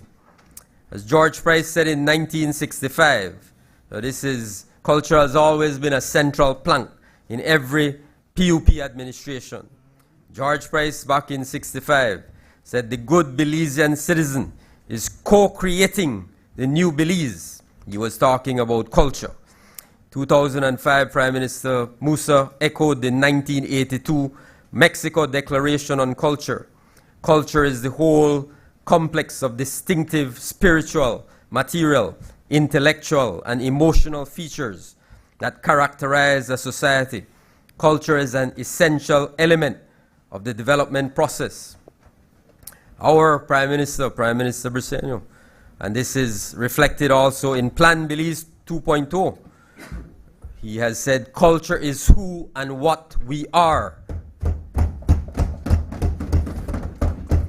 In this age of AI and rapid transformation, more than ever, we must aspire to discovering the soul of our nation, using culture to strengthen our identity. Our cultural DNA is our foundation for unity, innovation, and resilience. Our National Institute of Culture and History, NICH, remains at the forefront of this effort. In April of 2024, we opened the Museum of Belizean Art, MOBA, in Belize City, revitalizing the historic government house. We took the White Man House, the governor's house, and we turned it into the Museum of Belizean Art for the Belizean people. The Maya Creating Civilization exhibit, launched at the Museum of Belize, featuring multilingual access and inclusive programming. The Dangriga House of Culture was formally re-established, reaffirming our commitment to cultural spaces. We worked along with the Honorable Member for Dangriga on that issue. Advancing archaeology, we established a new cave policy, enhancing safety and conservation. You can't just go in a Fui cave or broke up Fui cave. There has to be a conservation policy, a safety policy. So we put in place a new caves policy. We amended the Niche Act to increase penalties for looting and destruction. Remember how they broke up? Under then they broke up, man will run against you. Where a man there, Prime Minister? Where a man there? Yeah, he get where under there. He lucky get where under there. Yeah, penalties, yeah. Looting and destruction. E-ticketing now allows online access to all 14 heritage sites. The Minister of Tourism was very, very helpful in guiding us and supporting that effort. Still have to improve it, Minister, but we're making good progress. Our updated research policy prioritizes local impact and efficiency. Restoration efforts continue at Sartineja. We launched the first formal research project in the Rivera site in Belmopan. We secured a UNESCO grant to train over 150 citizens in documenting traditional foodways. We have supported the revival of the Maya Dare Dance now embraced across communities. Looking ahead, Madam Speaker, we will set up a niche creators lab to feature podcasts, webinars, and courses for deeper public engagement. Plans are on the way for the transformation of the George Price family home into a space for public education and botanical garden. And we place on record again our gratitude to the Price family for their support for this initiative.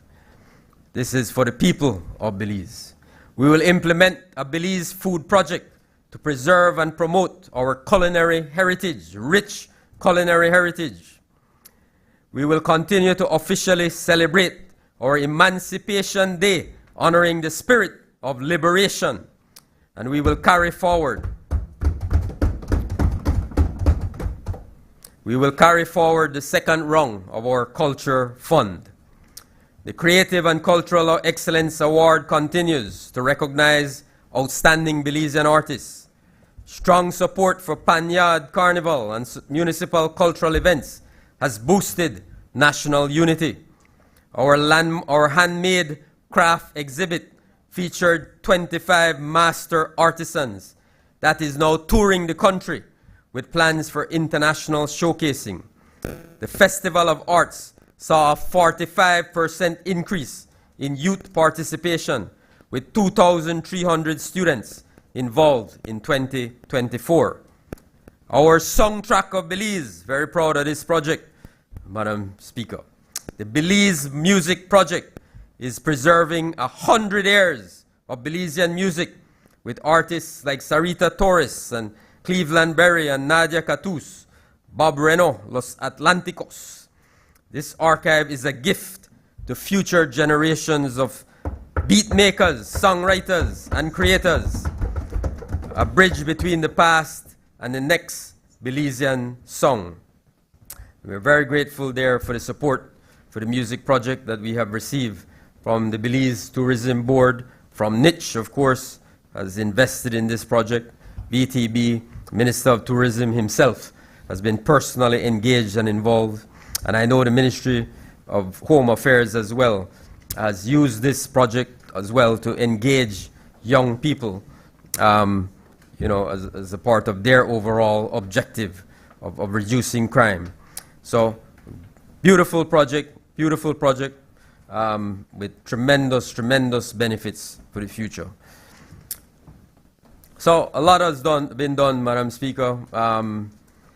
We have seen a 23% growth in social media engagement, 76 community cultural engagements since January of 2024, 60 international partnerships with universities and cultural organizations, 1.6 million in grants, sponsorships, and in-kind support across the country, 250,000 invested through the Bliss Center for the Performing Arts.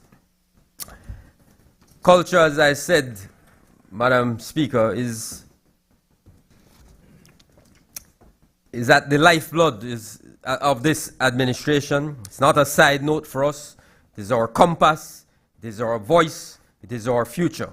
And we will continue fostering creativity and connection through festivals, exhibitions, performances, lectures, digital projects, living heritage events. Together and with pride and purpose, we affirm that culture is our future. In closing, Madam Speaker, I want to say again how honored I am to support this budget. I'm very excited and optimistic about the year ahead, and indeed about the 5 years ahead. We are humbled by the overwhelming support of the Belizean people.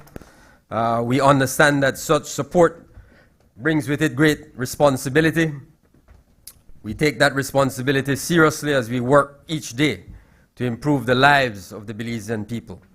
We have a responsibility, as the Deputy Prime Minister, the member for Lake High, said, to engage respectfully with our partners in development, the private sector, our social partners, the joint unions, the churches, the junt. As the Deputy Prime Minister said, we have engaged meaningfully with them very proud of the work that we have done to demonstrate a strong commitment to a respectful dialogue with our partners. As he pointed out, we want to chart a new way forward, a comprehensive approach that's grounded, as he rightly pointed out, in quality of life and productivity. How can we work together to improve the quality of life of the Belizean people? In so doing, improve the quality of life of the members of the unions. That's very important. You know, it shouldn't be that we sit on opposite sides of the table and it appears to the people on the outside that one side is seeking to extract as much as possible from the government, and the government is trying to limit as much as possible what we give to the other side. That should not be the formula. That's never a formula for success. And that's not the case. We work very respectfully and engage meaningfully, but I can see how people on the outside would say that that seems to be the nature of the relationship. So we have to find a new formula where everybody can win and everybody can see the good in the way forward. So that's very, very important. We have a shared duty to work together on big issues like pension reform, government saving, cost-saving measures, revenue enhancement. We have a shared responsibility to work together in the best interests of Belize, and I am absolutely confident that we will do so. So, Madam Speaker, I am proud to stand in support of this year's budget, along with my colleagues on this side of the House, under the leadership of our Prime Minister. The work continues. I thank you. I recognize the member for Belize Rural Central. Good afternoon, Madam Speaker. Good afternoon, all members of this Honorable House. Good afternoon, Belize. And good afternoon, the very special and beautiful people of Belize Rural Central, who overwhelmingly re-elected me on the 12th of March. Big up every single member and resident of Belize Rural Central. In every single one of the 18 boxes for Belize Rural Central, we had a 2-to-1 or 3-to-1 majority, so that we absolutely acknowledge the important responsibility that has been given to us for Belize Rural Central. And I wish to say once again, thank you very much, people of Belize Rural Central. Madam Speaker, with your permission, if I could attempt to say a few words in Spanish. Quiero agradecer mucho a la querida gente de Belize Rural Central por confiar en mí. Yo voy a seguir trabajando mano a mano con toda mi gente para tener un buen lugar para vivir. Y yo quiero decir otra vez, gracias, muchísimas gracias. Madam Speaker, let me start with Gales Point Manatee, which has always been very near and dear to my heart. Gales Point Manatee, and this is because of budgets of the People's United Party government under the leadership of John Briceño. Gales Point Manatee, the brand new, beautiful, spanking brand new, beautiful preschool and the fully refurbished primary school, which we were able to accomplish through the government of Belize, the Social Investment Fund, and the Caribbean Development Bank. Thank you to everyone who was involved in making that a beautiful reality. That building is also serving as a hurricane shelter. We have done street upgrade, we have done upgrading of the basketball court. The water system is a work in progress and still a lot is needed. but we will be continuing that along with the Ministry of Local Government. We have provided groceries for our people, cleanup campaign, community support, school assistance, funeral and medical assistance, and we thank the Belize Tourism Board for the provision of septic tanks. We did, Madam Speaker, the first ever land clinic, and big up to our Deputy Prime Minister, our dear Deputy Prime Minister. Madam Speaker, the whole of Gales Point came out for the first ever land clinic in Gales Point, Manatee, the entire village. And happy to say, our Deputy Prime Minister and Minister, the member for Lake Independence, is delivering to the people of Gales Point their leases, their titles, and further land development. Madam Speaker, we also thank the Belize Tourism Board for the construction of the Clearwater Marine Center for conservation for manatees, turtles, and other wildlife. And of course, I once again acknowledge the tour guide training. Many of the people participating were women. So, Madam Speaker, the attention to Gales Point Manatee is unprecedented, and it will continue. I want to now go to La Democracia. We have assisted the St. Agnes Anglican School with bathroom and playground, furnitures, desks and chairs. We have completely refurbished the La Democracia Community Center. We have donated weed cutters and equipment, lighting for the basketball and football court, and of course, again, through the assistance of the Minister for Natural Resources, we are in the process of surveying lots for La Democracia and the upgrading of village streets. The work continues, and that is why I will probably say it a couple of times, colleagues, I support this budget. Moving to Mahogany Heights. We have done major upgrading of roads. We have put lighting for the park and basketball court. The bleachers are soon to be completed, and we are covering all cost of the public electricity for the playground and basketball court, and we will absolutely continue to support our dear people of Mahogany Heights. As I said, the bleachers are soon to be completed. For Freetown, Sibboon, we have continued to upgrade the road to Freetown, Sibboon, and we have continued our community outreach. In relation to Western Paradise, we have put in a play station, the upkeep of the field, again, lighting for the playground and basketball court, full refurbishment of the community center, drainage and roadworks, culverts, chopping and clearing of bush, and we continue with educational and other assistance for our dear people of Western Paradise. In relation now to Gracie Rock, Gracie Rock is also very special and near and dear to our hearts.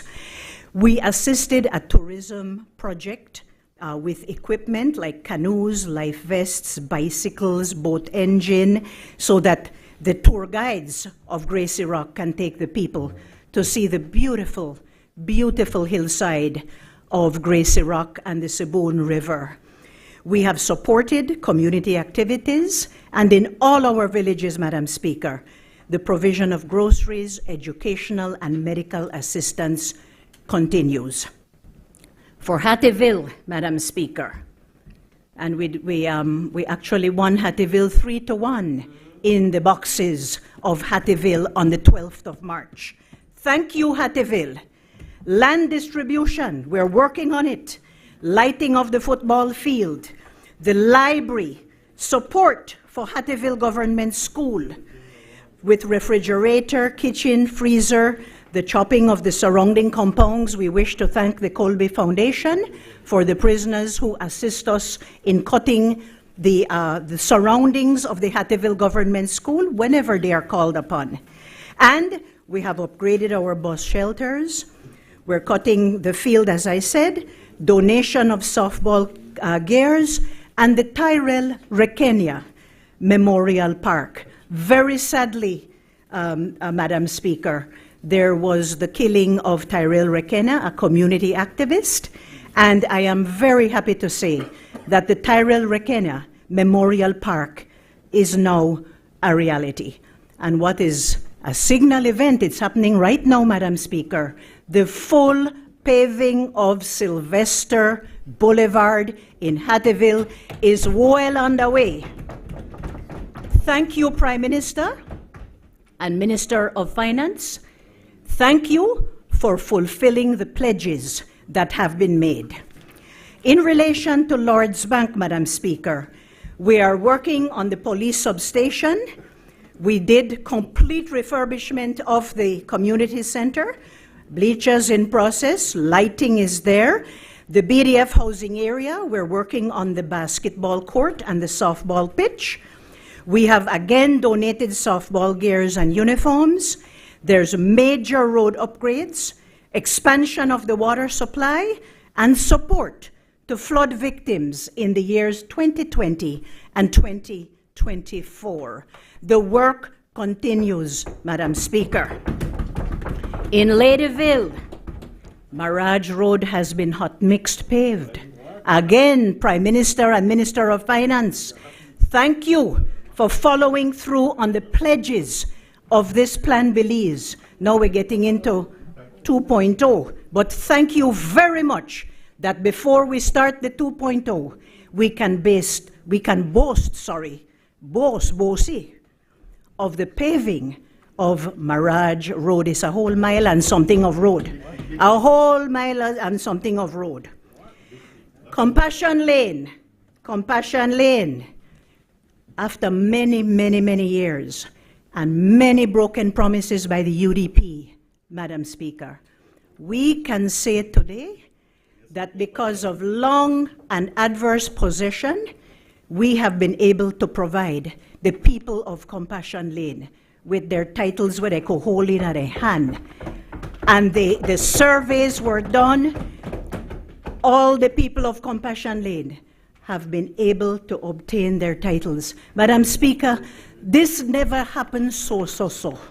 This happened because of the member for Lake Independence, the member for Orange Walk Central and Minister of Finance, and the commitment of this People's United Party government. In Spanish Town, the field is being upgraded.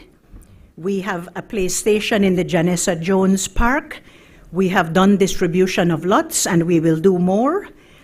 We have donated to area schools, and the Ladyville Technical High School is now boasting the free education with the meals, the uniforms, school bag, all the things that help our children to stay in school, Madam Speaker. We have continued to support the other area schools like Ladyville RC, Evangelical, and the Ladyville Seventh-day Adventist Primary School. Madam Speaker, we have a Digital Connect Center in Ladyville now, and we have completed the upgrading and the new painting of the Ladyville Community Center. Now, why have I gone over all of this to tell you about all 9 communities of Belize Rural Central? Because all of this has been possible by the prudent management and the visionary work of this government led by Honorable John Briceño. I heard the leader of the opposition speak about human dignity as if there is none under this government. Well, let me say to the Honorable Leader of the Opposition and her members on the other side, few though they may be, let me say that it is because of this government, prudent management, visionary leadership, that we have increased human dignity with more children in school, more help for the poor and elderly, more attention to the marginalized people and persons with disability. Yes, she spoke long about the social sector and the terrible cost of living, but it is this government that is addressing all of these issues, Madam Speaker. This government has done more for real social investment and justice than the UDP did in 13 years before. In 4 short years, we have been able to accomplish a lot. But again, Madam Speaker, I stand here this afternoon not to bossy, but to say that there is a lot more work to do, and we will continue. The best way out of poverty, Madam Speaker, is jobs, a vibrant, growing economy, work for our people, and the upliftment of the human dignity that the other side talks about in empty parlance, but we are doing something about it. I therefore, Madam Speaker, support this budget. And to my friend, the honorable member from Mesopotamia, I don't know if you and I use the same road, sir, to get to Belmopan, but I thought I heard you say the other day that nothing to the road. Let me say, you're on that road, you're going like this. You feel like you're in a boat on a rocky sea. The pavement is eating in on both sides. The road needs upgrading. I support the Prime Minister in saying that we have to invest more in infrastructure, but not to forget the people of this country.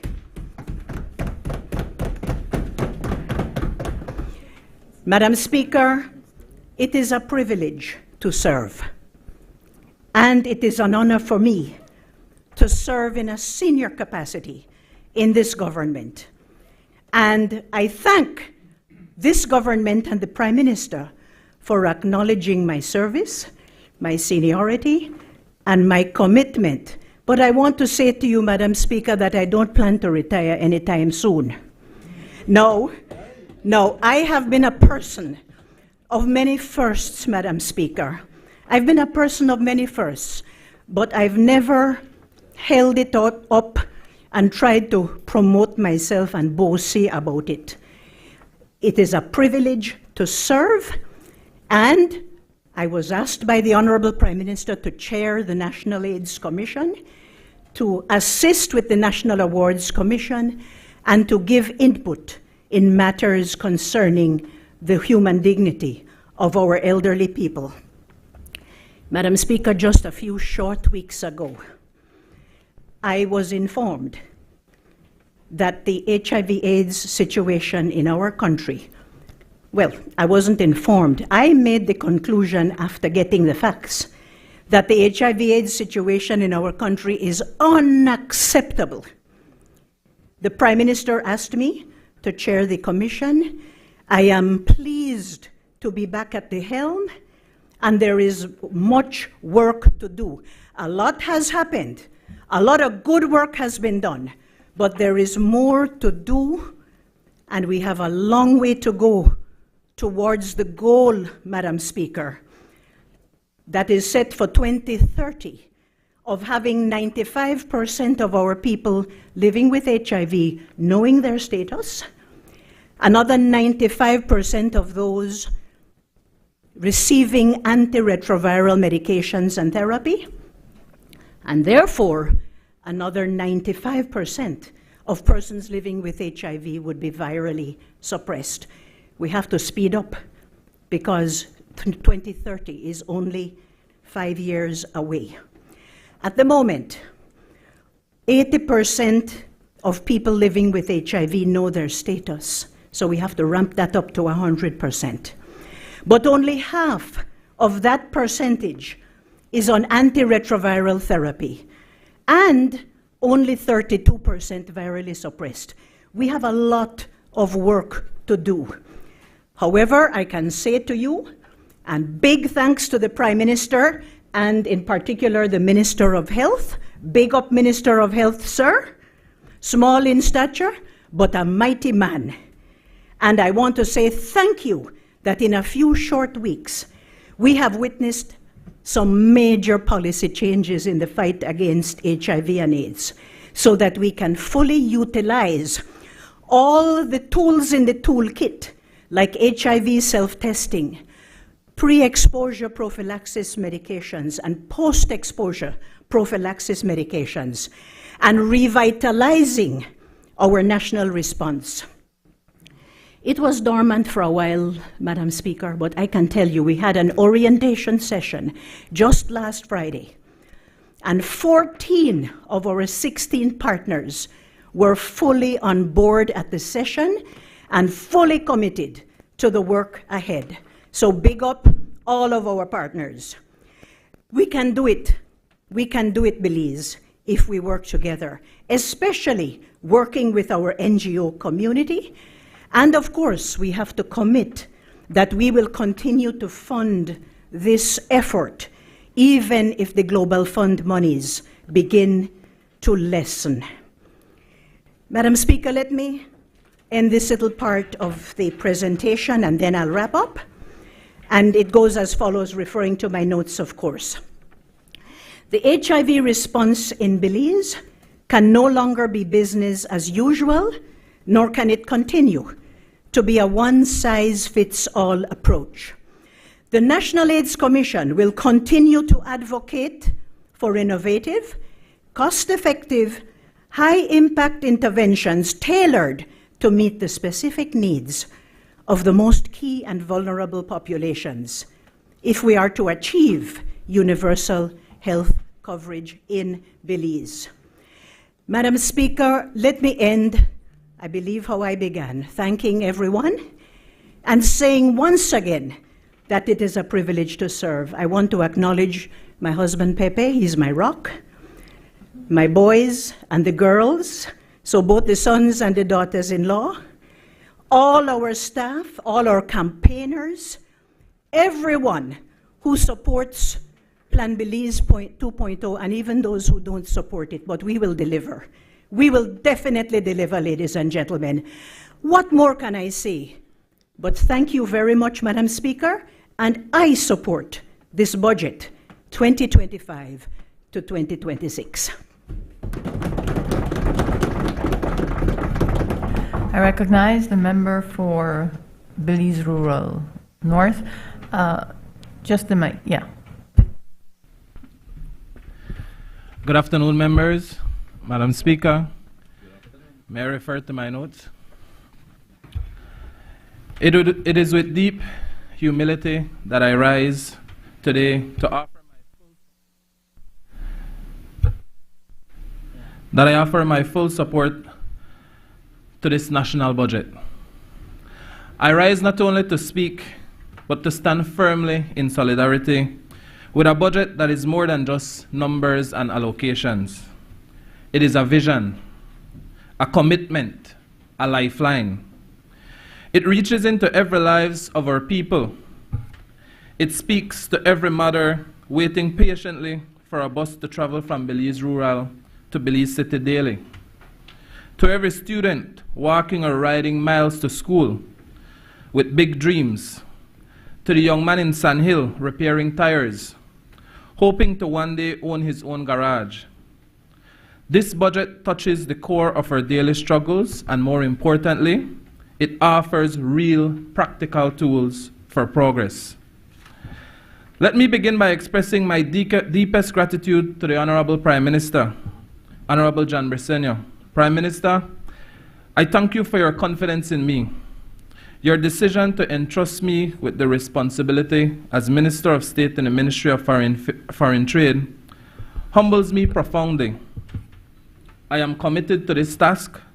I am ready to serve, ready to work, and ready to deliver. I also wish to acknowledge and thank my colleagues, cabinet colleagues, for their warm welcome and continued support. To my colleagues, the member from Freetown and the Minister of Foreign Affairs, Foreign Trade, Culture and Immigration, Honorable Francis Fonseca, thank you for your steady guidance and the wealth of knowledge you bring to the ministry. Your leadership in helping to chart a clear and credible path forward for Belize trade policy. I also wish to express my deep appreciation for our CEO, Ambassador Amalia Mai, for her excellent stewardship of the Ministry of Foreign Affairs and Foreign Trade. Her diplomatic acumen and unwavering dedication to represent Belize's foreign and trade policy ambitions are second to none. To the tireless professionals at the Director General for Foreign Trade, under the leadership of Mr. Andy Sutherland, I extend my sincere appreciation. Your insight and pursuit of excellence have made my transition into this portfolio not only smooth, but purposeful. I look forward to working closely with all of you as we continue to advance Belize's trade agenda diplomatically, regionally, and globally. Above all, Madam Speaker, I offer my most heartfelt thanks to the people of Belize Rural North, to my family, and of course to my father, my PUP executive, to the farmers, the teachers, the shopkeepers, the young people, and of course the elders of Belize Rural North. You are the reason that I stand here today. In the general election of March 2025, you placed your faith in me, with 89% of the votes casted to stay on track, the third highest in the country. You welcomed me into your homes, you shared your concerns, your hopes, your dreams, and you gave me the clear, great honor of representing you. Your belief in me is not something that I take lightly. It lives in every word I speak and every decision that I make. You've given me the opportunity to serve, and I promise to honor that trust each and every day.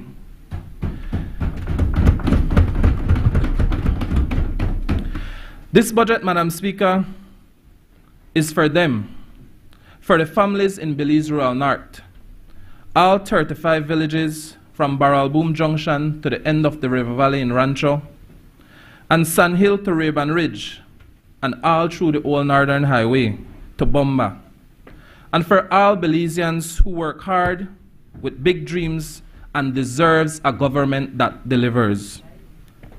I am proud to rise today in full support of this budget. Madam Speaker, this budget is thoughtful, and more importantly, it is grounded. It is not built in isolation from the people. It is built with them and for them. It recognizes the real needs of our communities and responds with practical, targeted investment that improves lives. In Belize Rural North, we see the evidence all around.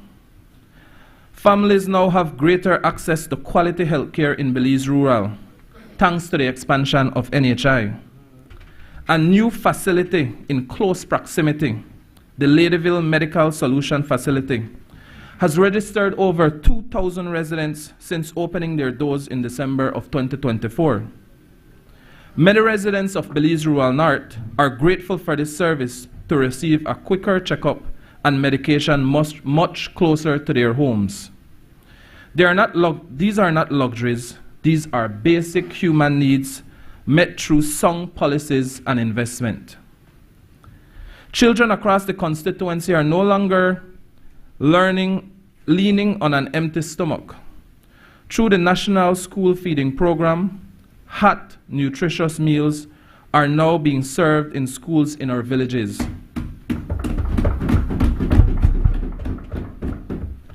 These meals don't just ease the burden of struggling families. They help our children focus, participate, and thrive in their classrooms, because a hungry child cannot learn, but a nourished child can succeed.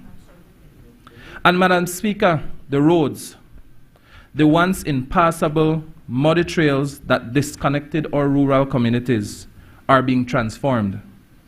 Infrastructure investment are paving the way, literally, for greater connectivity and development. Roads linking our communities are no longer symbols of neglect, but pathways to opportunities. Farmers are now transporting produce to market much easier. Children can get to school safely, even in the rainy season. Small business owners can reach new customers, and this is development in motion.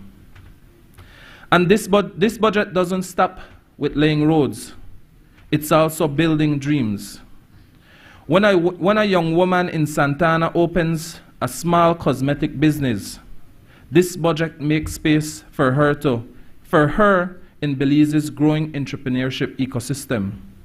Through MSME support programs, access to microfinancing, export readiness training, and technical support, she now has the tools to formalize her business, expand her brand, and tap into new markets, including exports to our regional neighbors.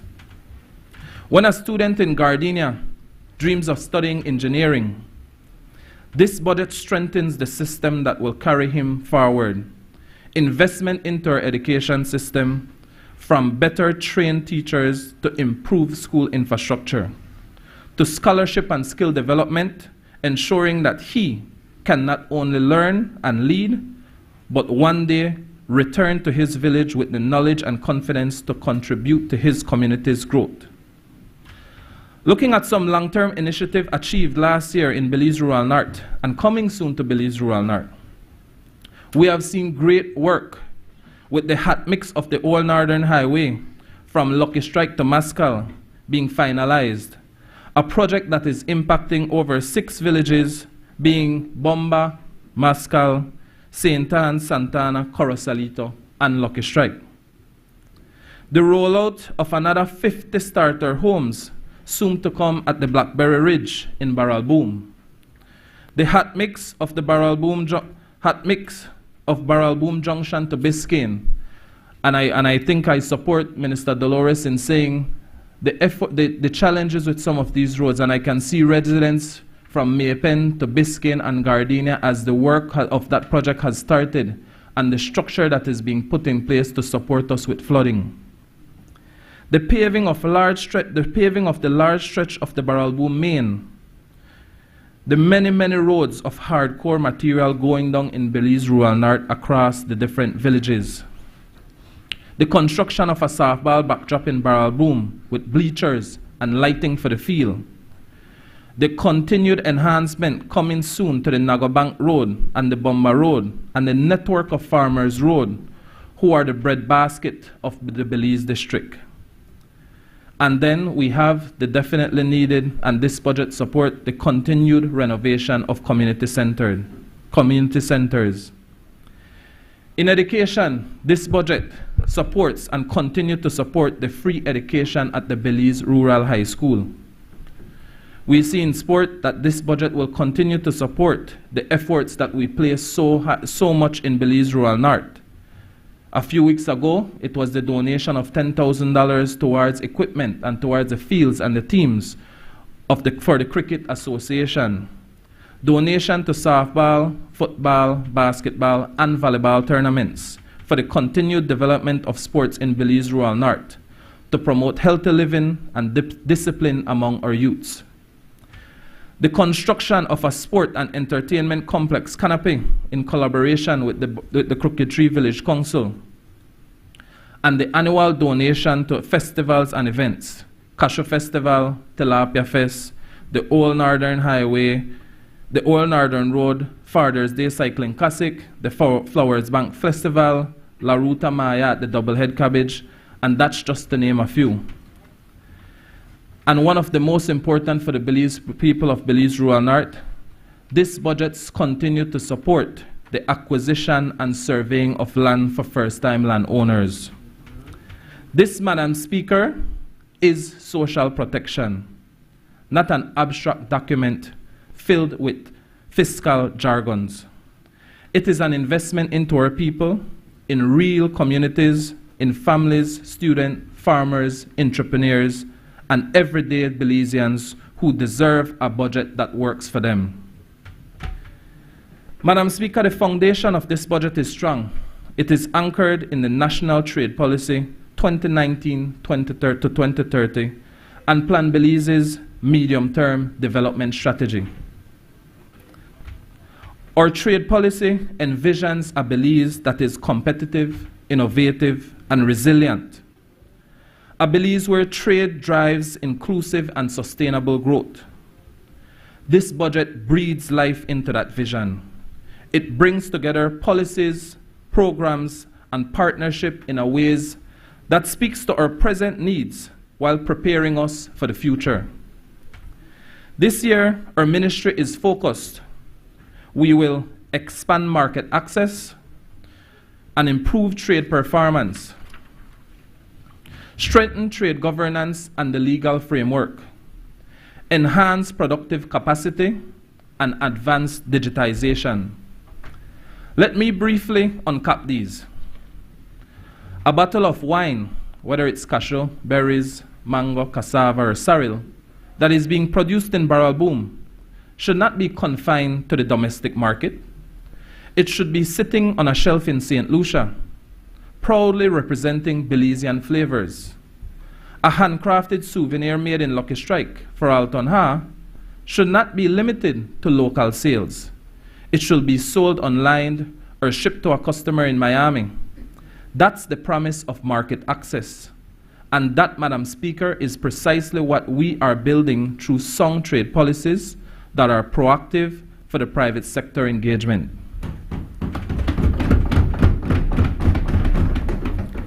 Belize is taking deliberate steps to strengthen our trade footprint across key regional and international markets. Within CARICOM, we continue to advocate for the full implementation and effective functioning of the single market and economy, recognizing the Caribbean as an essential and strategic space for Belize products and services. CARICOM remains one of our most important trade blocs, and we are resolute in our commitment to deepening integration and fostering opening, constructive dialogue with our regional partners. Importantly, Belize is actively lobbying with CARICOM for the timely conclusion of negotiation with El Salvador under the partial scope agreement finalized in 2024. We believe this agreement presents a tangible opportunity to open a new market for Belizean producers, particularly small and medium-sized enterprise, offering access to over 6 million consumers in the Central American country. Given the significant opportunity this partial scope agreement presents for our MSMEs, we urge our CARICOM partners to support the swift completion of this process so that our businesses can begin to benefit from expanded commercial opportunities. In parallel, we continue to push for greater market penetration for top Belizean exports. I speak about sugar, red kidney beans, citrus juices, poultry, and fisheries products. These sectors form the backbone of rural livelihoods and national food security, and we must ensure that the barriers which limit their potential are dismantled through fair, transparent, and mutually beneficial trade. Beyond the Caribbean, we are also working to deepen ties with strategic bilateral partners. The United Kingdom and Taiwan remain valued allies in trade and investment cooperation, as both are high-value markets with strong political ties to Belize. In Central America, our government has a clear target for this fiscal year to expand under the existing partial scope agreement with Guatemala, which continues to be one of our most immediate and natural trading partner. Strengthening the Belize-Guatemala Economic Cooperation is not only a trade objective, it is a planned Belize priority, rooted in our commitment to regional peace, prosperity, and shared development. Once the Belize-El Salvador Partial Scope Agreement has been ratified and operationalized, we will continue to engage with other Central American partners who are ready and willing to work with Belize.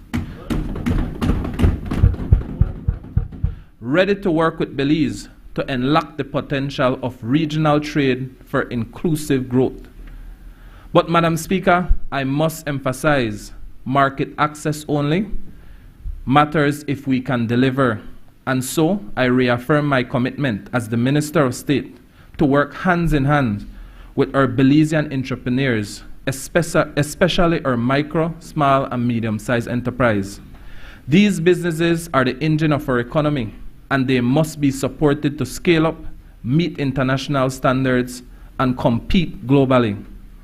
Whether it's the agro-processing in the Pomona Valley, poultry production in Spanish Lookout, or light in La Democracia, we must match ambition with targeted support. Through capacity building, financing, regulatory streamlining, and trade facilitation, we will ensure that Belize products are not only market ready, but market competitive. Madam Speaker, trade does not happen in a vacuum. It happens within systems that must be fair, transparent, and predictable for trade to flourish. To that end, one of our most urgent priorities this year is to modernize and strengthen Belize's legal framework for trade governance. We are moving decisively to advance trade remedies legislation, a long overdue measure to protect our domestic products from the harmful effects of unfair trade practices, such as dumping and subsidies. Belizean industries deserve a level playing field, and this law will provide the tools necessary to investigate and respond to harmful imports in a matter that is rule-based, transparent, and WTO consistent.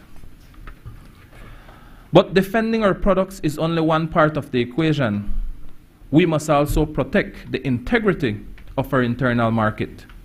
This is why we are reviewing draft competitive and consumer protection bills to ensure they meet the demands of a modern, integrated economy. A robust, fair competition regime is critical to curbing monopolistic behavior, encouraging innovation, and lowering price for consumers.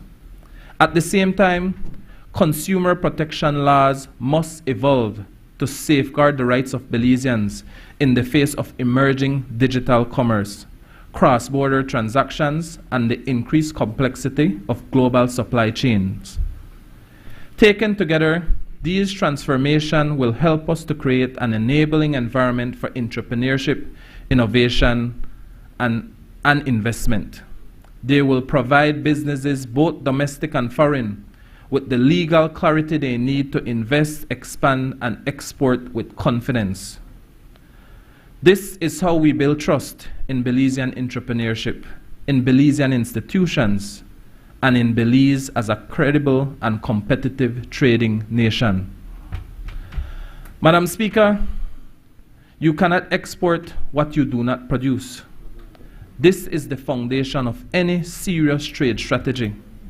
Without a consistent, competitive, and quality supply of goods and services, market access means little. This budget recognizes that reality.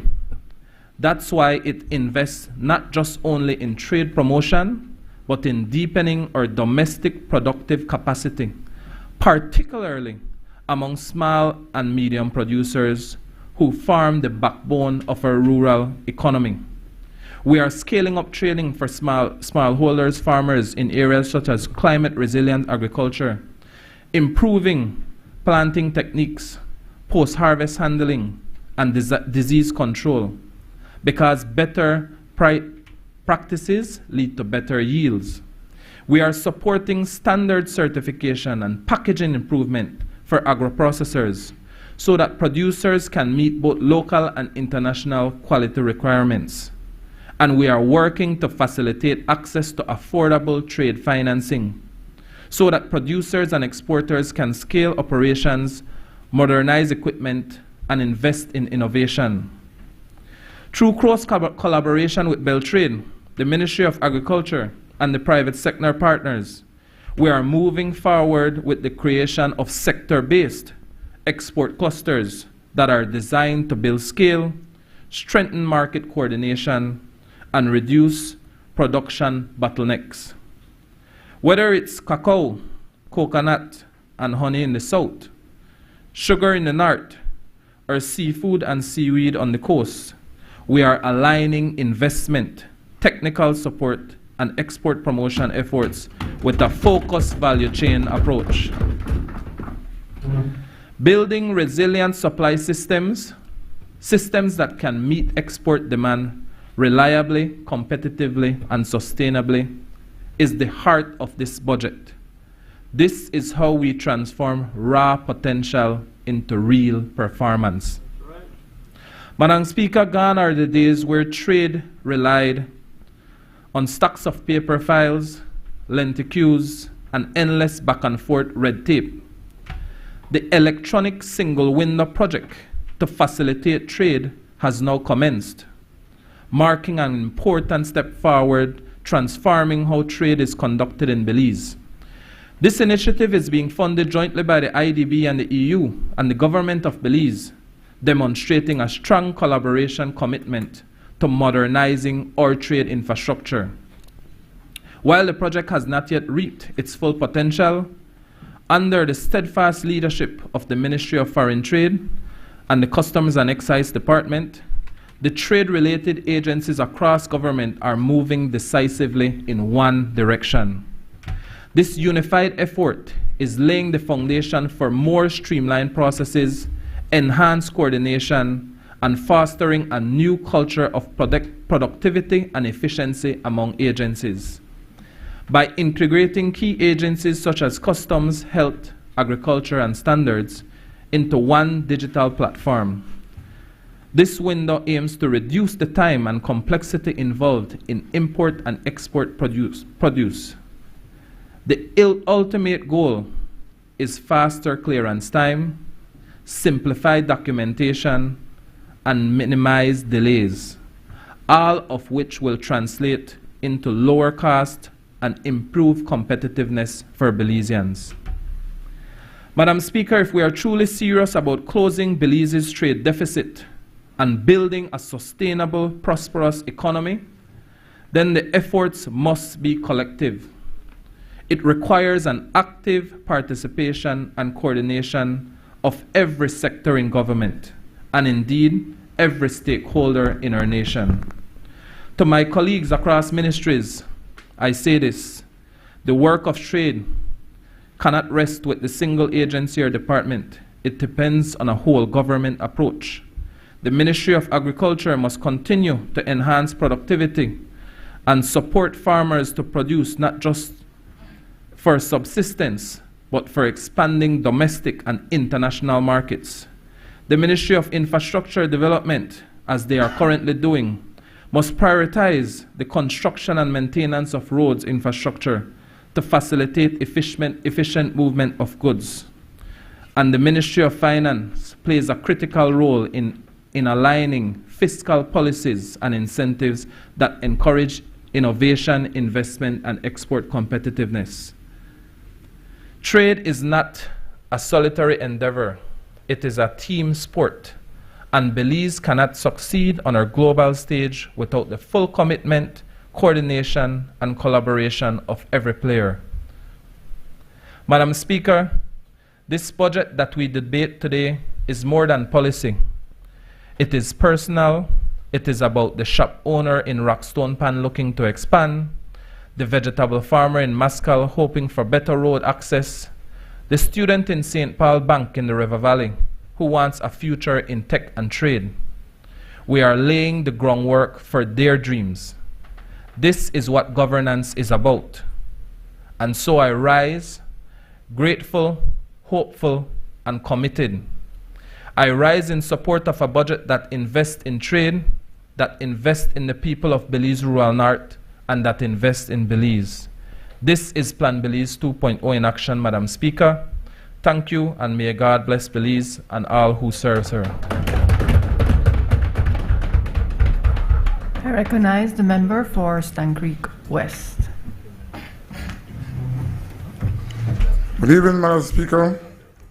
I'd like to say that I fully support the budget of $1.7 billion for 2025-2026. First of all, I'd like to thank the Prime Minister for the CDF. I represent the largest constituency in the country of Belize, and that by itself helped me to manage and provide for the people of the Stanky West constituency.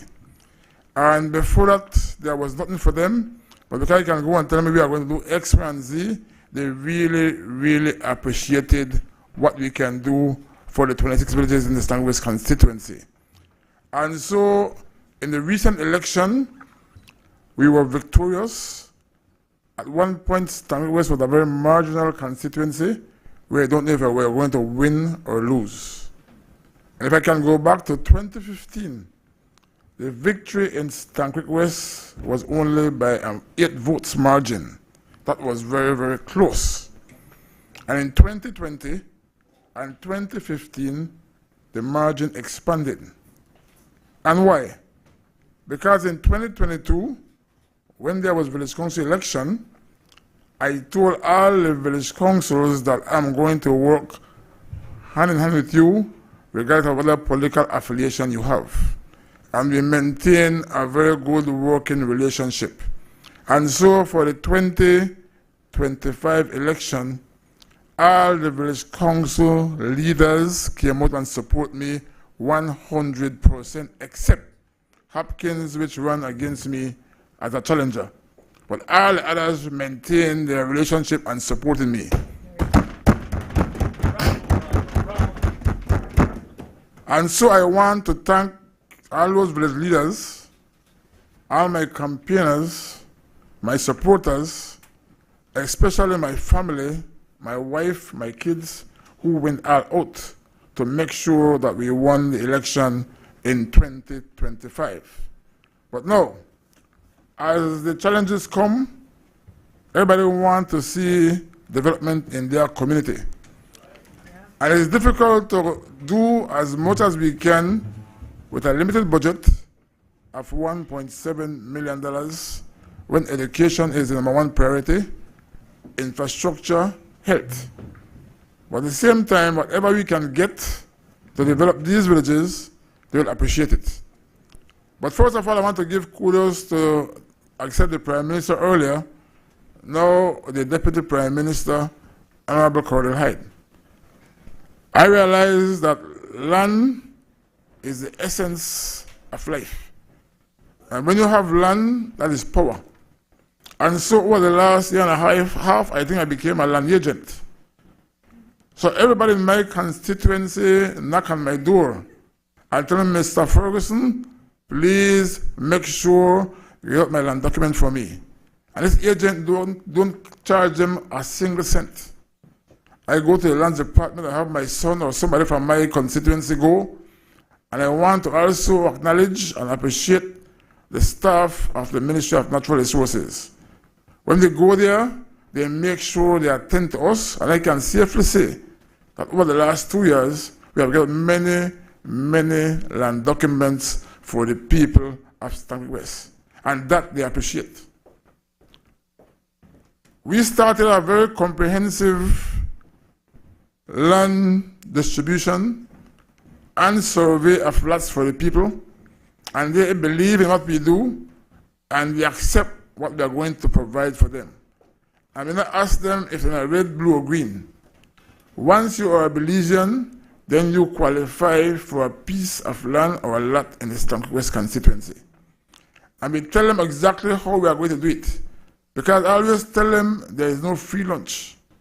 Everything comes at a cost. There's administrative cost. We have to make sure we get out your documents on time. And so we make sure that we tell them this is what is going to cost you to take this step all the way to your title. So they don't have to come to the land department. We make sure we get everything done for them and deliver. And they appreciate it very much.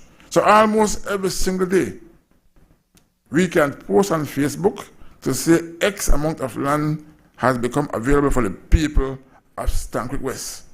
Sometimes some of my colleagues wonder how we do it, but it's hard work and determination. I also want to acknowledge the Minister of Tourism. We have this big constituency, And we also have the second largest tourist destination in the country of Belize, Placencia, and Hopkins coming closely behind. And many times these communities want to see development. And the Minister of Tourism come big time to support us as we continue in our message to provide and support the people of my constituency. So I can also tell the people of Red Bank, that is the home of the Macaparat, and within the next few months, the Minister will provide Red Bank with a visitor center. I want to acknowledge the Minister of Infrastructure. While the resources and equipment are limited, I must say that we try to do as many work as possible. Even though the equipment has been shared between the villages in Stankwest and the villages attached to Dangriga and Dangriga Town, we must say that we have seen some tremendous work from the Ministry of Infrastructure.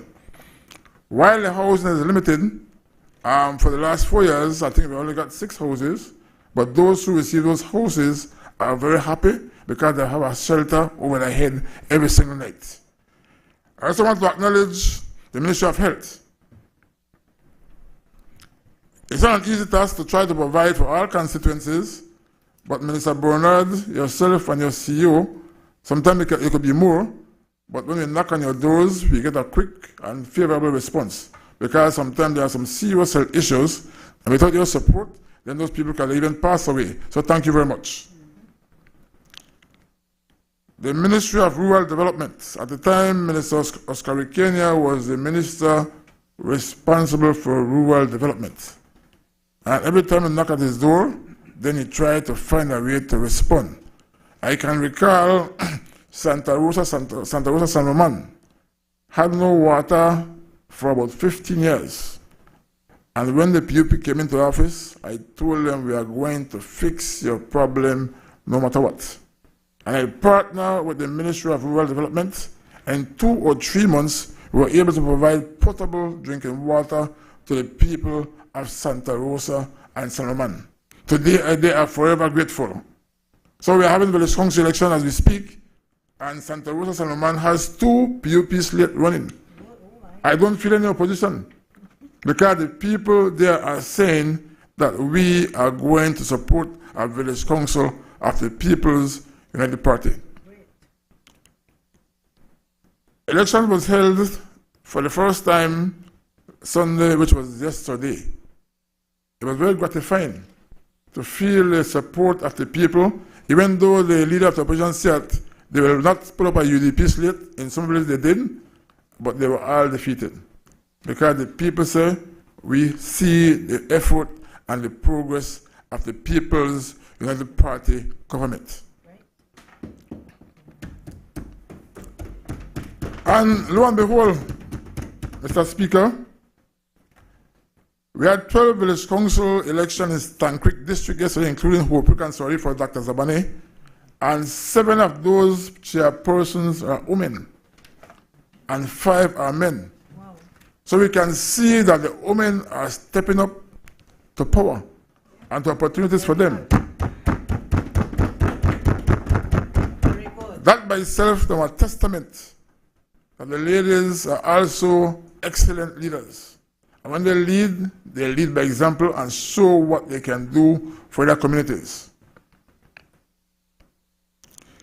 My only concern is the electricity through the Belize Electricity Limited and the minister responsible. There's a constant cry and need for expansion of electricity. And I am doing so much expansions, and we cannot meet and to give them the electricity they deserve.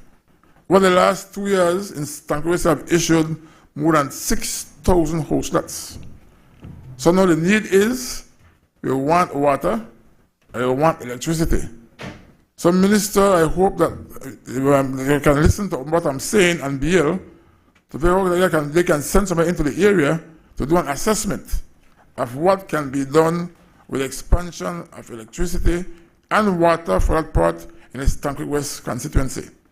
I approached social investment so many times about the water, but sometimes it's a long process, It takes a while.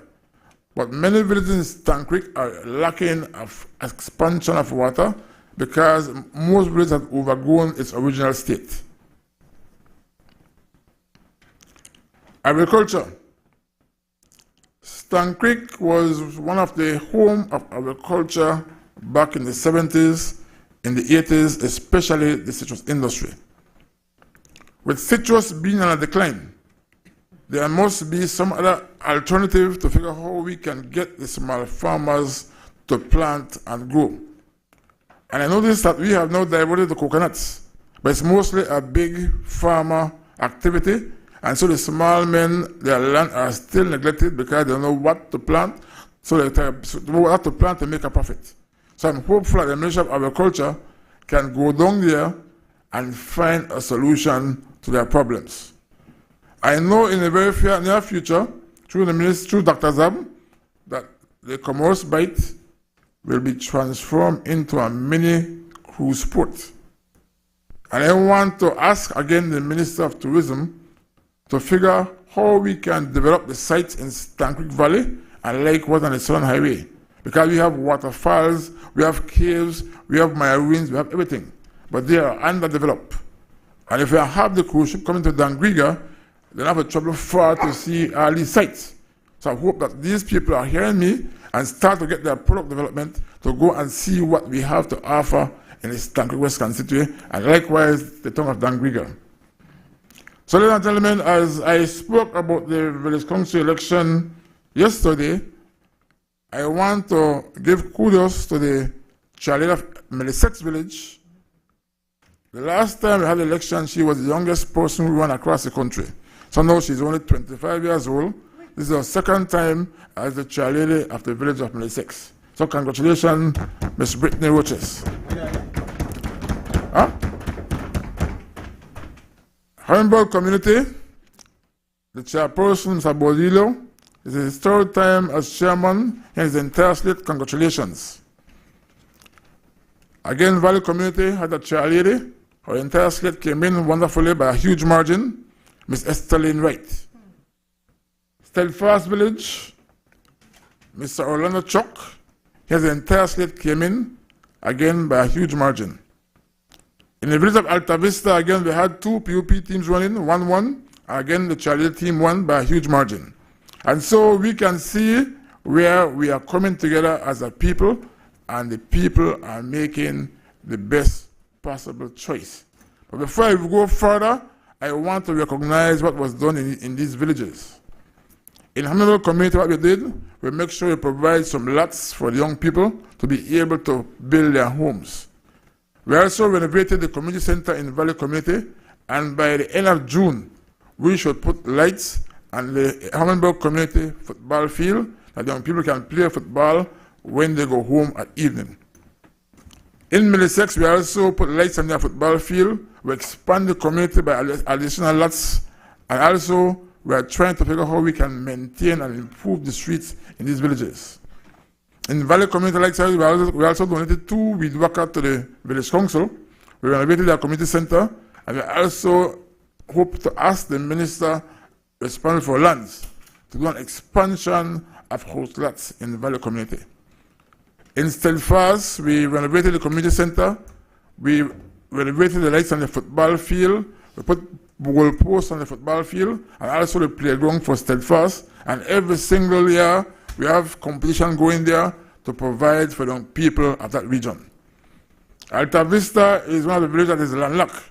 So as the minister responsible, I will have to find a solution to find additional housing lots for the village of Alta Vista. But beside that, we also renovated our community center. If I go to Pomona, also at Chairlady Ms. Melilla Ingram, you all did extremely well, but it's the biggest community in the Stan Creek Valley. That's the home of where I live. And a couple of years ago, the community center was in total disarray. And I took up the initiative and said, you know what, I need to renovate this community center. So today, the community center is almost looking spanking new. I want to again thank the Minister of Natural Resources to go to Stan Creek last week and do a land clinic. And we use the Pomona Community Center. Molenjuva, they have an independent slate that won, but it's a small community of maybe 30, 35 voters, but at the same time, they must be acknowledged, and work must be done in their community. We were able to renovate their water system, renovate their community center, and we are trying to do land expansion in the village of Mullins River. As I go to Silgrass village, you might say I take too long because I have to mention all my villages because they might say, but you never call my village when I'm talking in the house. So Silgrass, I've worked tirelessly with the chairman. We expanded the community for maybe another 400 lots, but at the same time now the demand and the cry is for electricity and water expansion in the village of Silgrass. I will do my utmost best to make sure these come to your community. As we go to Hopkins, a beautiful village on the coast, it has grown tremendously. It's the second largest tourist destination in the Stankic West constituency. And the people are very appreciative of what we work and do together. I want to thank the Minister of Infrastructure and likewise the Ministry of Tourism to pave at least 2 miles of road in the Hopkins village. I'm hopeful that within another year or two, we can pave the back road, because right now all the big heavy equipments are going through the main road. It's very dangerous for our young people. So I want to appeal to the Ministry of Infrastructure to take into consideration how quick we can pave the Hopkins back road for the people of Hopkins. Also, as a growing tourist destination, Minister of Health, while we might do some renovation to the present health center, it is not adequate because it's very small and inconvenient. So I guess we have to look to figure out how we can find funds to build a better health facilities for the village of Hopkins. As I go to City River, a small village on the river, it is beautiful, it's always clean, they always have the best report for their water boards. Every time they make their request, a report to the ministry, the ministry appreciate what they do. It's one of the richest water boards, I believe, in the country of Belize, even though they're one of the smallest community, because they properly manage their water boards. I have some outstanding lots there for the last 10 years that need to be completed.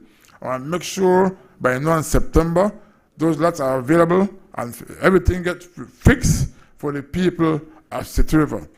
Again, there's a concern to pave the back road from Hopkins all the way to the highway through City River. I know that's a very tedious task, but if we can work together as a team, we can find resources elsewhere than government of Belize, because we can look for resources from other agencies. As we travel to Maya Center, a very small Maya community, but they are very proud. They make sure that their village is always clean. So we're able to also renovate their football field. We make sure they pick up the garbage from there every 2 weeks because they want to make sure that their village is also clean. They are at the mouth of the Coxcomb Basin. So that's where a lot of tourists go likewise. In terms of Santa Cruz, it is the biggest, fastest growing village in the country of Belize. It was established around the year 2000. And 25 years after, Santa Cruz is one of the biggest villages in the country of Belize. Why? Because it's at the mouth of the Placencia Junction. Right. So those who don't want to live on the peninsula, they come and live in Santa Cruz. So again, I want to thank the Minister of Natural Resources to provide almost 2,000 house lots for the Santa Cruz area. So people in that area have no problems. Land is available there for them. You only come in a small cars to make sure you contribute towards the cars. But it lacks basic infrastructure. There is no health center. There is no football field or whatever proper football field. And the school, I think at the time, Minister of Education was telling me that there is a proposal to build additional classrooms to Santa Cruz Government School. So Minister, who was in the pipeline because the school is already overcrowded, now we have a new Minister of Education. But with that said, Minister, I want to thank you very much for always being there for me. Sometimes when you send my list, you say, well, we are going to list. But thank you all the time for coming through and approve. So I hope the new minister do likewise, because there are much demands in education in the Stankic West constituency. But as Minister of Education just told me, and I want the people of Independence to hear this, that education will be free come September for Independence High School. So the only school in Stan Creek that will still not be free, and I hope by next year, will be a communal high school. But we have the Lille Academy now free, Georgetown Technical High School, and Andrew High School. So we really appreciate that, and the people of Stan Creek West will have a relief, because many times they can't afford to send their children to school. So as I go now to the village of Santa Rosa and Salamanca, I said earlier that we were able to give them 24-hour water system. And their football fields also got renovated. They have footlights on their football field. And many more things that was done in those two small communities. As we go to the village of Georgetown, the chairman is very progressive. He was he was a senior member of the police department. Not sergeant, when he left, he was a senior member. And he makes sure that things get done at Georgetown village. And so right now, again, he just did some survey last 2 years, but now we have provided land for him to do additional expansion of the village of Georgetown. When you go to Georgetown village, you can see a complete facelift. And I can tell you, yesterday, he was endorsed for the next village council of Georgetown. Mayamopan village. Small community, but there's a good relationship with them and myself, and we did enough land expansion for houses, house lots, and likewise expansion for farmlands. So we maintain that relationship I provide for the people. I want to tell them that within this next year, in my time, I want to put lights on the next football field in the village of Mayamopan. Red Bank, it's the biggest Maya community in my constituency. And I do everything possible to make sure they get what they deserve. As I said earlier, the minister promised them that they are going to give them a visitor center because they are the home of the Aramaka in the entire country of Belize. So many tourists travel to Red Bank every day when it's Makara Parrot season to see how they perform. I also want to thank FICE International to improve the Red Bank Health Post. It has not been expanded, and I want to appeal to the Minister of Health if a doctor and nurse can go there at least once a week to attend to their causes, because it's already there, the building is sitting down, and no doctors and nurses go there so often. In terms of San Juan Copen, we have improved the football field, both in San Juan and Copen. We have done many things. Right now, we are also issuing lots in San Juan and Copen, so at least 20 people in San Juan and Copen are benefiting from the lot project. So they are happy what we are doing together as a team. Independence is the biggest community in my constituency. It's almost the size of Punta Gorda town. You have many government buildings, so it's time for them to start to agitate to become the town of independence. But we have concentrated there. We issue over 1,000 house lots.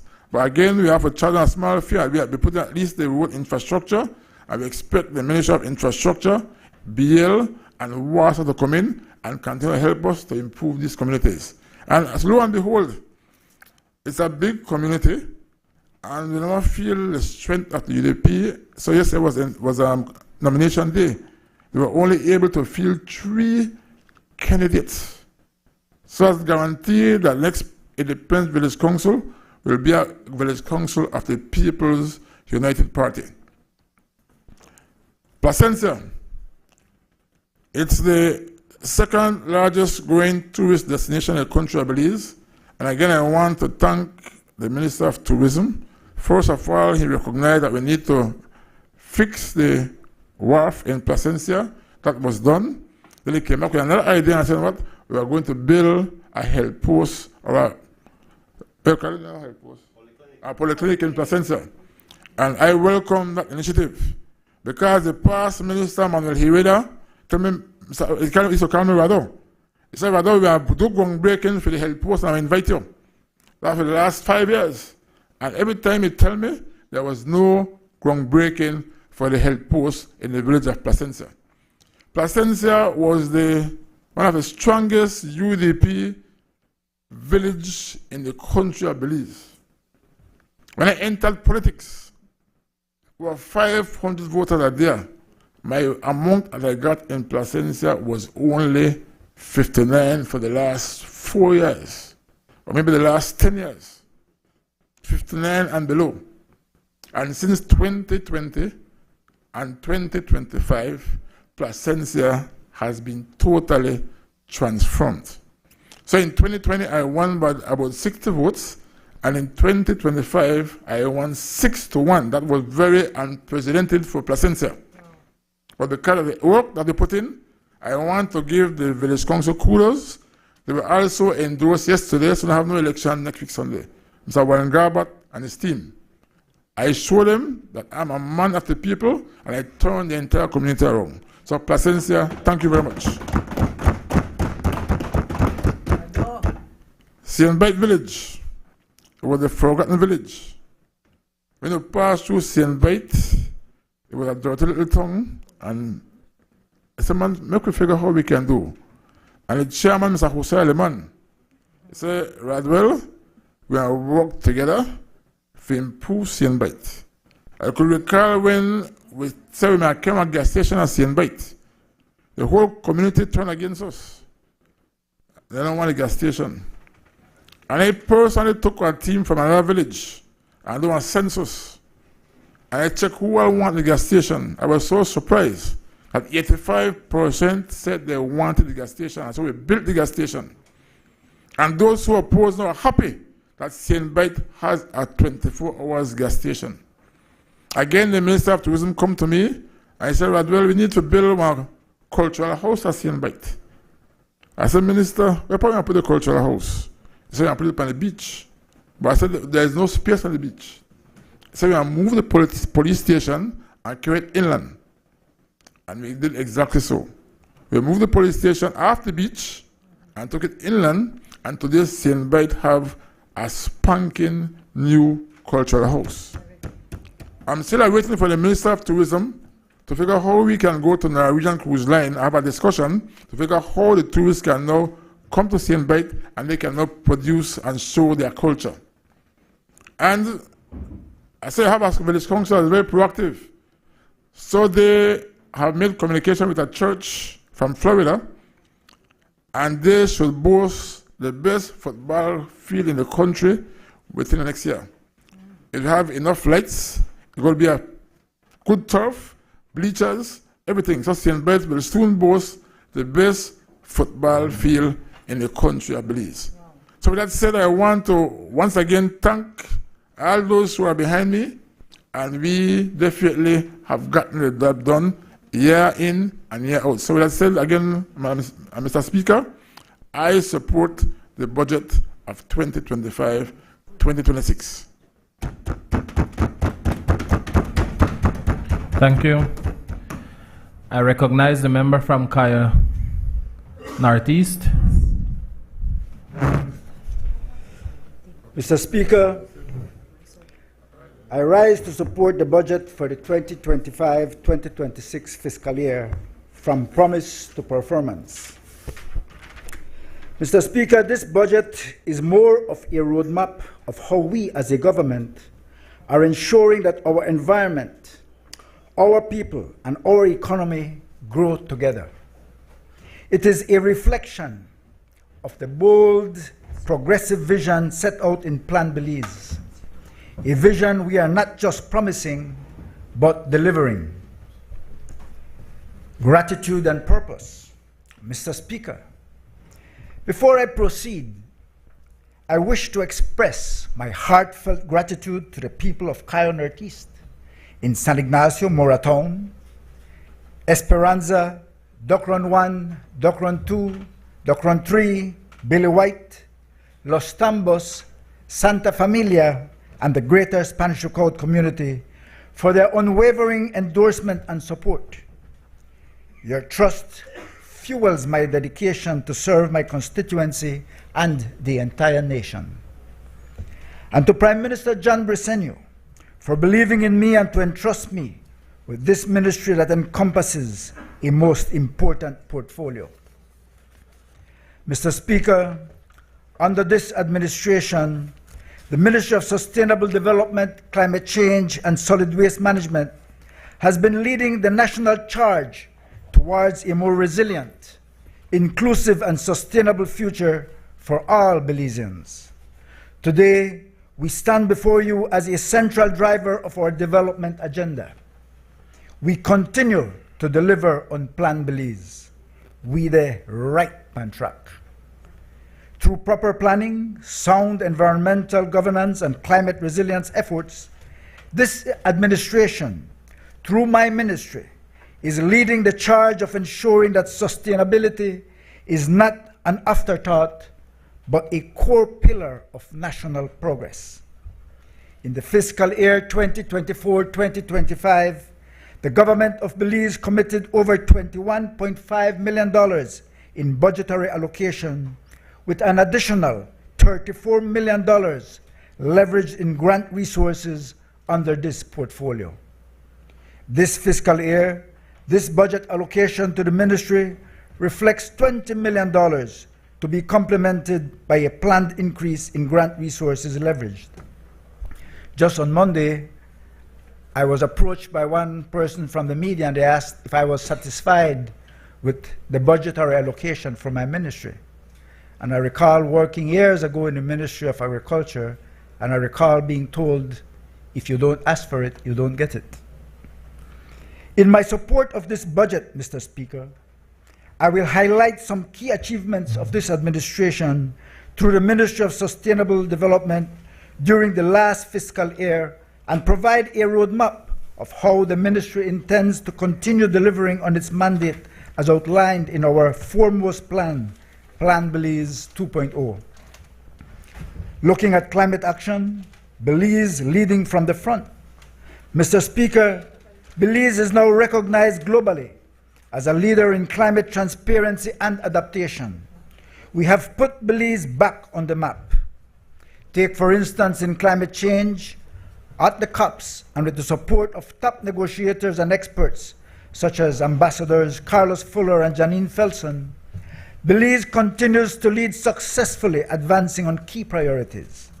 We've led on championing more climate finance for developing countries, particularly SIDS, leading to the establishment of the Loss and Damage Fund. We've led on Article 6 of the Paris Agreement, as well as championed the need for technology transfers and capacity building. Through our National Climate Change Office, we became one of the first countries to meet the Paris Agreement's Enhanced Transparency Framework, submitting both our Biennial Transparency Report, the BTR, and Greenhouse Gas Inventory. The Transparency Report outlines Belize's advances in renewable energy, sustainable forest management, coastal ecosystem protection, climate resilient agriculture, and water management. It also documents Belize's whole-of-society approach to climate action, integrating diverse perspectives and expertise. Mr. Speaker, in meeting our commitment to the Paris Agreement, we have also been working diligently to update our nationally determined contributions, or NDCs. We are pleased to announce that the Ministry intends to seek endorsement of the NDC 3.0, which will present greater ambition, outlining the priorities of 5 key sectors of agriculture, forestry and land use change, energy, transport, tourism and human settlements, and infrastructure in building climate resiliency in Belize. The NDCs also outline a pipeline of projects and initiatives of US $1.55 billion requiring financing over the next 10 years. These reports provide the backdrop for engaging global partners in mobilizing needed financing to continue to drive a low-emission development pathway for Belize. Mr. Speaker, we didn't stop or pause there. We trained over 80 public sector and civil society professionals, 40% of whom were women, in upgrading our emissions tracking system and empowered communities to shape our national adaptation plan. These actions are transforming how Belize plans, responds, and builds resilience to climate change across every sector.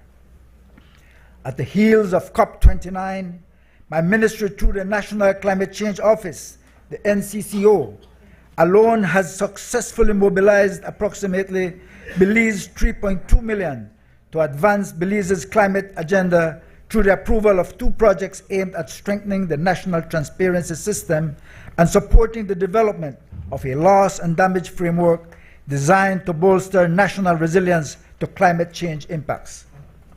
This is especially significant since Belize has taken occupancy of its seats on the Santiago Network for Loss and Damage Advisory Board on the Loss and Damage Fund Board for 2025. Belize is on the map. Belize obtained an additional $3 million for adaptation from the Special Climate Change Fund, the Adaptation SCCFA.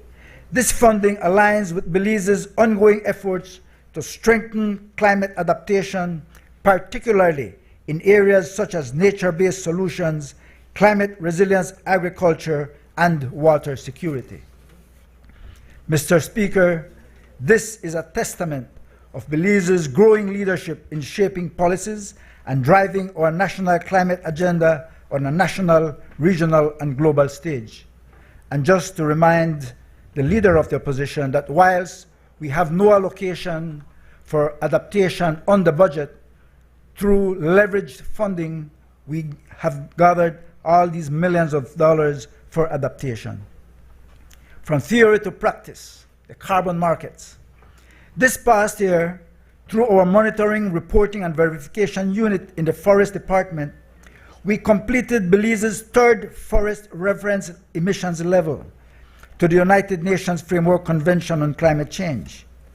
This report provides the benchmarks used to measure Belize's progress in reducing emissions from deforestation and forest degradation, REDD+, and enhancing forest carbon stocks and supporting the enabling environment for the implementation of the Climate Change and Carbon Markets Initiative Bill, which we plan to finalize and establish this upcoming fiscal year. So how can we benefit? Mr. Speaker, this Carbon Markets Initiative Bill is a critical legislative framework that will provide the foundation for the development of carbon markets for Belize.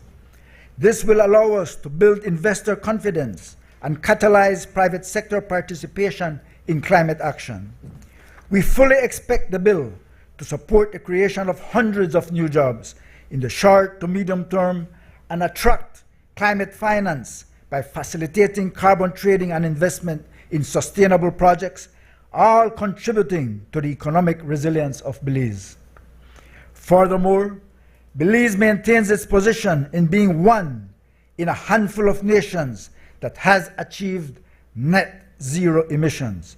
That means absorbing more carbon than we emit, a status the nation should be proud to boast of.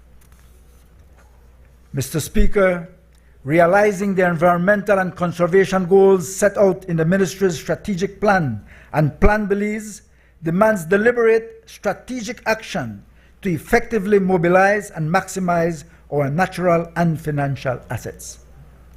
The Protected Areas Conservation Trust, the national leader in conservation finance, successfully launched Phase 2 of its conservation investment strategy. Over Belize 12.7 million are being invested in the Belize National Protected Areas system over the next 3 years.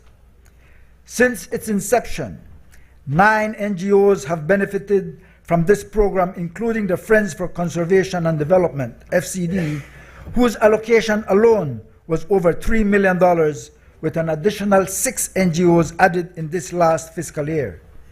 This financing stream introduces, for the first time, a government strategic allocation of $2 million, enabling a homegrown mechanism to enhance enforcement, communication, and public awareness priorities of the government of Belize to improve the national system of protected areas. In March 2025, PACT signed a sub-agreement with the Caribbean Biodiversity Fund valued at US $500,000, which will support the strengthening of gender mainstreaming in conservation in Belize. Looking at climate finance, bringing home the money.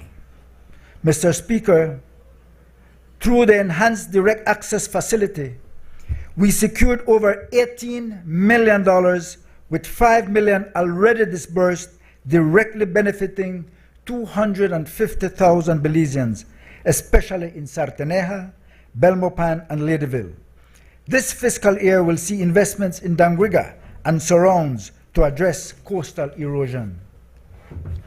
We are finalizing another $2.8 million from our partners in Taiwan to strengthen our watershed and build capacities to access carbon markets, and pursuing a $20 million grant from the Green Climate Fund.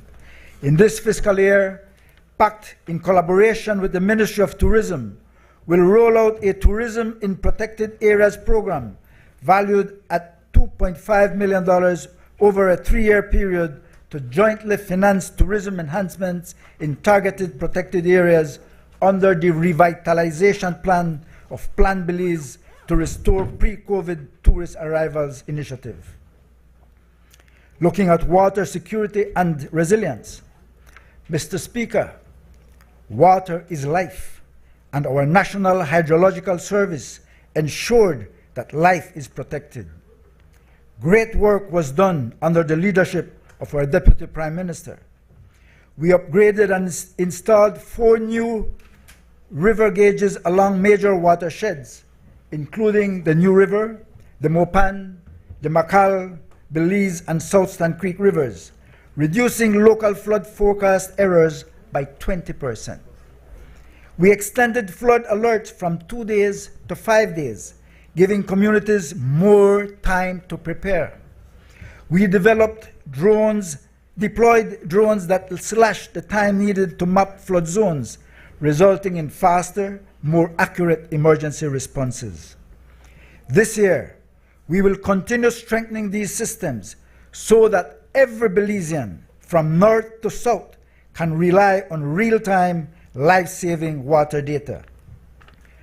Additionally, Mr. Speaker, we will look holistically at water governance and look at potential for water capture and harvest technology, especially in the dry corridors of the country, basically in the Orange Walk and Corozal districts.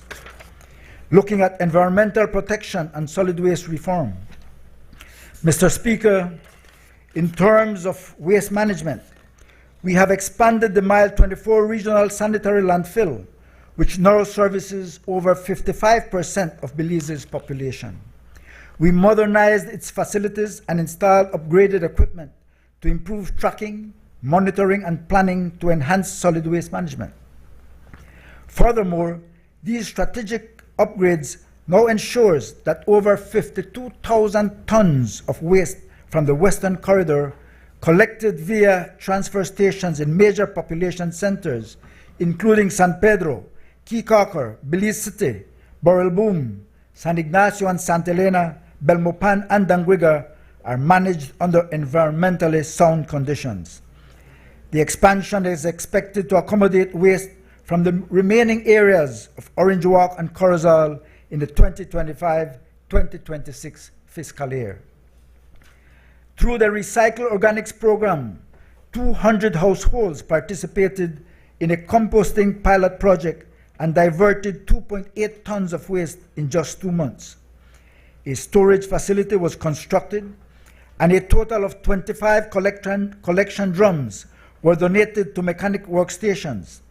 This is a proactive measure under our waste oil recovery program to reduce the risk of oil spills and contamination of soils to safeguard ecosystems and public health.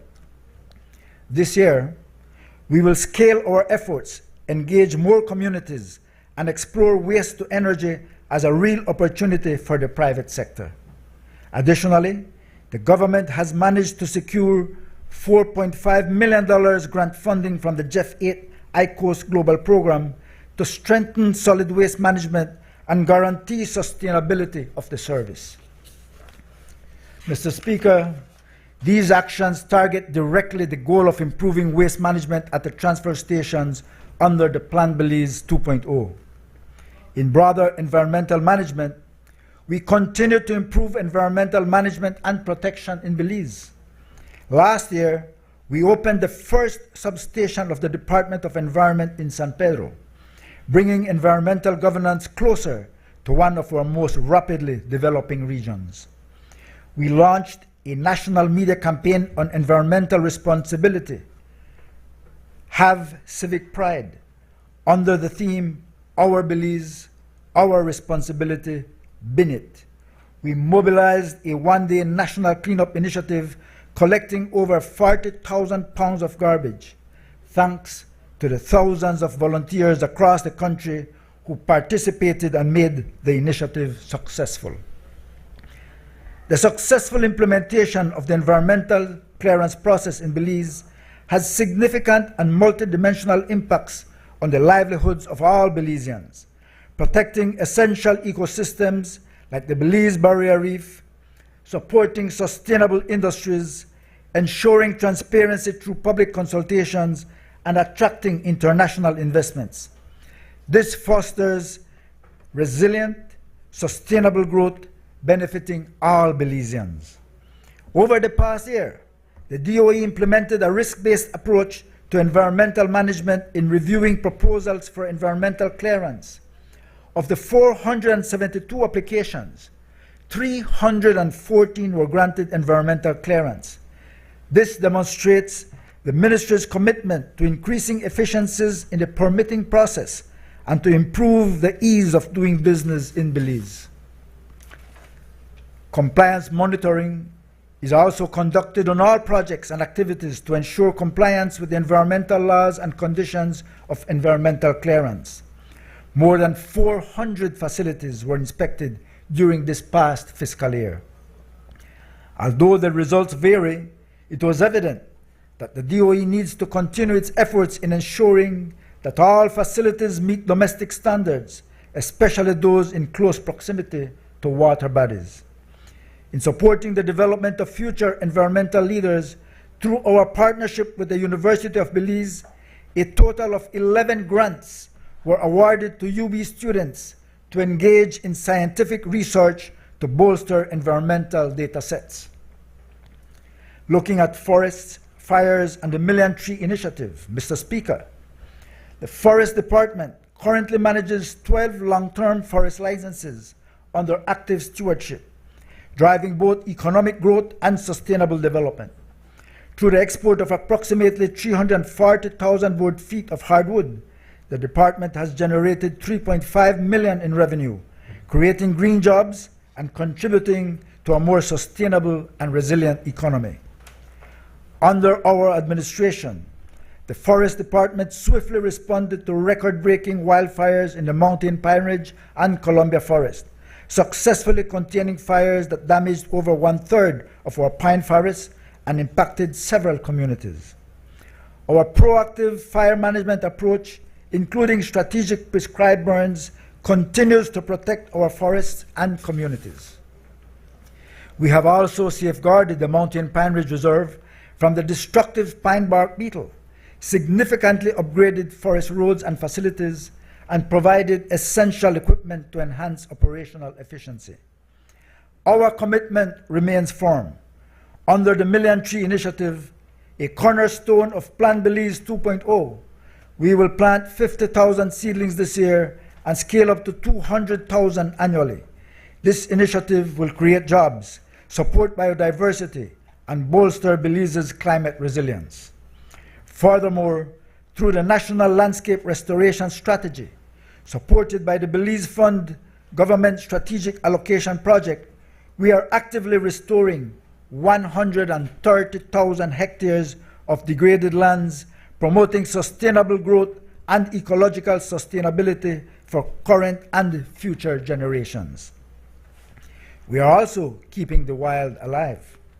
Mr. Speaker, under the Enhancing Jaguar Corridors and Strongholds through Improved Management and Threat Reduction Project, in collaboration with our NGO partners, like the Corozal Sustainable Future Initiative and the Yache Conservation Trust, we successfully tagged and are tracking the movement of 4 jaguars across the Belizean forest landscape. Our capture and release program facilitated the relocation of 5 problem crocodiles just this year, reducing the incidences of human-wildlife conflicts. As my ministry moves to finalize the Wildlife Protection Act this year, Let Them Fly Free national campaign, we will be launching to reduce illegal poaching activities, and so our sustainable development and SDGs come next, Mr. Speaker.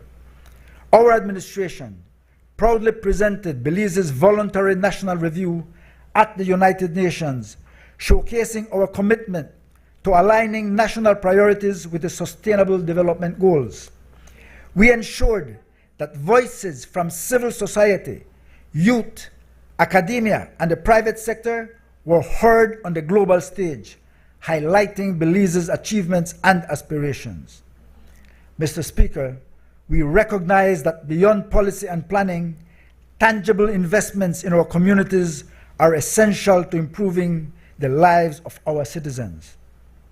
And that is why, through our partnership with the International Organization for Migration and with financing from the European Union, we have delivered real, on-the-ground results. We constructed a polyclinic in Docron 1, built hurricane shelters in Santa Familia, Docron 1 and Docron 3, expanded and upgraded water systems, drains and culverts, and renovated and retrofitted schools in Los Tambos, Esperanza, and Billy White to also serve as hurricane shelters. Additionally, we equipped villages with a fire bowser and firefighting equipment. Altogether, these initiatives represent nearly $7 million Belize in community investments, directly enhancing resilience, safety, and quality of life across our rural communities, directly benefiting more than 5,000 residents. Thanks to the Republic of China Taiwan's support, we launched the Flood Warning Capacity Improvement Project, equipping leaders across 10 communities as certified first responders along the Makal and Belize rivers, enhancing our emergency response capabilities during extreme weather events. This is Plan Belize 2.0 in action, delivering tangible results and building resilience for all Belizeans. Now, looking at biodiversity, our natural wealth, our natural asset. Mr. Speaker, our National Biodiversity Office supported 18 co-management partners and 24 protected areas, mobilizing over $3.3 million in external funding. We advanced legislation, built national conservation frameworks, and initiated financial planning for biodiversity governance. Belize is protecting nature. We are showing how nature can pay for itself and uplift our people. That's right. This year, we will roll out site-specific business plans, formalize co-management systems, and pass legislation to strengthen the National Biodiversity Office as a cornerstone of environmental governance. In the upcoming fiscal year, we will continue to work with the Corozal Sustainable Future Initiative to explore the expansion of the Northeast Biological Corridor, connecting the northern protected areas with central Belize. Looking at the Escazú Agreement for public participation in action, Mr. Speaker, to ensure that all we do at the ministry is done in a transparent and participatory manner, we signed and ratified the Escazú Agreement. This agreement signals that government guarantees access to environmental information, public participation in environmental decision-making, and access to justice in environmental matters. In rolling out this agreement, we completed our national implementation roadmap, engaged over 100 stakeholders, and will now continue to strengthen our processes that foster access to environmental information and public participation. The work continues. Mr. Speaker, this year, Our ministry will drive transformative actions to secure Belize's sustainable future. We will strengthen solid waste management in the north with the opening of the Orange Walk Transfer Station, launch a nationwide ban on single-use plastics, explore innovative waste-to-energy solutions at Mile 24 Regional Landfill, and recycling of organic programs.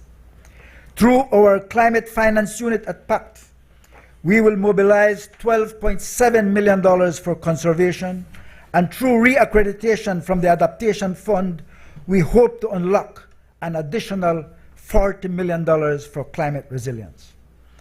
Through the rollout of the National Protected Areas Business Planning Framework, NBio will support co-management partners in the development of site-specific business plans, enabling diversification of financing mechanisms and improving long-term operational viability. This will reduce dependency on public financing and foster economic resilience within conservation efforts.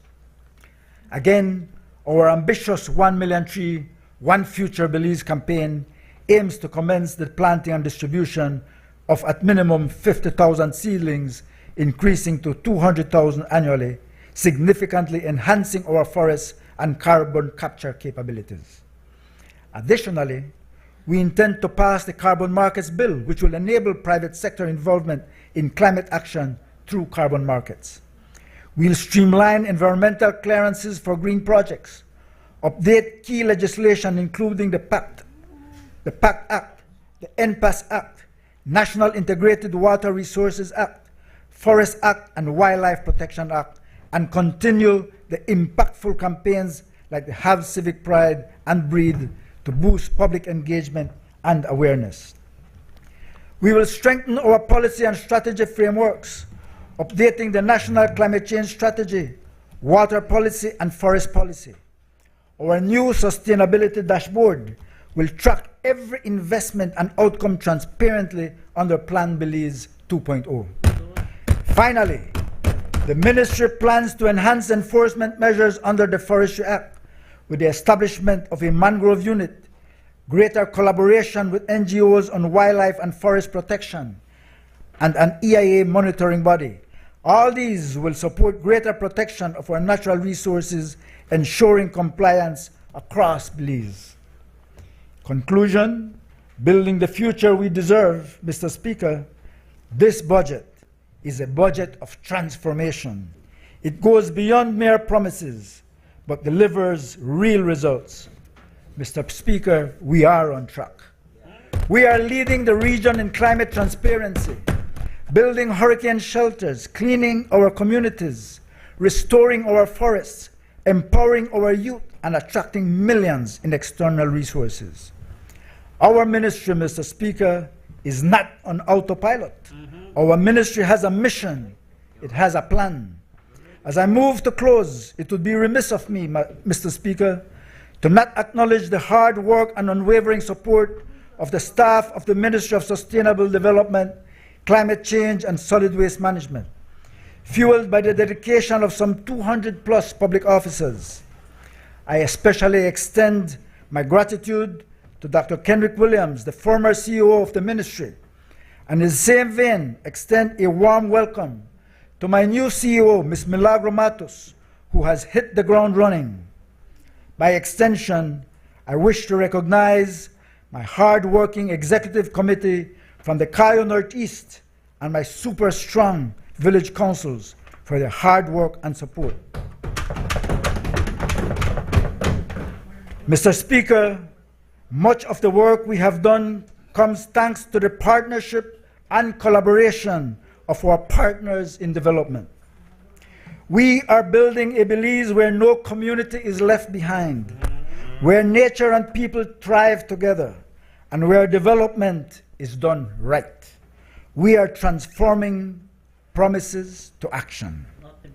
And, Mr. Speaker, I also take this opportunity to thank the Honorable Prime Minister for his support in getting the road from Spanish Lookout through the Crown 1, Billy White, Santa Familia, and onto Billy Tree paved. The earthworks have commenced, and in less than 18 months, This road improvement should be completed, serving several communities and thousands of commuters and other business users. I also wish to thank the Honorable Julius Espet for living up to his promise and commitment for relocating portions of the structure of the Hallover Bridge for the construction of a bridge across the Belize River from Santa Elena to Santa Familia. The work has commenced, and when completed, it will facilitate access to several communities and at the same time cutting 7 miles between our municipality and areas beyond Santa Familia Village. Also, Mr. Speaker, to thank the Honorable Anthony Mahler and the BTB for their support in the construction of the first phase of the first ever boardwalk along the Bacal River and the construction of the first of 2 filtration systems of grey waters emanating from the market area and before entering the Bacal River. Mr. Speaker, also thanks to the Deputy Prime Minister. Through his lands department, we were able to distribute 229 lots in Los Tambos Village, and we have currently surveyed some 500 more in Billy White Village. And also last year, we were able to hold a vital stats clinic at the Anglican School compound in San Ignacio, where we were able to provide some type of service to at least some 300 persons in just 2 days. Truly, the citizens of this country have recognized that this is an administration that turns promise into performance. And more is yet to come. With this tape and track, vamos bien. Mr. Speaker, I support this budget. Thank you.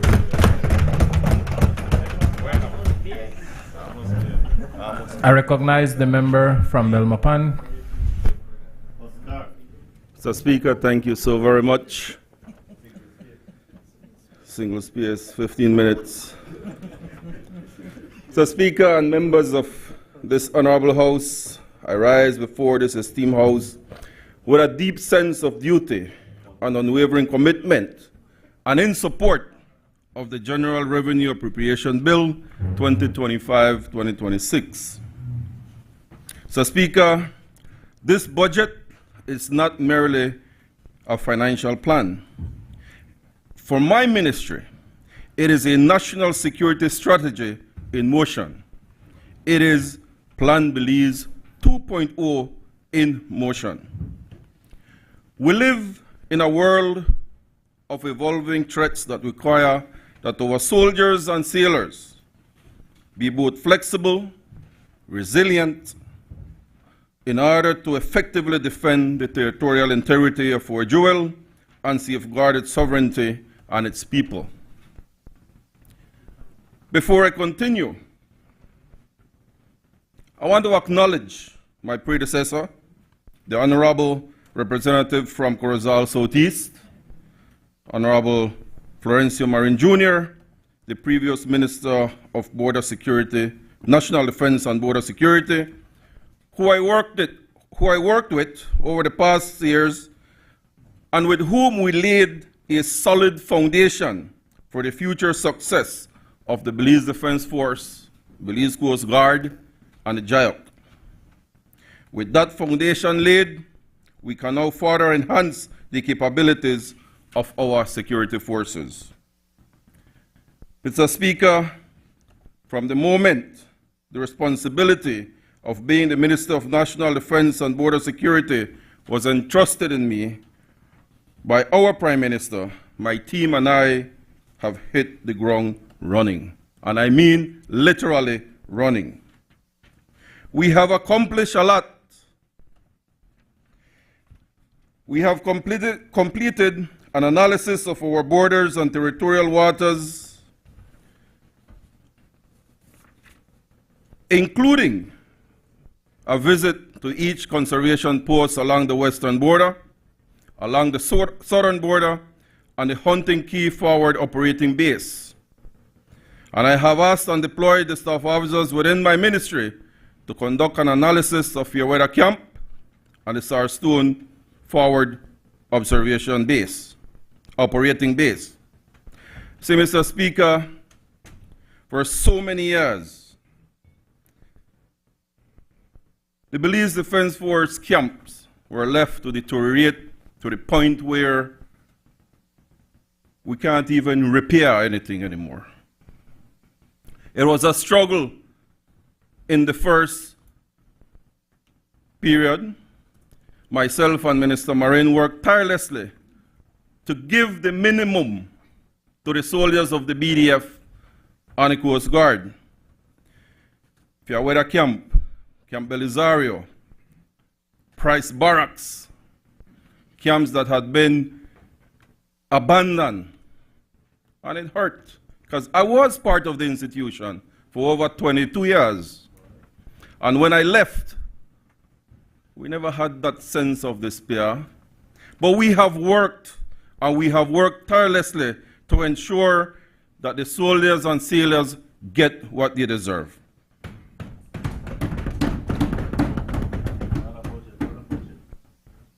A lot has been done.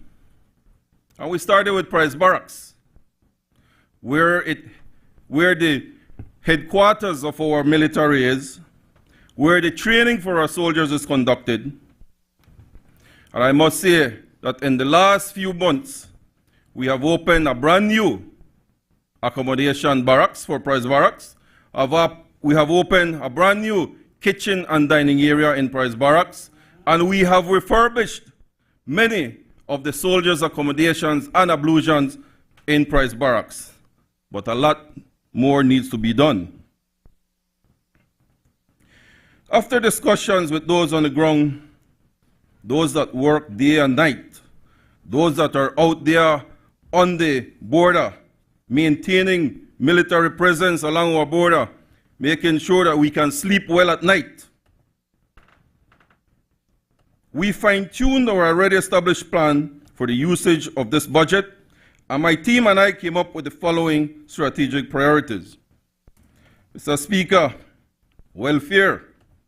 The success of the Ministry of National Defense and Border Security starts and ends with the soldiers and sailors. Taking care of them must always be our #1 priority. There's an old saying that goes, mission first, people always. And I am proud to say that with the support of our Prime Minister, the Ministry of National Defense and Border Security and Plan Belize 2.0 will always put soldiers and sailors first, while ensuring that the mission is being accomplished.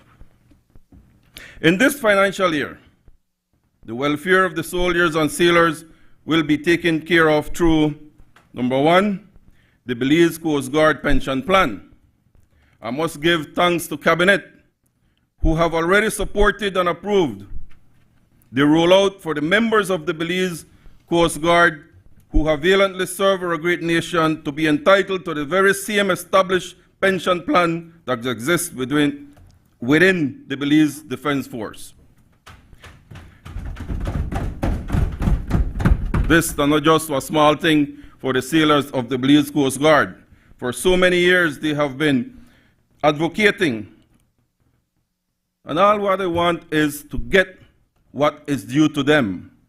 I would say that this pension plan is a small but monumental token of appreciation that did not exist before for those in the Coast Guard who have served our great nation. But this mighty plan, Belize 2.0, is fulfilling the mandate given by the people, recognizing the need for it, and now the members of the Belize Coast Guard and the BDF can enjoy the same pension package. Since 2019, and when we came in government in 2020, there has been the standing issue with the salary for members of the Belize Defense Force. For far too long, members and soldiers of the Belize Defense Force have been receiving their wrong salary. It has gotten to the point where we have approved, and thanks to Cabinet, we have approved jungle and maritime allowance and bush allowances to every member of the Belize Defense Force. However, we need to fix their salaries. This is not for 2019. No? Well, I am happy to report, Mr. Speaker, that these irregularities will be corrected, and they will be corrected by the end of July. In the end of July, we will receive their just salaries and the 2 allowances that have been approved, retroactive, so a nicely amount that each soldier will be receiving at the end of July. Thanks to the Prime Minister and Cabinet, those who in the past, since 2019, have received our payment won't be required to pay it back. Cabinet approve and say, you know what, it will be given to them as wali ex gratia payment. Right? They have worked hard, they deserve it, and they will be taken care of. These are the BDF, you know. This is Belize, this is Plan Belize 2.0. These are the master plan of everything that puts people first. Never, ever. In the Belize Coast Guard, for so many years, we had similar issues. Wrong pay, increments are delayed for so many years. We have now put together a number of staff that will be solely responsible to making sure that members of the Belize Coast Guard get their salaries adjusted and get their true salaries by the end of this year. In continuing with Plan Belize 2.0 and People First mantra, a comprehensive analysis and overhaul of the rations and all those services that are tendered for the Belize Defense Force and Coast Guard have been conducted. It is simple, Mr. Speaker. Plan Belize 2.0 and this government will work, and it will work hard, it will work relentlessly to ensure that our soldiers and sailors are receiving only the best. In infrastructure, as I toured and visited the various camps in the country, we have identified the need for significant infrastructural upgrades. And within this budget, Mr. Speaker, those upgrades will come. We will be upgrading the parade square at Price Barracks. We'll be upgrading the barrack rooms all across the BDF camps. We will build a females accommodation at the Belize Coast Guard base. We'll upgrade the sporting facilities that are being used in the different camps. We're going to pave the road going to Big Creek Coast Guard base, and we're going to build a new kitchen and a new health care center at Fiaweda camp.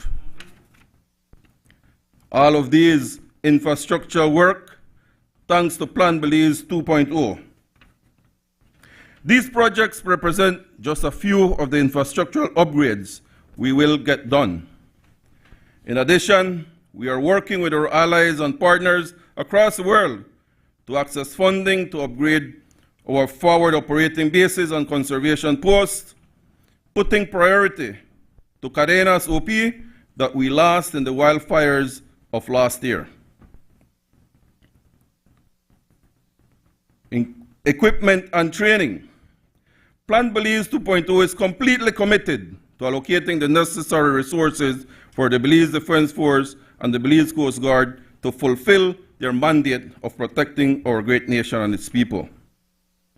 Several key equipment purchases will include weapons, ammunition, technological and force multiplying assets that are required to ensure that our soldiers and sailors, our men and women in uniform, have the equipment they need to accomplish their duties. Plan Belize 2.0 and this financial budget is also allocating the necessary resources to conduct an intake of 150 recruits for the BDF and an intake of 50 sailors for the Coast Guard. Early next year, another 150 soldiers for BDF and another 50 sailors for the Belize Coast Guard.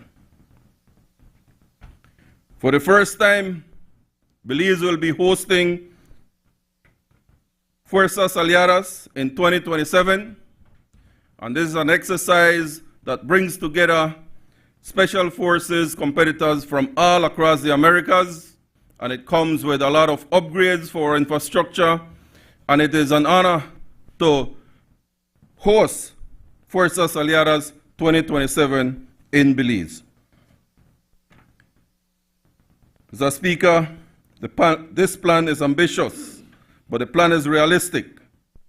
Plan Belize 2.0 has laid out the path and the framework, and it has allocated the necessary funds for the Ministry of National Defense and Border Security, BDF, the Coast Guard, and the JIOC to fulfill their mission while putting soldiers, sailors, and the people of Belize first. Mission first, people always. But I cannot stand here and support this budget without first acknowledging the great support that the people of Belmopan has given me. In the last elections, in the last national elections, the people of Belmopan gave me, for a second term, their approval, and it gave me that honor to represent them, to be elected as their voice, the voice for Belmopan, a city that continues to grow, to thrive, and to deliver real results. I must thank them from the bottom of my heart. As I moved around Belmopan and campaigned, we connected, we discussed, and we know that the way forward was through a People's United Party government and a People's United Party representative. I am truly humbled and honored to be that representative. This year's national budget, as outlined by the Honorable Prime Minister, sets a vision for continued recovery and development. My duty here is to speak on how this vision takes root in Belmopan, how promises have been converted into real, visible performance for our people. Mr. Speaker, few things are more symbolic of progress than bridges, structures that connect our communities and bring people closer. I am proud to say that in Belmopan, we not only build one bridge, we never build two, we build three. For over 13 years, residents of the G&W area of Belmopan suffered every time there was a flooding. Some of them are glad that they flooded because they're not going to work. And the children were, oh, no class tomorrow because the bridge flooded. Well, you know what? Thanks to the collaborative effort of Minister Julius Espat and MIDH, G&W now has a spanking new bridge. No more will those people from G&W have to stay home because of any flooding. And we never only build the bridge. The road is being paved all the way from the George Price Boulevard all the way down to the community that has just been opened a few weeks ago. 5 years. In 5 years. You imagine that? These are not headlines. These are hard infrastructure projects that change the lives of everybody every single day. 50 new houses were delivered to proud owners. 50. In addition to the others that were built in Belmopan over the last 4.5 years. And when you go and you visit and you sit with these families, and I can relate, with the Deputy Prime Minister when he said that his cement bungalow house changed his life. These people's lives have been changed. And in over 80% of the houses that have been built, it is no longer a one-bedroom house. It is a two-bedroom house and three-bedroom house. That is Plan Belize, ladies and gentlemen. And if you think that a cement house can change your life, well, let me tell you, I never grew up in a cement house. I grew up in a thatch house. And I never grew up in my own lot. My dad had to squat when he came to Belmont many years ago. And he built a thatch house. But the biggest thatch house in a Salvapan at that time. So I was proud, Deputy, that when they asked me what part you live, I live in a big thatch house. The big one.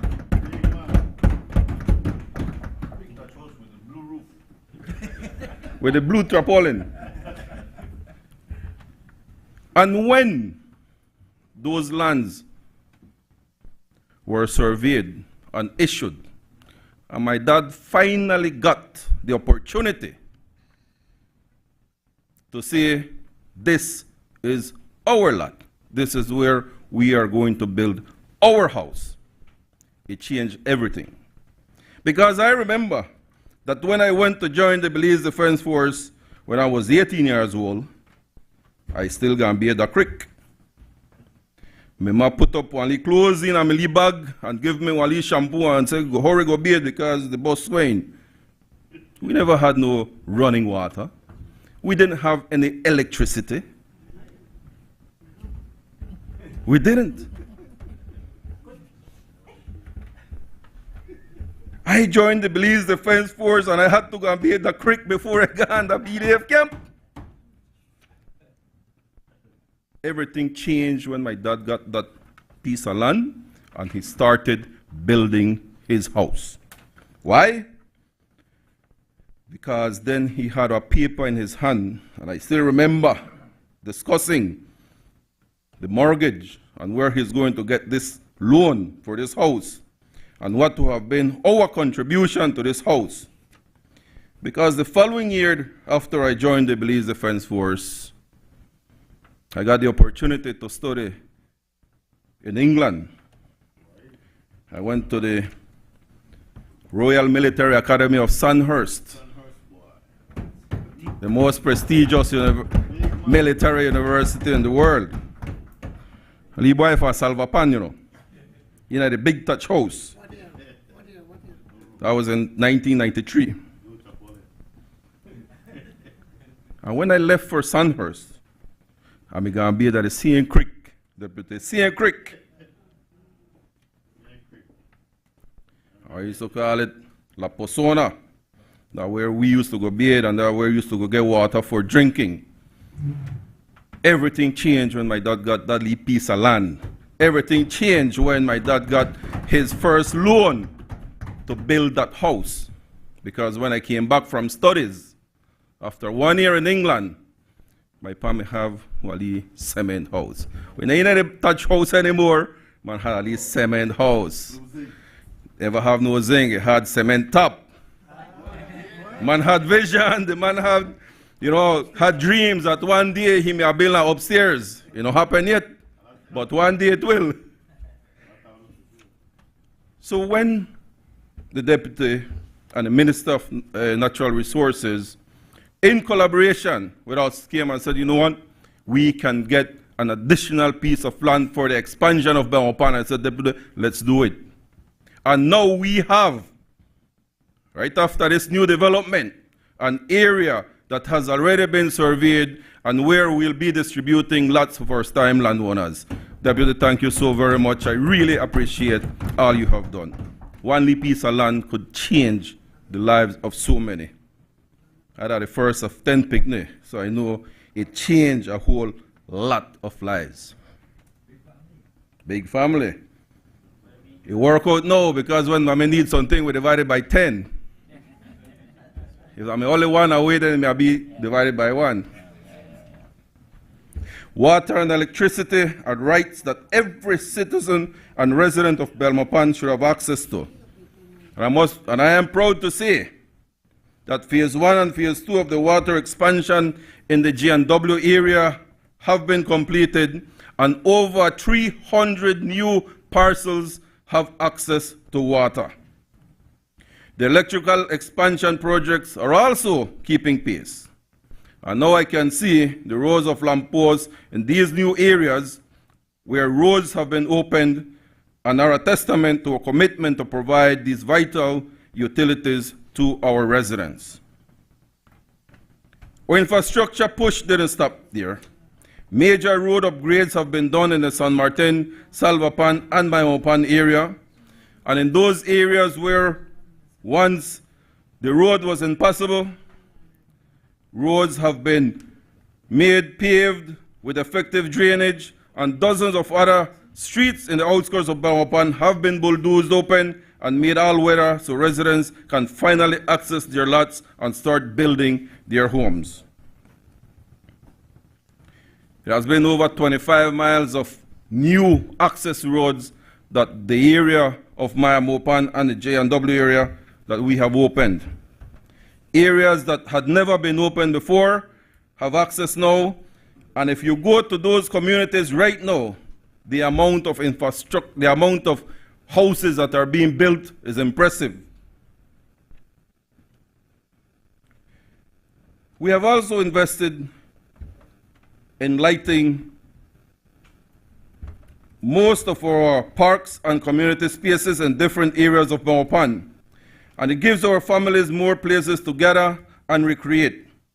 GG Field is being used every day. Devon Beaton Park has gotten benches and tables and pathways and light. And of course, I have to brag about the Sir George Brown Park, which has become a central gathering place for residents of Belmopan. And not only with the largest Christmas tree in the country last year, or with the changing themes throughout the year, but Belmopan has become the envy of many who come and take pictures and put up their family pictures, and it has become, that park has become a place where families can come and recreate. It has become our Belmopan Central Park, correct? For Valentine's, I can remember my team saying, we have to do something. We have to do something. And it became the Love Park. For Easter, it became the Easter Park, and the crosses stood tall. For Mother's Day activities, the team flashed bright and had the I Love Mommy things here. And for every occasion, the team has come together and made sure that the park is redecorated, and it has brought joy to many, many families. But these projects are not just abstract policies. They are the results of walking every street, listening to residents, and acting with purpose. I must thank the Prime Minister, and I must thank Ministry of Health, because for decades families in Belmopan have been waiting to be included in the National Insurance Program, Health Insurance Program. Well, this year it is going to happen.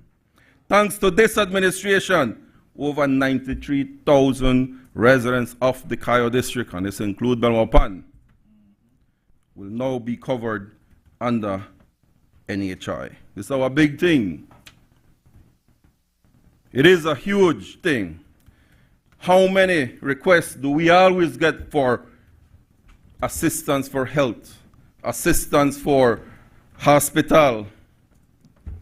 Every time I go to the office, I have a whole amount of requests. But we didn't just stop at this policy. We are now laying the groundwork for a brand new tertiary level hospital in Belmopan. This facility will serve as a cornerstone for healthcare delivery for both the central region and the southern region. Mr. Speaker, Belmopan is home to some of the country's most vibrant and promising young people. We are proud of institutions like Belmopan Comprehensive School, which is free education.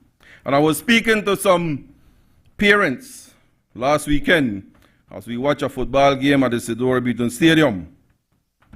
And they were telling me how they are so glad that their son got accepted to Belmopan Comprehensive School because you don't have to pay. Say, and not only I don't have to pay, say, but then they give me uniform and my son will get lunch. So many things that are happening with this budget. This is a real free education for every student who wants to study. All you need to go to school and study. I never had the opportunity when I was younger, and my parents worked really hard to ensure that the 10 of us got an opportunity for education. My dad did not go to school, my mom never finished high school, but if there was one thing that my parents instilled on us was education is going to break barriers and education is going to make you better than who I am. And I had my days at the farm planting corn and rice. And I said, you know what, I think I should go to school better because this is not the life I want. But thanks to the effort and the hard work of my parents, the 10 of us got the opportunity. And I have younger brothers who are engineers and entrepreneurs and who have done very well because of education.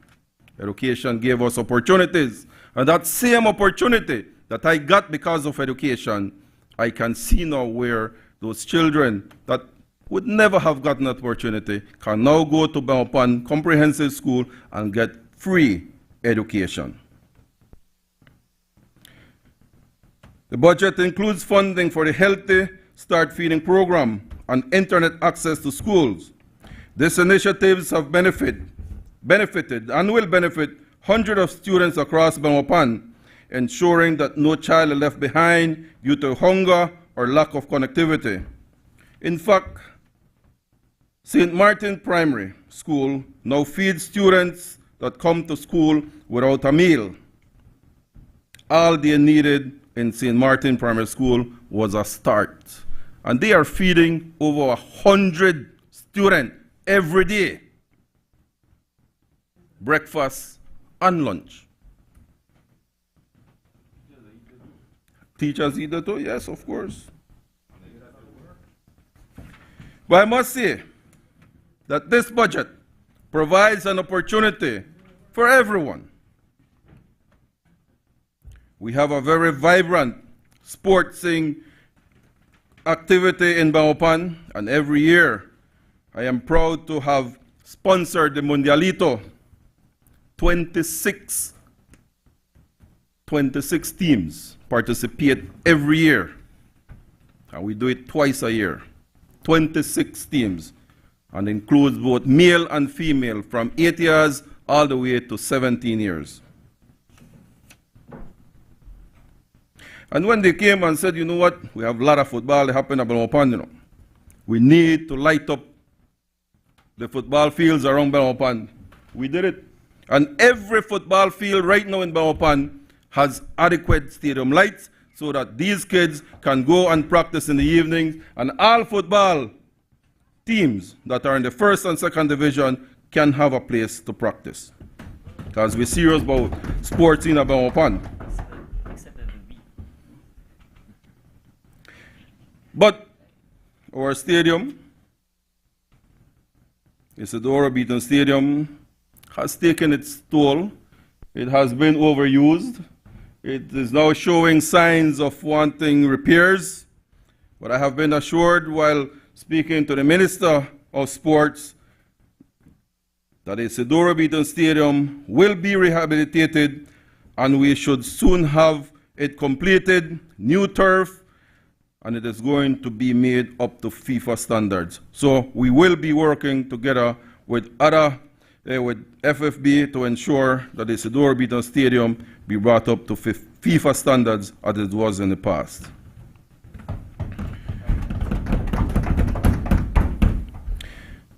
As I mentioned before, in partnership with the Ministry of Infrastructure and Housing, dozens of families in Belmopan finally receive affordable housing. $100 is affordable. I can tell you that there is one family, one older special needs lady who received the keys to a house, and she is promptly every Friday $25. She go pay $25 every Friday. It has changed her life. It has changed the lives of her children, and it has saved her from paying rent in Belmopan. Every Friday, pay at least $25, $100 a month. Thank you again, Deputy Prime Minister, for your commitment in ensuring that the expansion of Belmopan happens, that there are more lots available for those first-time landowners, and soon we'll have this other area where we are pushing roads and making sure that the infrastructure reaches it, and those persons who have applied will get access to their lots. Mr. Speaker, citizen security is a growing concern. And in this budget, there has been increased allocations for youth anti-violence, multi-sectoral programs, and Belmopan is to benefit from these programs targeting at-risk youths with counseling, mentorship, and skills training. There's already cameras being installed in various areas of Belmopan to identify and prosecute those that insist on breaking the law. The substation that we opened in the Belmopan area has made it more effective in policing the outskirts of Belmopan Central, and it is with a permanent detachment of about a dozen police, and it has been working well. People feel safer. It has made a difference in the lives of the San Martin, Salvapan, and Mayamopan area. Mr. Speaker, the Honorable Prime Minister spoke about economic recovery, fiscal discipline, and historic investments in people. I support his words, but in Belmopan, we match those words with results. We don't wait to campaign to fix roads. We don't wait for election season to hand out titles, and we don't wait for election season to make empty promises. We deliver in performance. To the people of Belmopan, I say, your voices matter. Your struggles are not ignored, and your dreams are guiding our every decision. We have come far.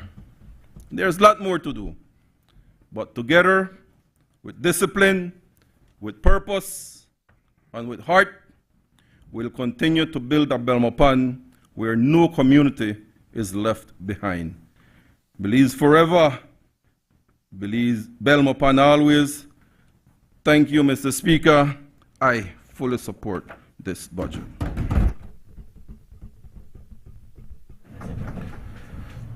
I recognize the member from Orange Walk North. Thank you, Mr. Speaker. Good evening, everyone, or good night. Good evening. Mr. Speaker, I rise to support this 2025-2026 budget. But first, I would like to ask your permission to thank the beautiful people of Orange Walk North for having delivered me back to this honorable house on March the 12th. Muchas gracias a todos ustedes, la bella gente de Orange Walk Norte, de Trial Farm, de Otrobenque, San José, San Pablo, San Juan, San Antonio, Santa Cruz, San Román, San Luis y Douglas, Muchas gracias a todos ustedes por haber depositado ese voto de confianza en nosotros, en mí, y también ayudar a hacernos gobierno, retornándonos aquí en la Casa de Representantes de Belice. Así que seguiremos trabajando para un Orange Rock Norte mejor, de prosperidad económica, desarrollo infraestructural y personal, de paz y felicidad. Gracias una vez más a todos ustedes. Mr. Speaker, with your permission, I'd like to refer to my notes. When the People's United Party took office in 2021, we were still in the COVID-19 pandemic period, and it had serious detrimental effects on students, teachers, and the whole education system. Our students, especially, fell behind in many ways. According to the Inter-American Development Bank, the IDB, the average mathematics score among fifth graders or Standard 3 students dropped by 36% between 2018-2019 and 2021-2022 school years. Among the Standard 6 students, the average mathematics score fell by 41%. The average test score in English decreased by 26% among Standard 3 students and by 15% among Standard 6 students. Also, in the same school years, class or grade repetition increased from 6.2% to 10.4% among Standard 6 students. In this same period, the dropout rate increased from 4.9% to 6.1% among Standard 3 students. These are figures from the IDB. Mr. Speaker, these are some of the challenges that the Ministry of Education, Science and Technology under this Briceño administration faced from the start of our first term in government. So from early in our term, Mr. Speaker, this government took the necessary initiatives to restore and to transform our education system in innovative and creative ways that serve our students and teachers better, and that usher in the increased use of technology in our schools to prepare our students for the rapidly advancing environment in the educational, business, and career world. These initiatives have given good fruit, Mr. Speaker, as they have reversed the trend in the dropout rate and the repetition rate. For example, there has been an increase in student retention and secondary school completion. For example, repetition rate has dropped from 7 to 4% in primary schools and from 9 to 4.9% in secondary schools. That's up to 2024. The dropout rate at secondary schools also, Mr. Speaker, has decreased from 9.6% to 3.5%. Those are great accomplishments over time, in such a short time. So today, Mr. Speaker, we can point out to these many advancements that the ministry has accomplished in this transformation and how farther forward we will continue to make education meaningful, substantive, relevant, and avant-garde. Mr. Speaker, technical and vocational education and training, that has become more crucial as Belize becomes more industrialized and as more investments are made in business projects that require workers with technical and vocational training and skills. We must strive to equip our Belizeans first before we resort to importing skilled labor. In 2021, the Statistical Institute of Belize reported that less than 2% of our labor force had completed TVET training.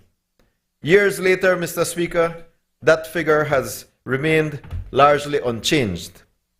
Therefore, Mr. Speaker, the development of the Belizean woman and man is imperative and indispensable because it is they who provide the labor, the capital, and the skills which underpin our economic growth and development. And it must be the Belizean woman and man who benefit from these developments. And so, the TVET sector is undergoing a significant policy transformation driven along by industry partnerships. And we are looking towards the establishment of the National Training Agency, the NTA, which will have the responsibility of coordinating, monitoring, evaluating the TVET programs to see that the program is on track. In line with these objectives, the 2025-2026 budget allocates the resources to operationalize the newly drafted National TVET policy and to establish and activate the National Training Agency. Funding is also allocated for the drafting of a comprehensive TVET Act. The mandate of TVET in Belize will be revitalized. Another major provision in this budget is to increase enrollment in the ITVETs by establishing a dedicated scholarship fund, and special emphasis will be made in attracting more female students to enroll in all the TVET programs across the country. To continue the preciously valuable investment in our young students, Mr. Speaker, the Ministry of Education, Science and Technology will continue to progress in the development of STEAM education. In 2023, this government pioneered into establishing the ITSAT, Science, Technology, Engineering, Arts and Mathematics, the STEAM Academy. This is the first STEAM public high school in Belize and in the region. The ITSAT STEAM Academy focuses on STEAM education while also adhering to and fostering competency-based learning as mandated by Belize's National Curriculum Framework. The 2024-25 budget provided resources to the ITSAT STEAM Academy for remuneration of teachers and staff and for the operational costs of the academy. And this 2025-2026 budget will continue to fund the ITSAT STEAM Academy to continue providing Belizeans with high-quality, optimal STEAM education at affordable rates. This, Mr. Speaker, evinces our government's continuous commitment to STEAM education for the development of our Belizean students. In 2023-2024, the ITSAT STEAM Academy began with an enrollment of 65 students in first form. In its second year, enrollment expanded to include second form and reached to a total of 131 students, a 100% increase. An additional 75 students are expected to enroll for the 2025-2026 academic year, bringing the total to approximately 200 students. Funds will be allocated also to establish the ITSA STEAM Academy as a national training hub for the upcoming maker laboratory spaces in selected secondary schools. These maker spaces will provide hands-on, creative ways to encourage students to design, to experiment, to build, and to invent. Preliminary designs for the construction of the 6 STEAM pavilions across the country are being reviewed. These STEAM pavilions will be equipped with a science lab and a maker space, along with a music recording studio. The Ministry of Education, Science and Technology will expand access to STEAM education nationwide by setting up these labs in secondary schools across the country. We will begin with 1 in each district. Training programs, in fact, programs for teachers in STEAM education that are facilitated by the ministry have been launched already, and 114 teachers have benefited from these training programs in STEAM. The ministry will continue to use STEAM training to maximize the development of our human capital. On the digital front, Mr. Speaker, the 2025-2026 budget will further enhance technology integration and innovation to enrich teaching, learning, and assessment. The 501 Academy website, Access 501, and the 501 Historian, a recently launched AI chatbot, are digital tools that reflect this commitment to transformation. I highly recommend everyone to visit these sites and explore what they have to offer.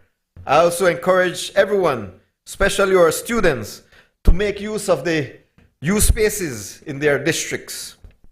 They are very exciting, innovative, and helpful. For example, the 501 Historian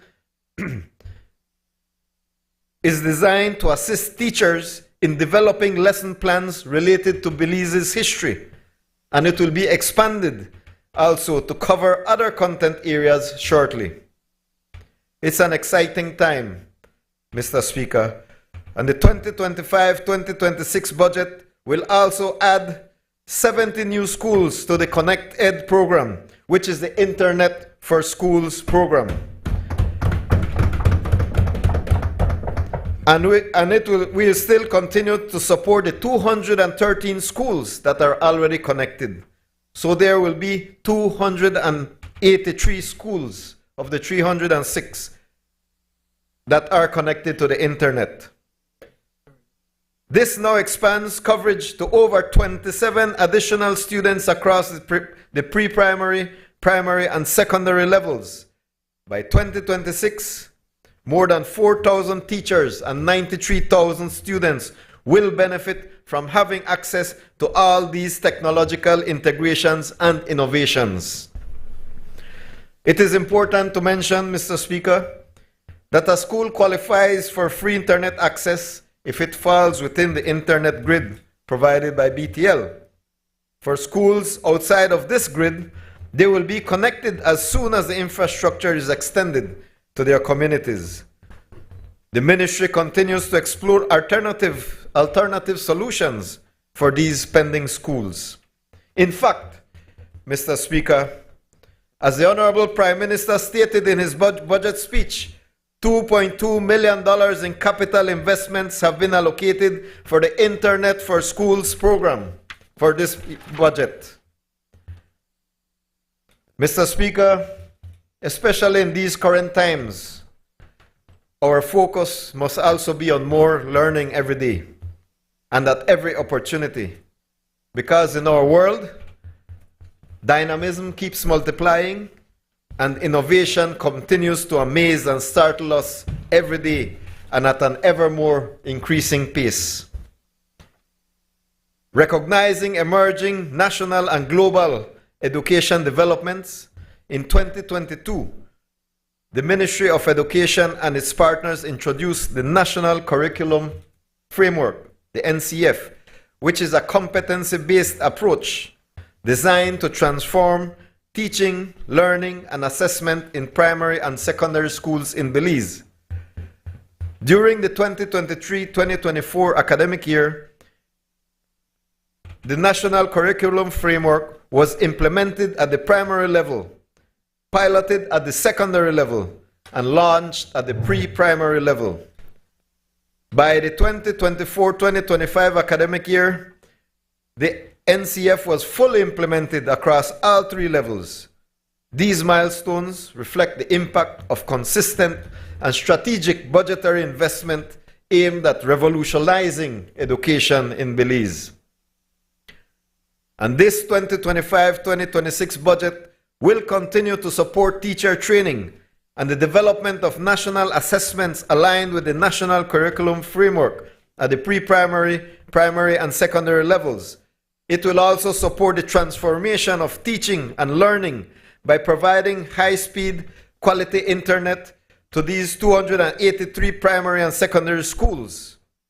Additionally, the ministry will allocate funds to integrate the Teacher Learning Institute with the Belize Education Management Information Systems, enabling teachers to easily access their continuous professional development history and other key information such as employment status, license information, qualification, etc. more efficiently.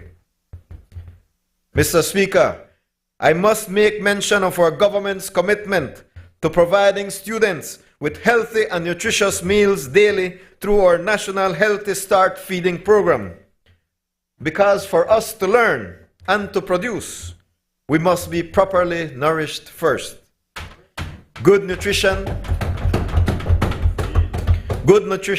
is a primary pillar of our own human existence, and our students must be as well nourished as possible to be able to learn and become productive citizens.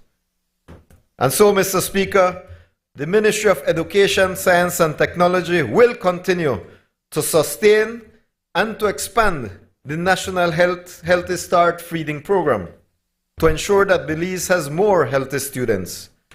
In this school year, 2024-2025, 56 primary schools with a total of 6,800 students are benefiting from this program.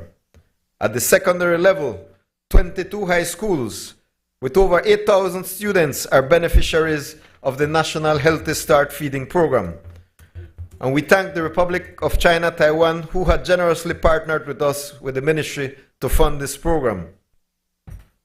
For the 2025-2026 budget period, the government of Belize will continue to sustain the feeding program. In effect, these student meals will cover almost 20,000 students and will account for an additional $12.5 million in this year's 2025-2026 budget. The ministry remains committed to this mandate. The ministry remains committed to its mandate under the Sustainable Development Goals number 2, to reduce hunger, and the SDG Sustainable Development Goal number 4, to ensure inclusive and equitable access to quality education for all children. And in addition to covering meal-related expenses, the ministry will also allocate funding to schools for upgrading kitchen equipment and carrying out infrastructure repairs. This program, Mr. Speaker, is fully implemented and managed at the school level with oversight by the Ministry of Education. These meals must meet the guidelines outlined in the school feeding program menus and protocols. In addition, the ministry has drafted the Belize School Food and Nutrition Policy, which aims to empower healthy behaviors and healthy choices in school children in primary and secondary levels from ages 5 to 16 years. By optimizing school environments, nutrition, education, and healthy activities, this food and nutrition policy seeks to strengthen children's development, including their education, nutrition, physical fitness, mental well-being, and lifelong healthy habits. Mr. Speaker, these achievements and aspirations aforementioned provide true testament to the trend-setting, continuous commitment of our government to the development of the Belizean man and woman through education, which is of high quality, relevant to our country's and world's needs, and innovative in putting Belize at the forefront in the development of our human capital. We believe in the Belizean people, Mr. Speaker. We believe in Belize. Therefore, we must continue to invest in our students and teachers to produce the best Belizean brains and minds that will continue to forge an advancing Belize for their generation and for those who come after. The decisions we make today will impact the lives we live tomorrow, and I am certain that one of the best investments made is in the education of our Belizean children and students. That is why, Mr. Speaker, education has been made universal and free at all government schools by this PUP government.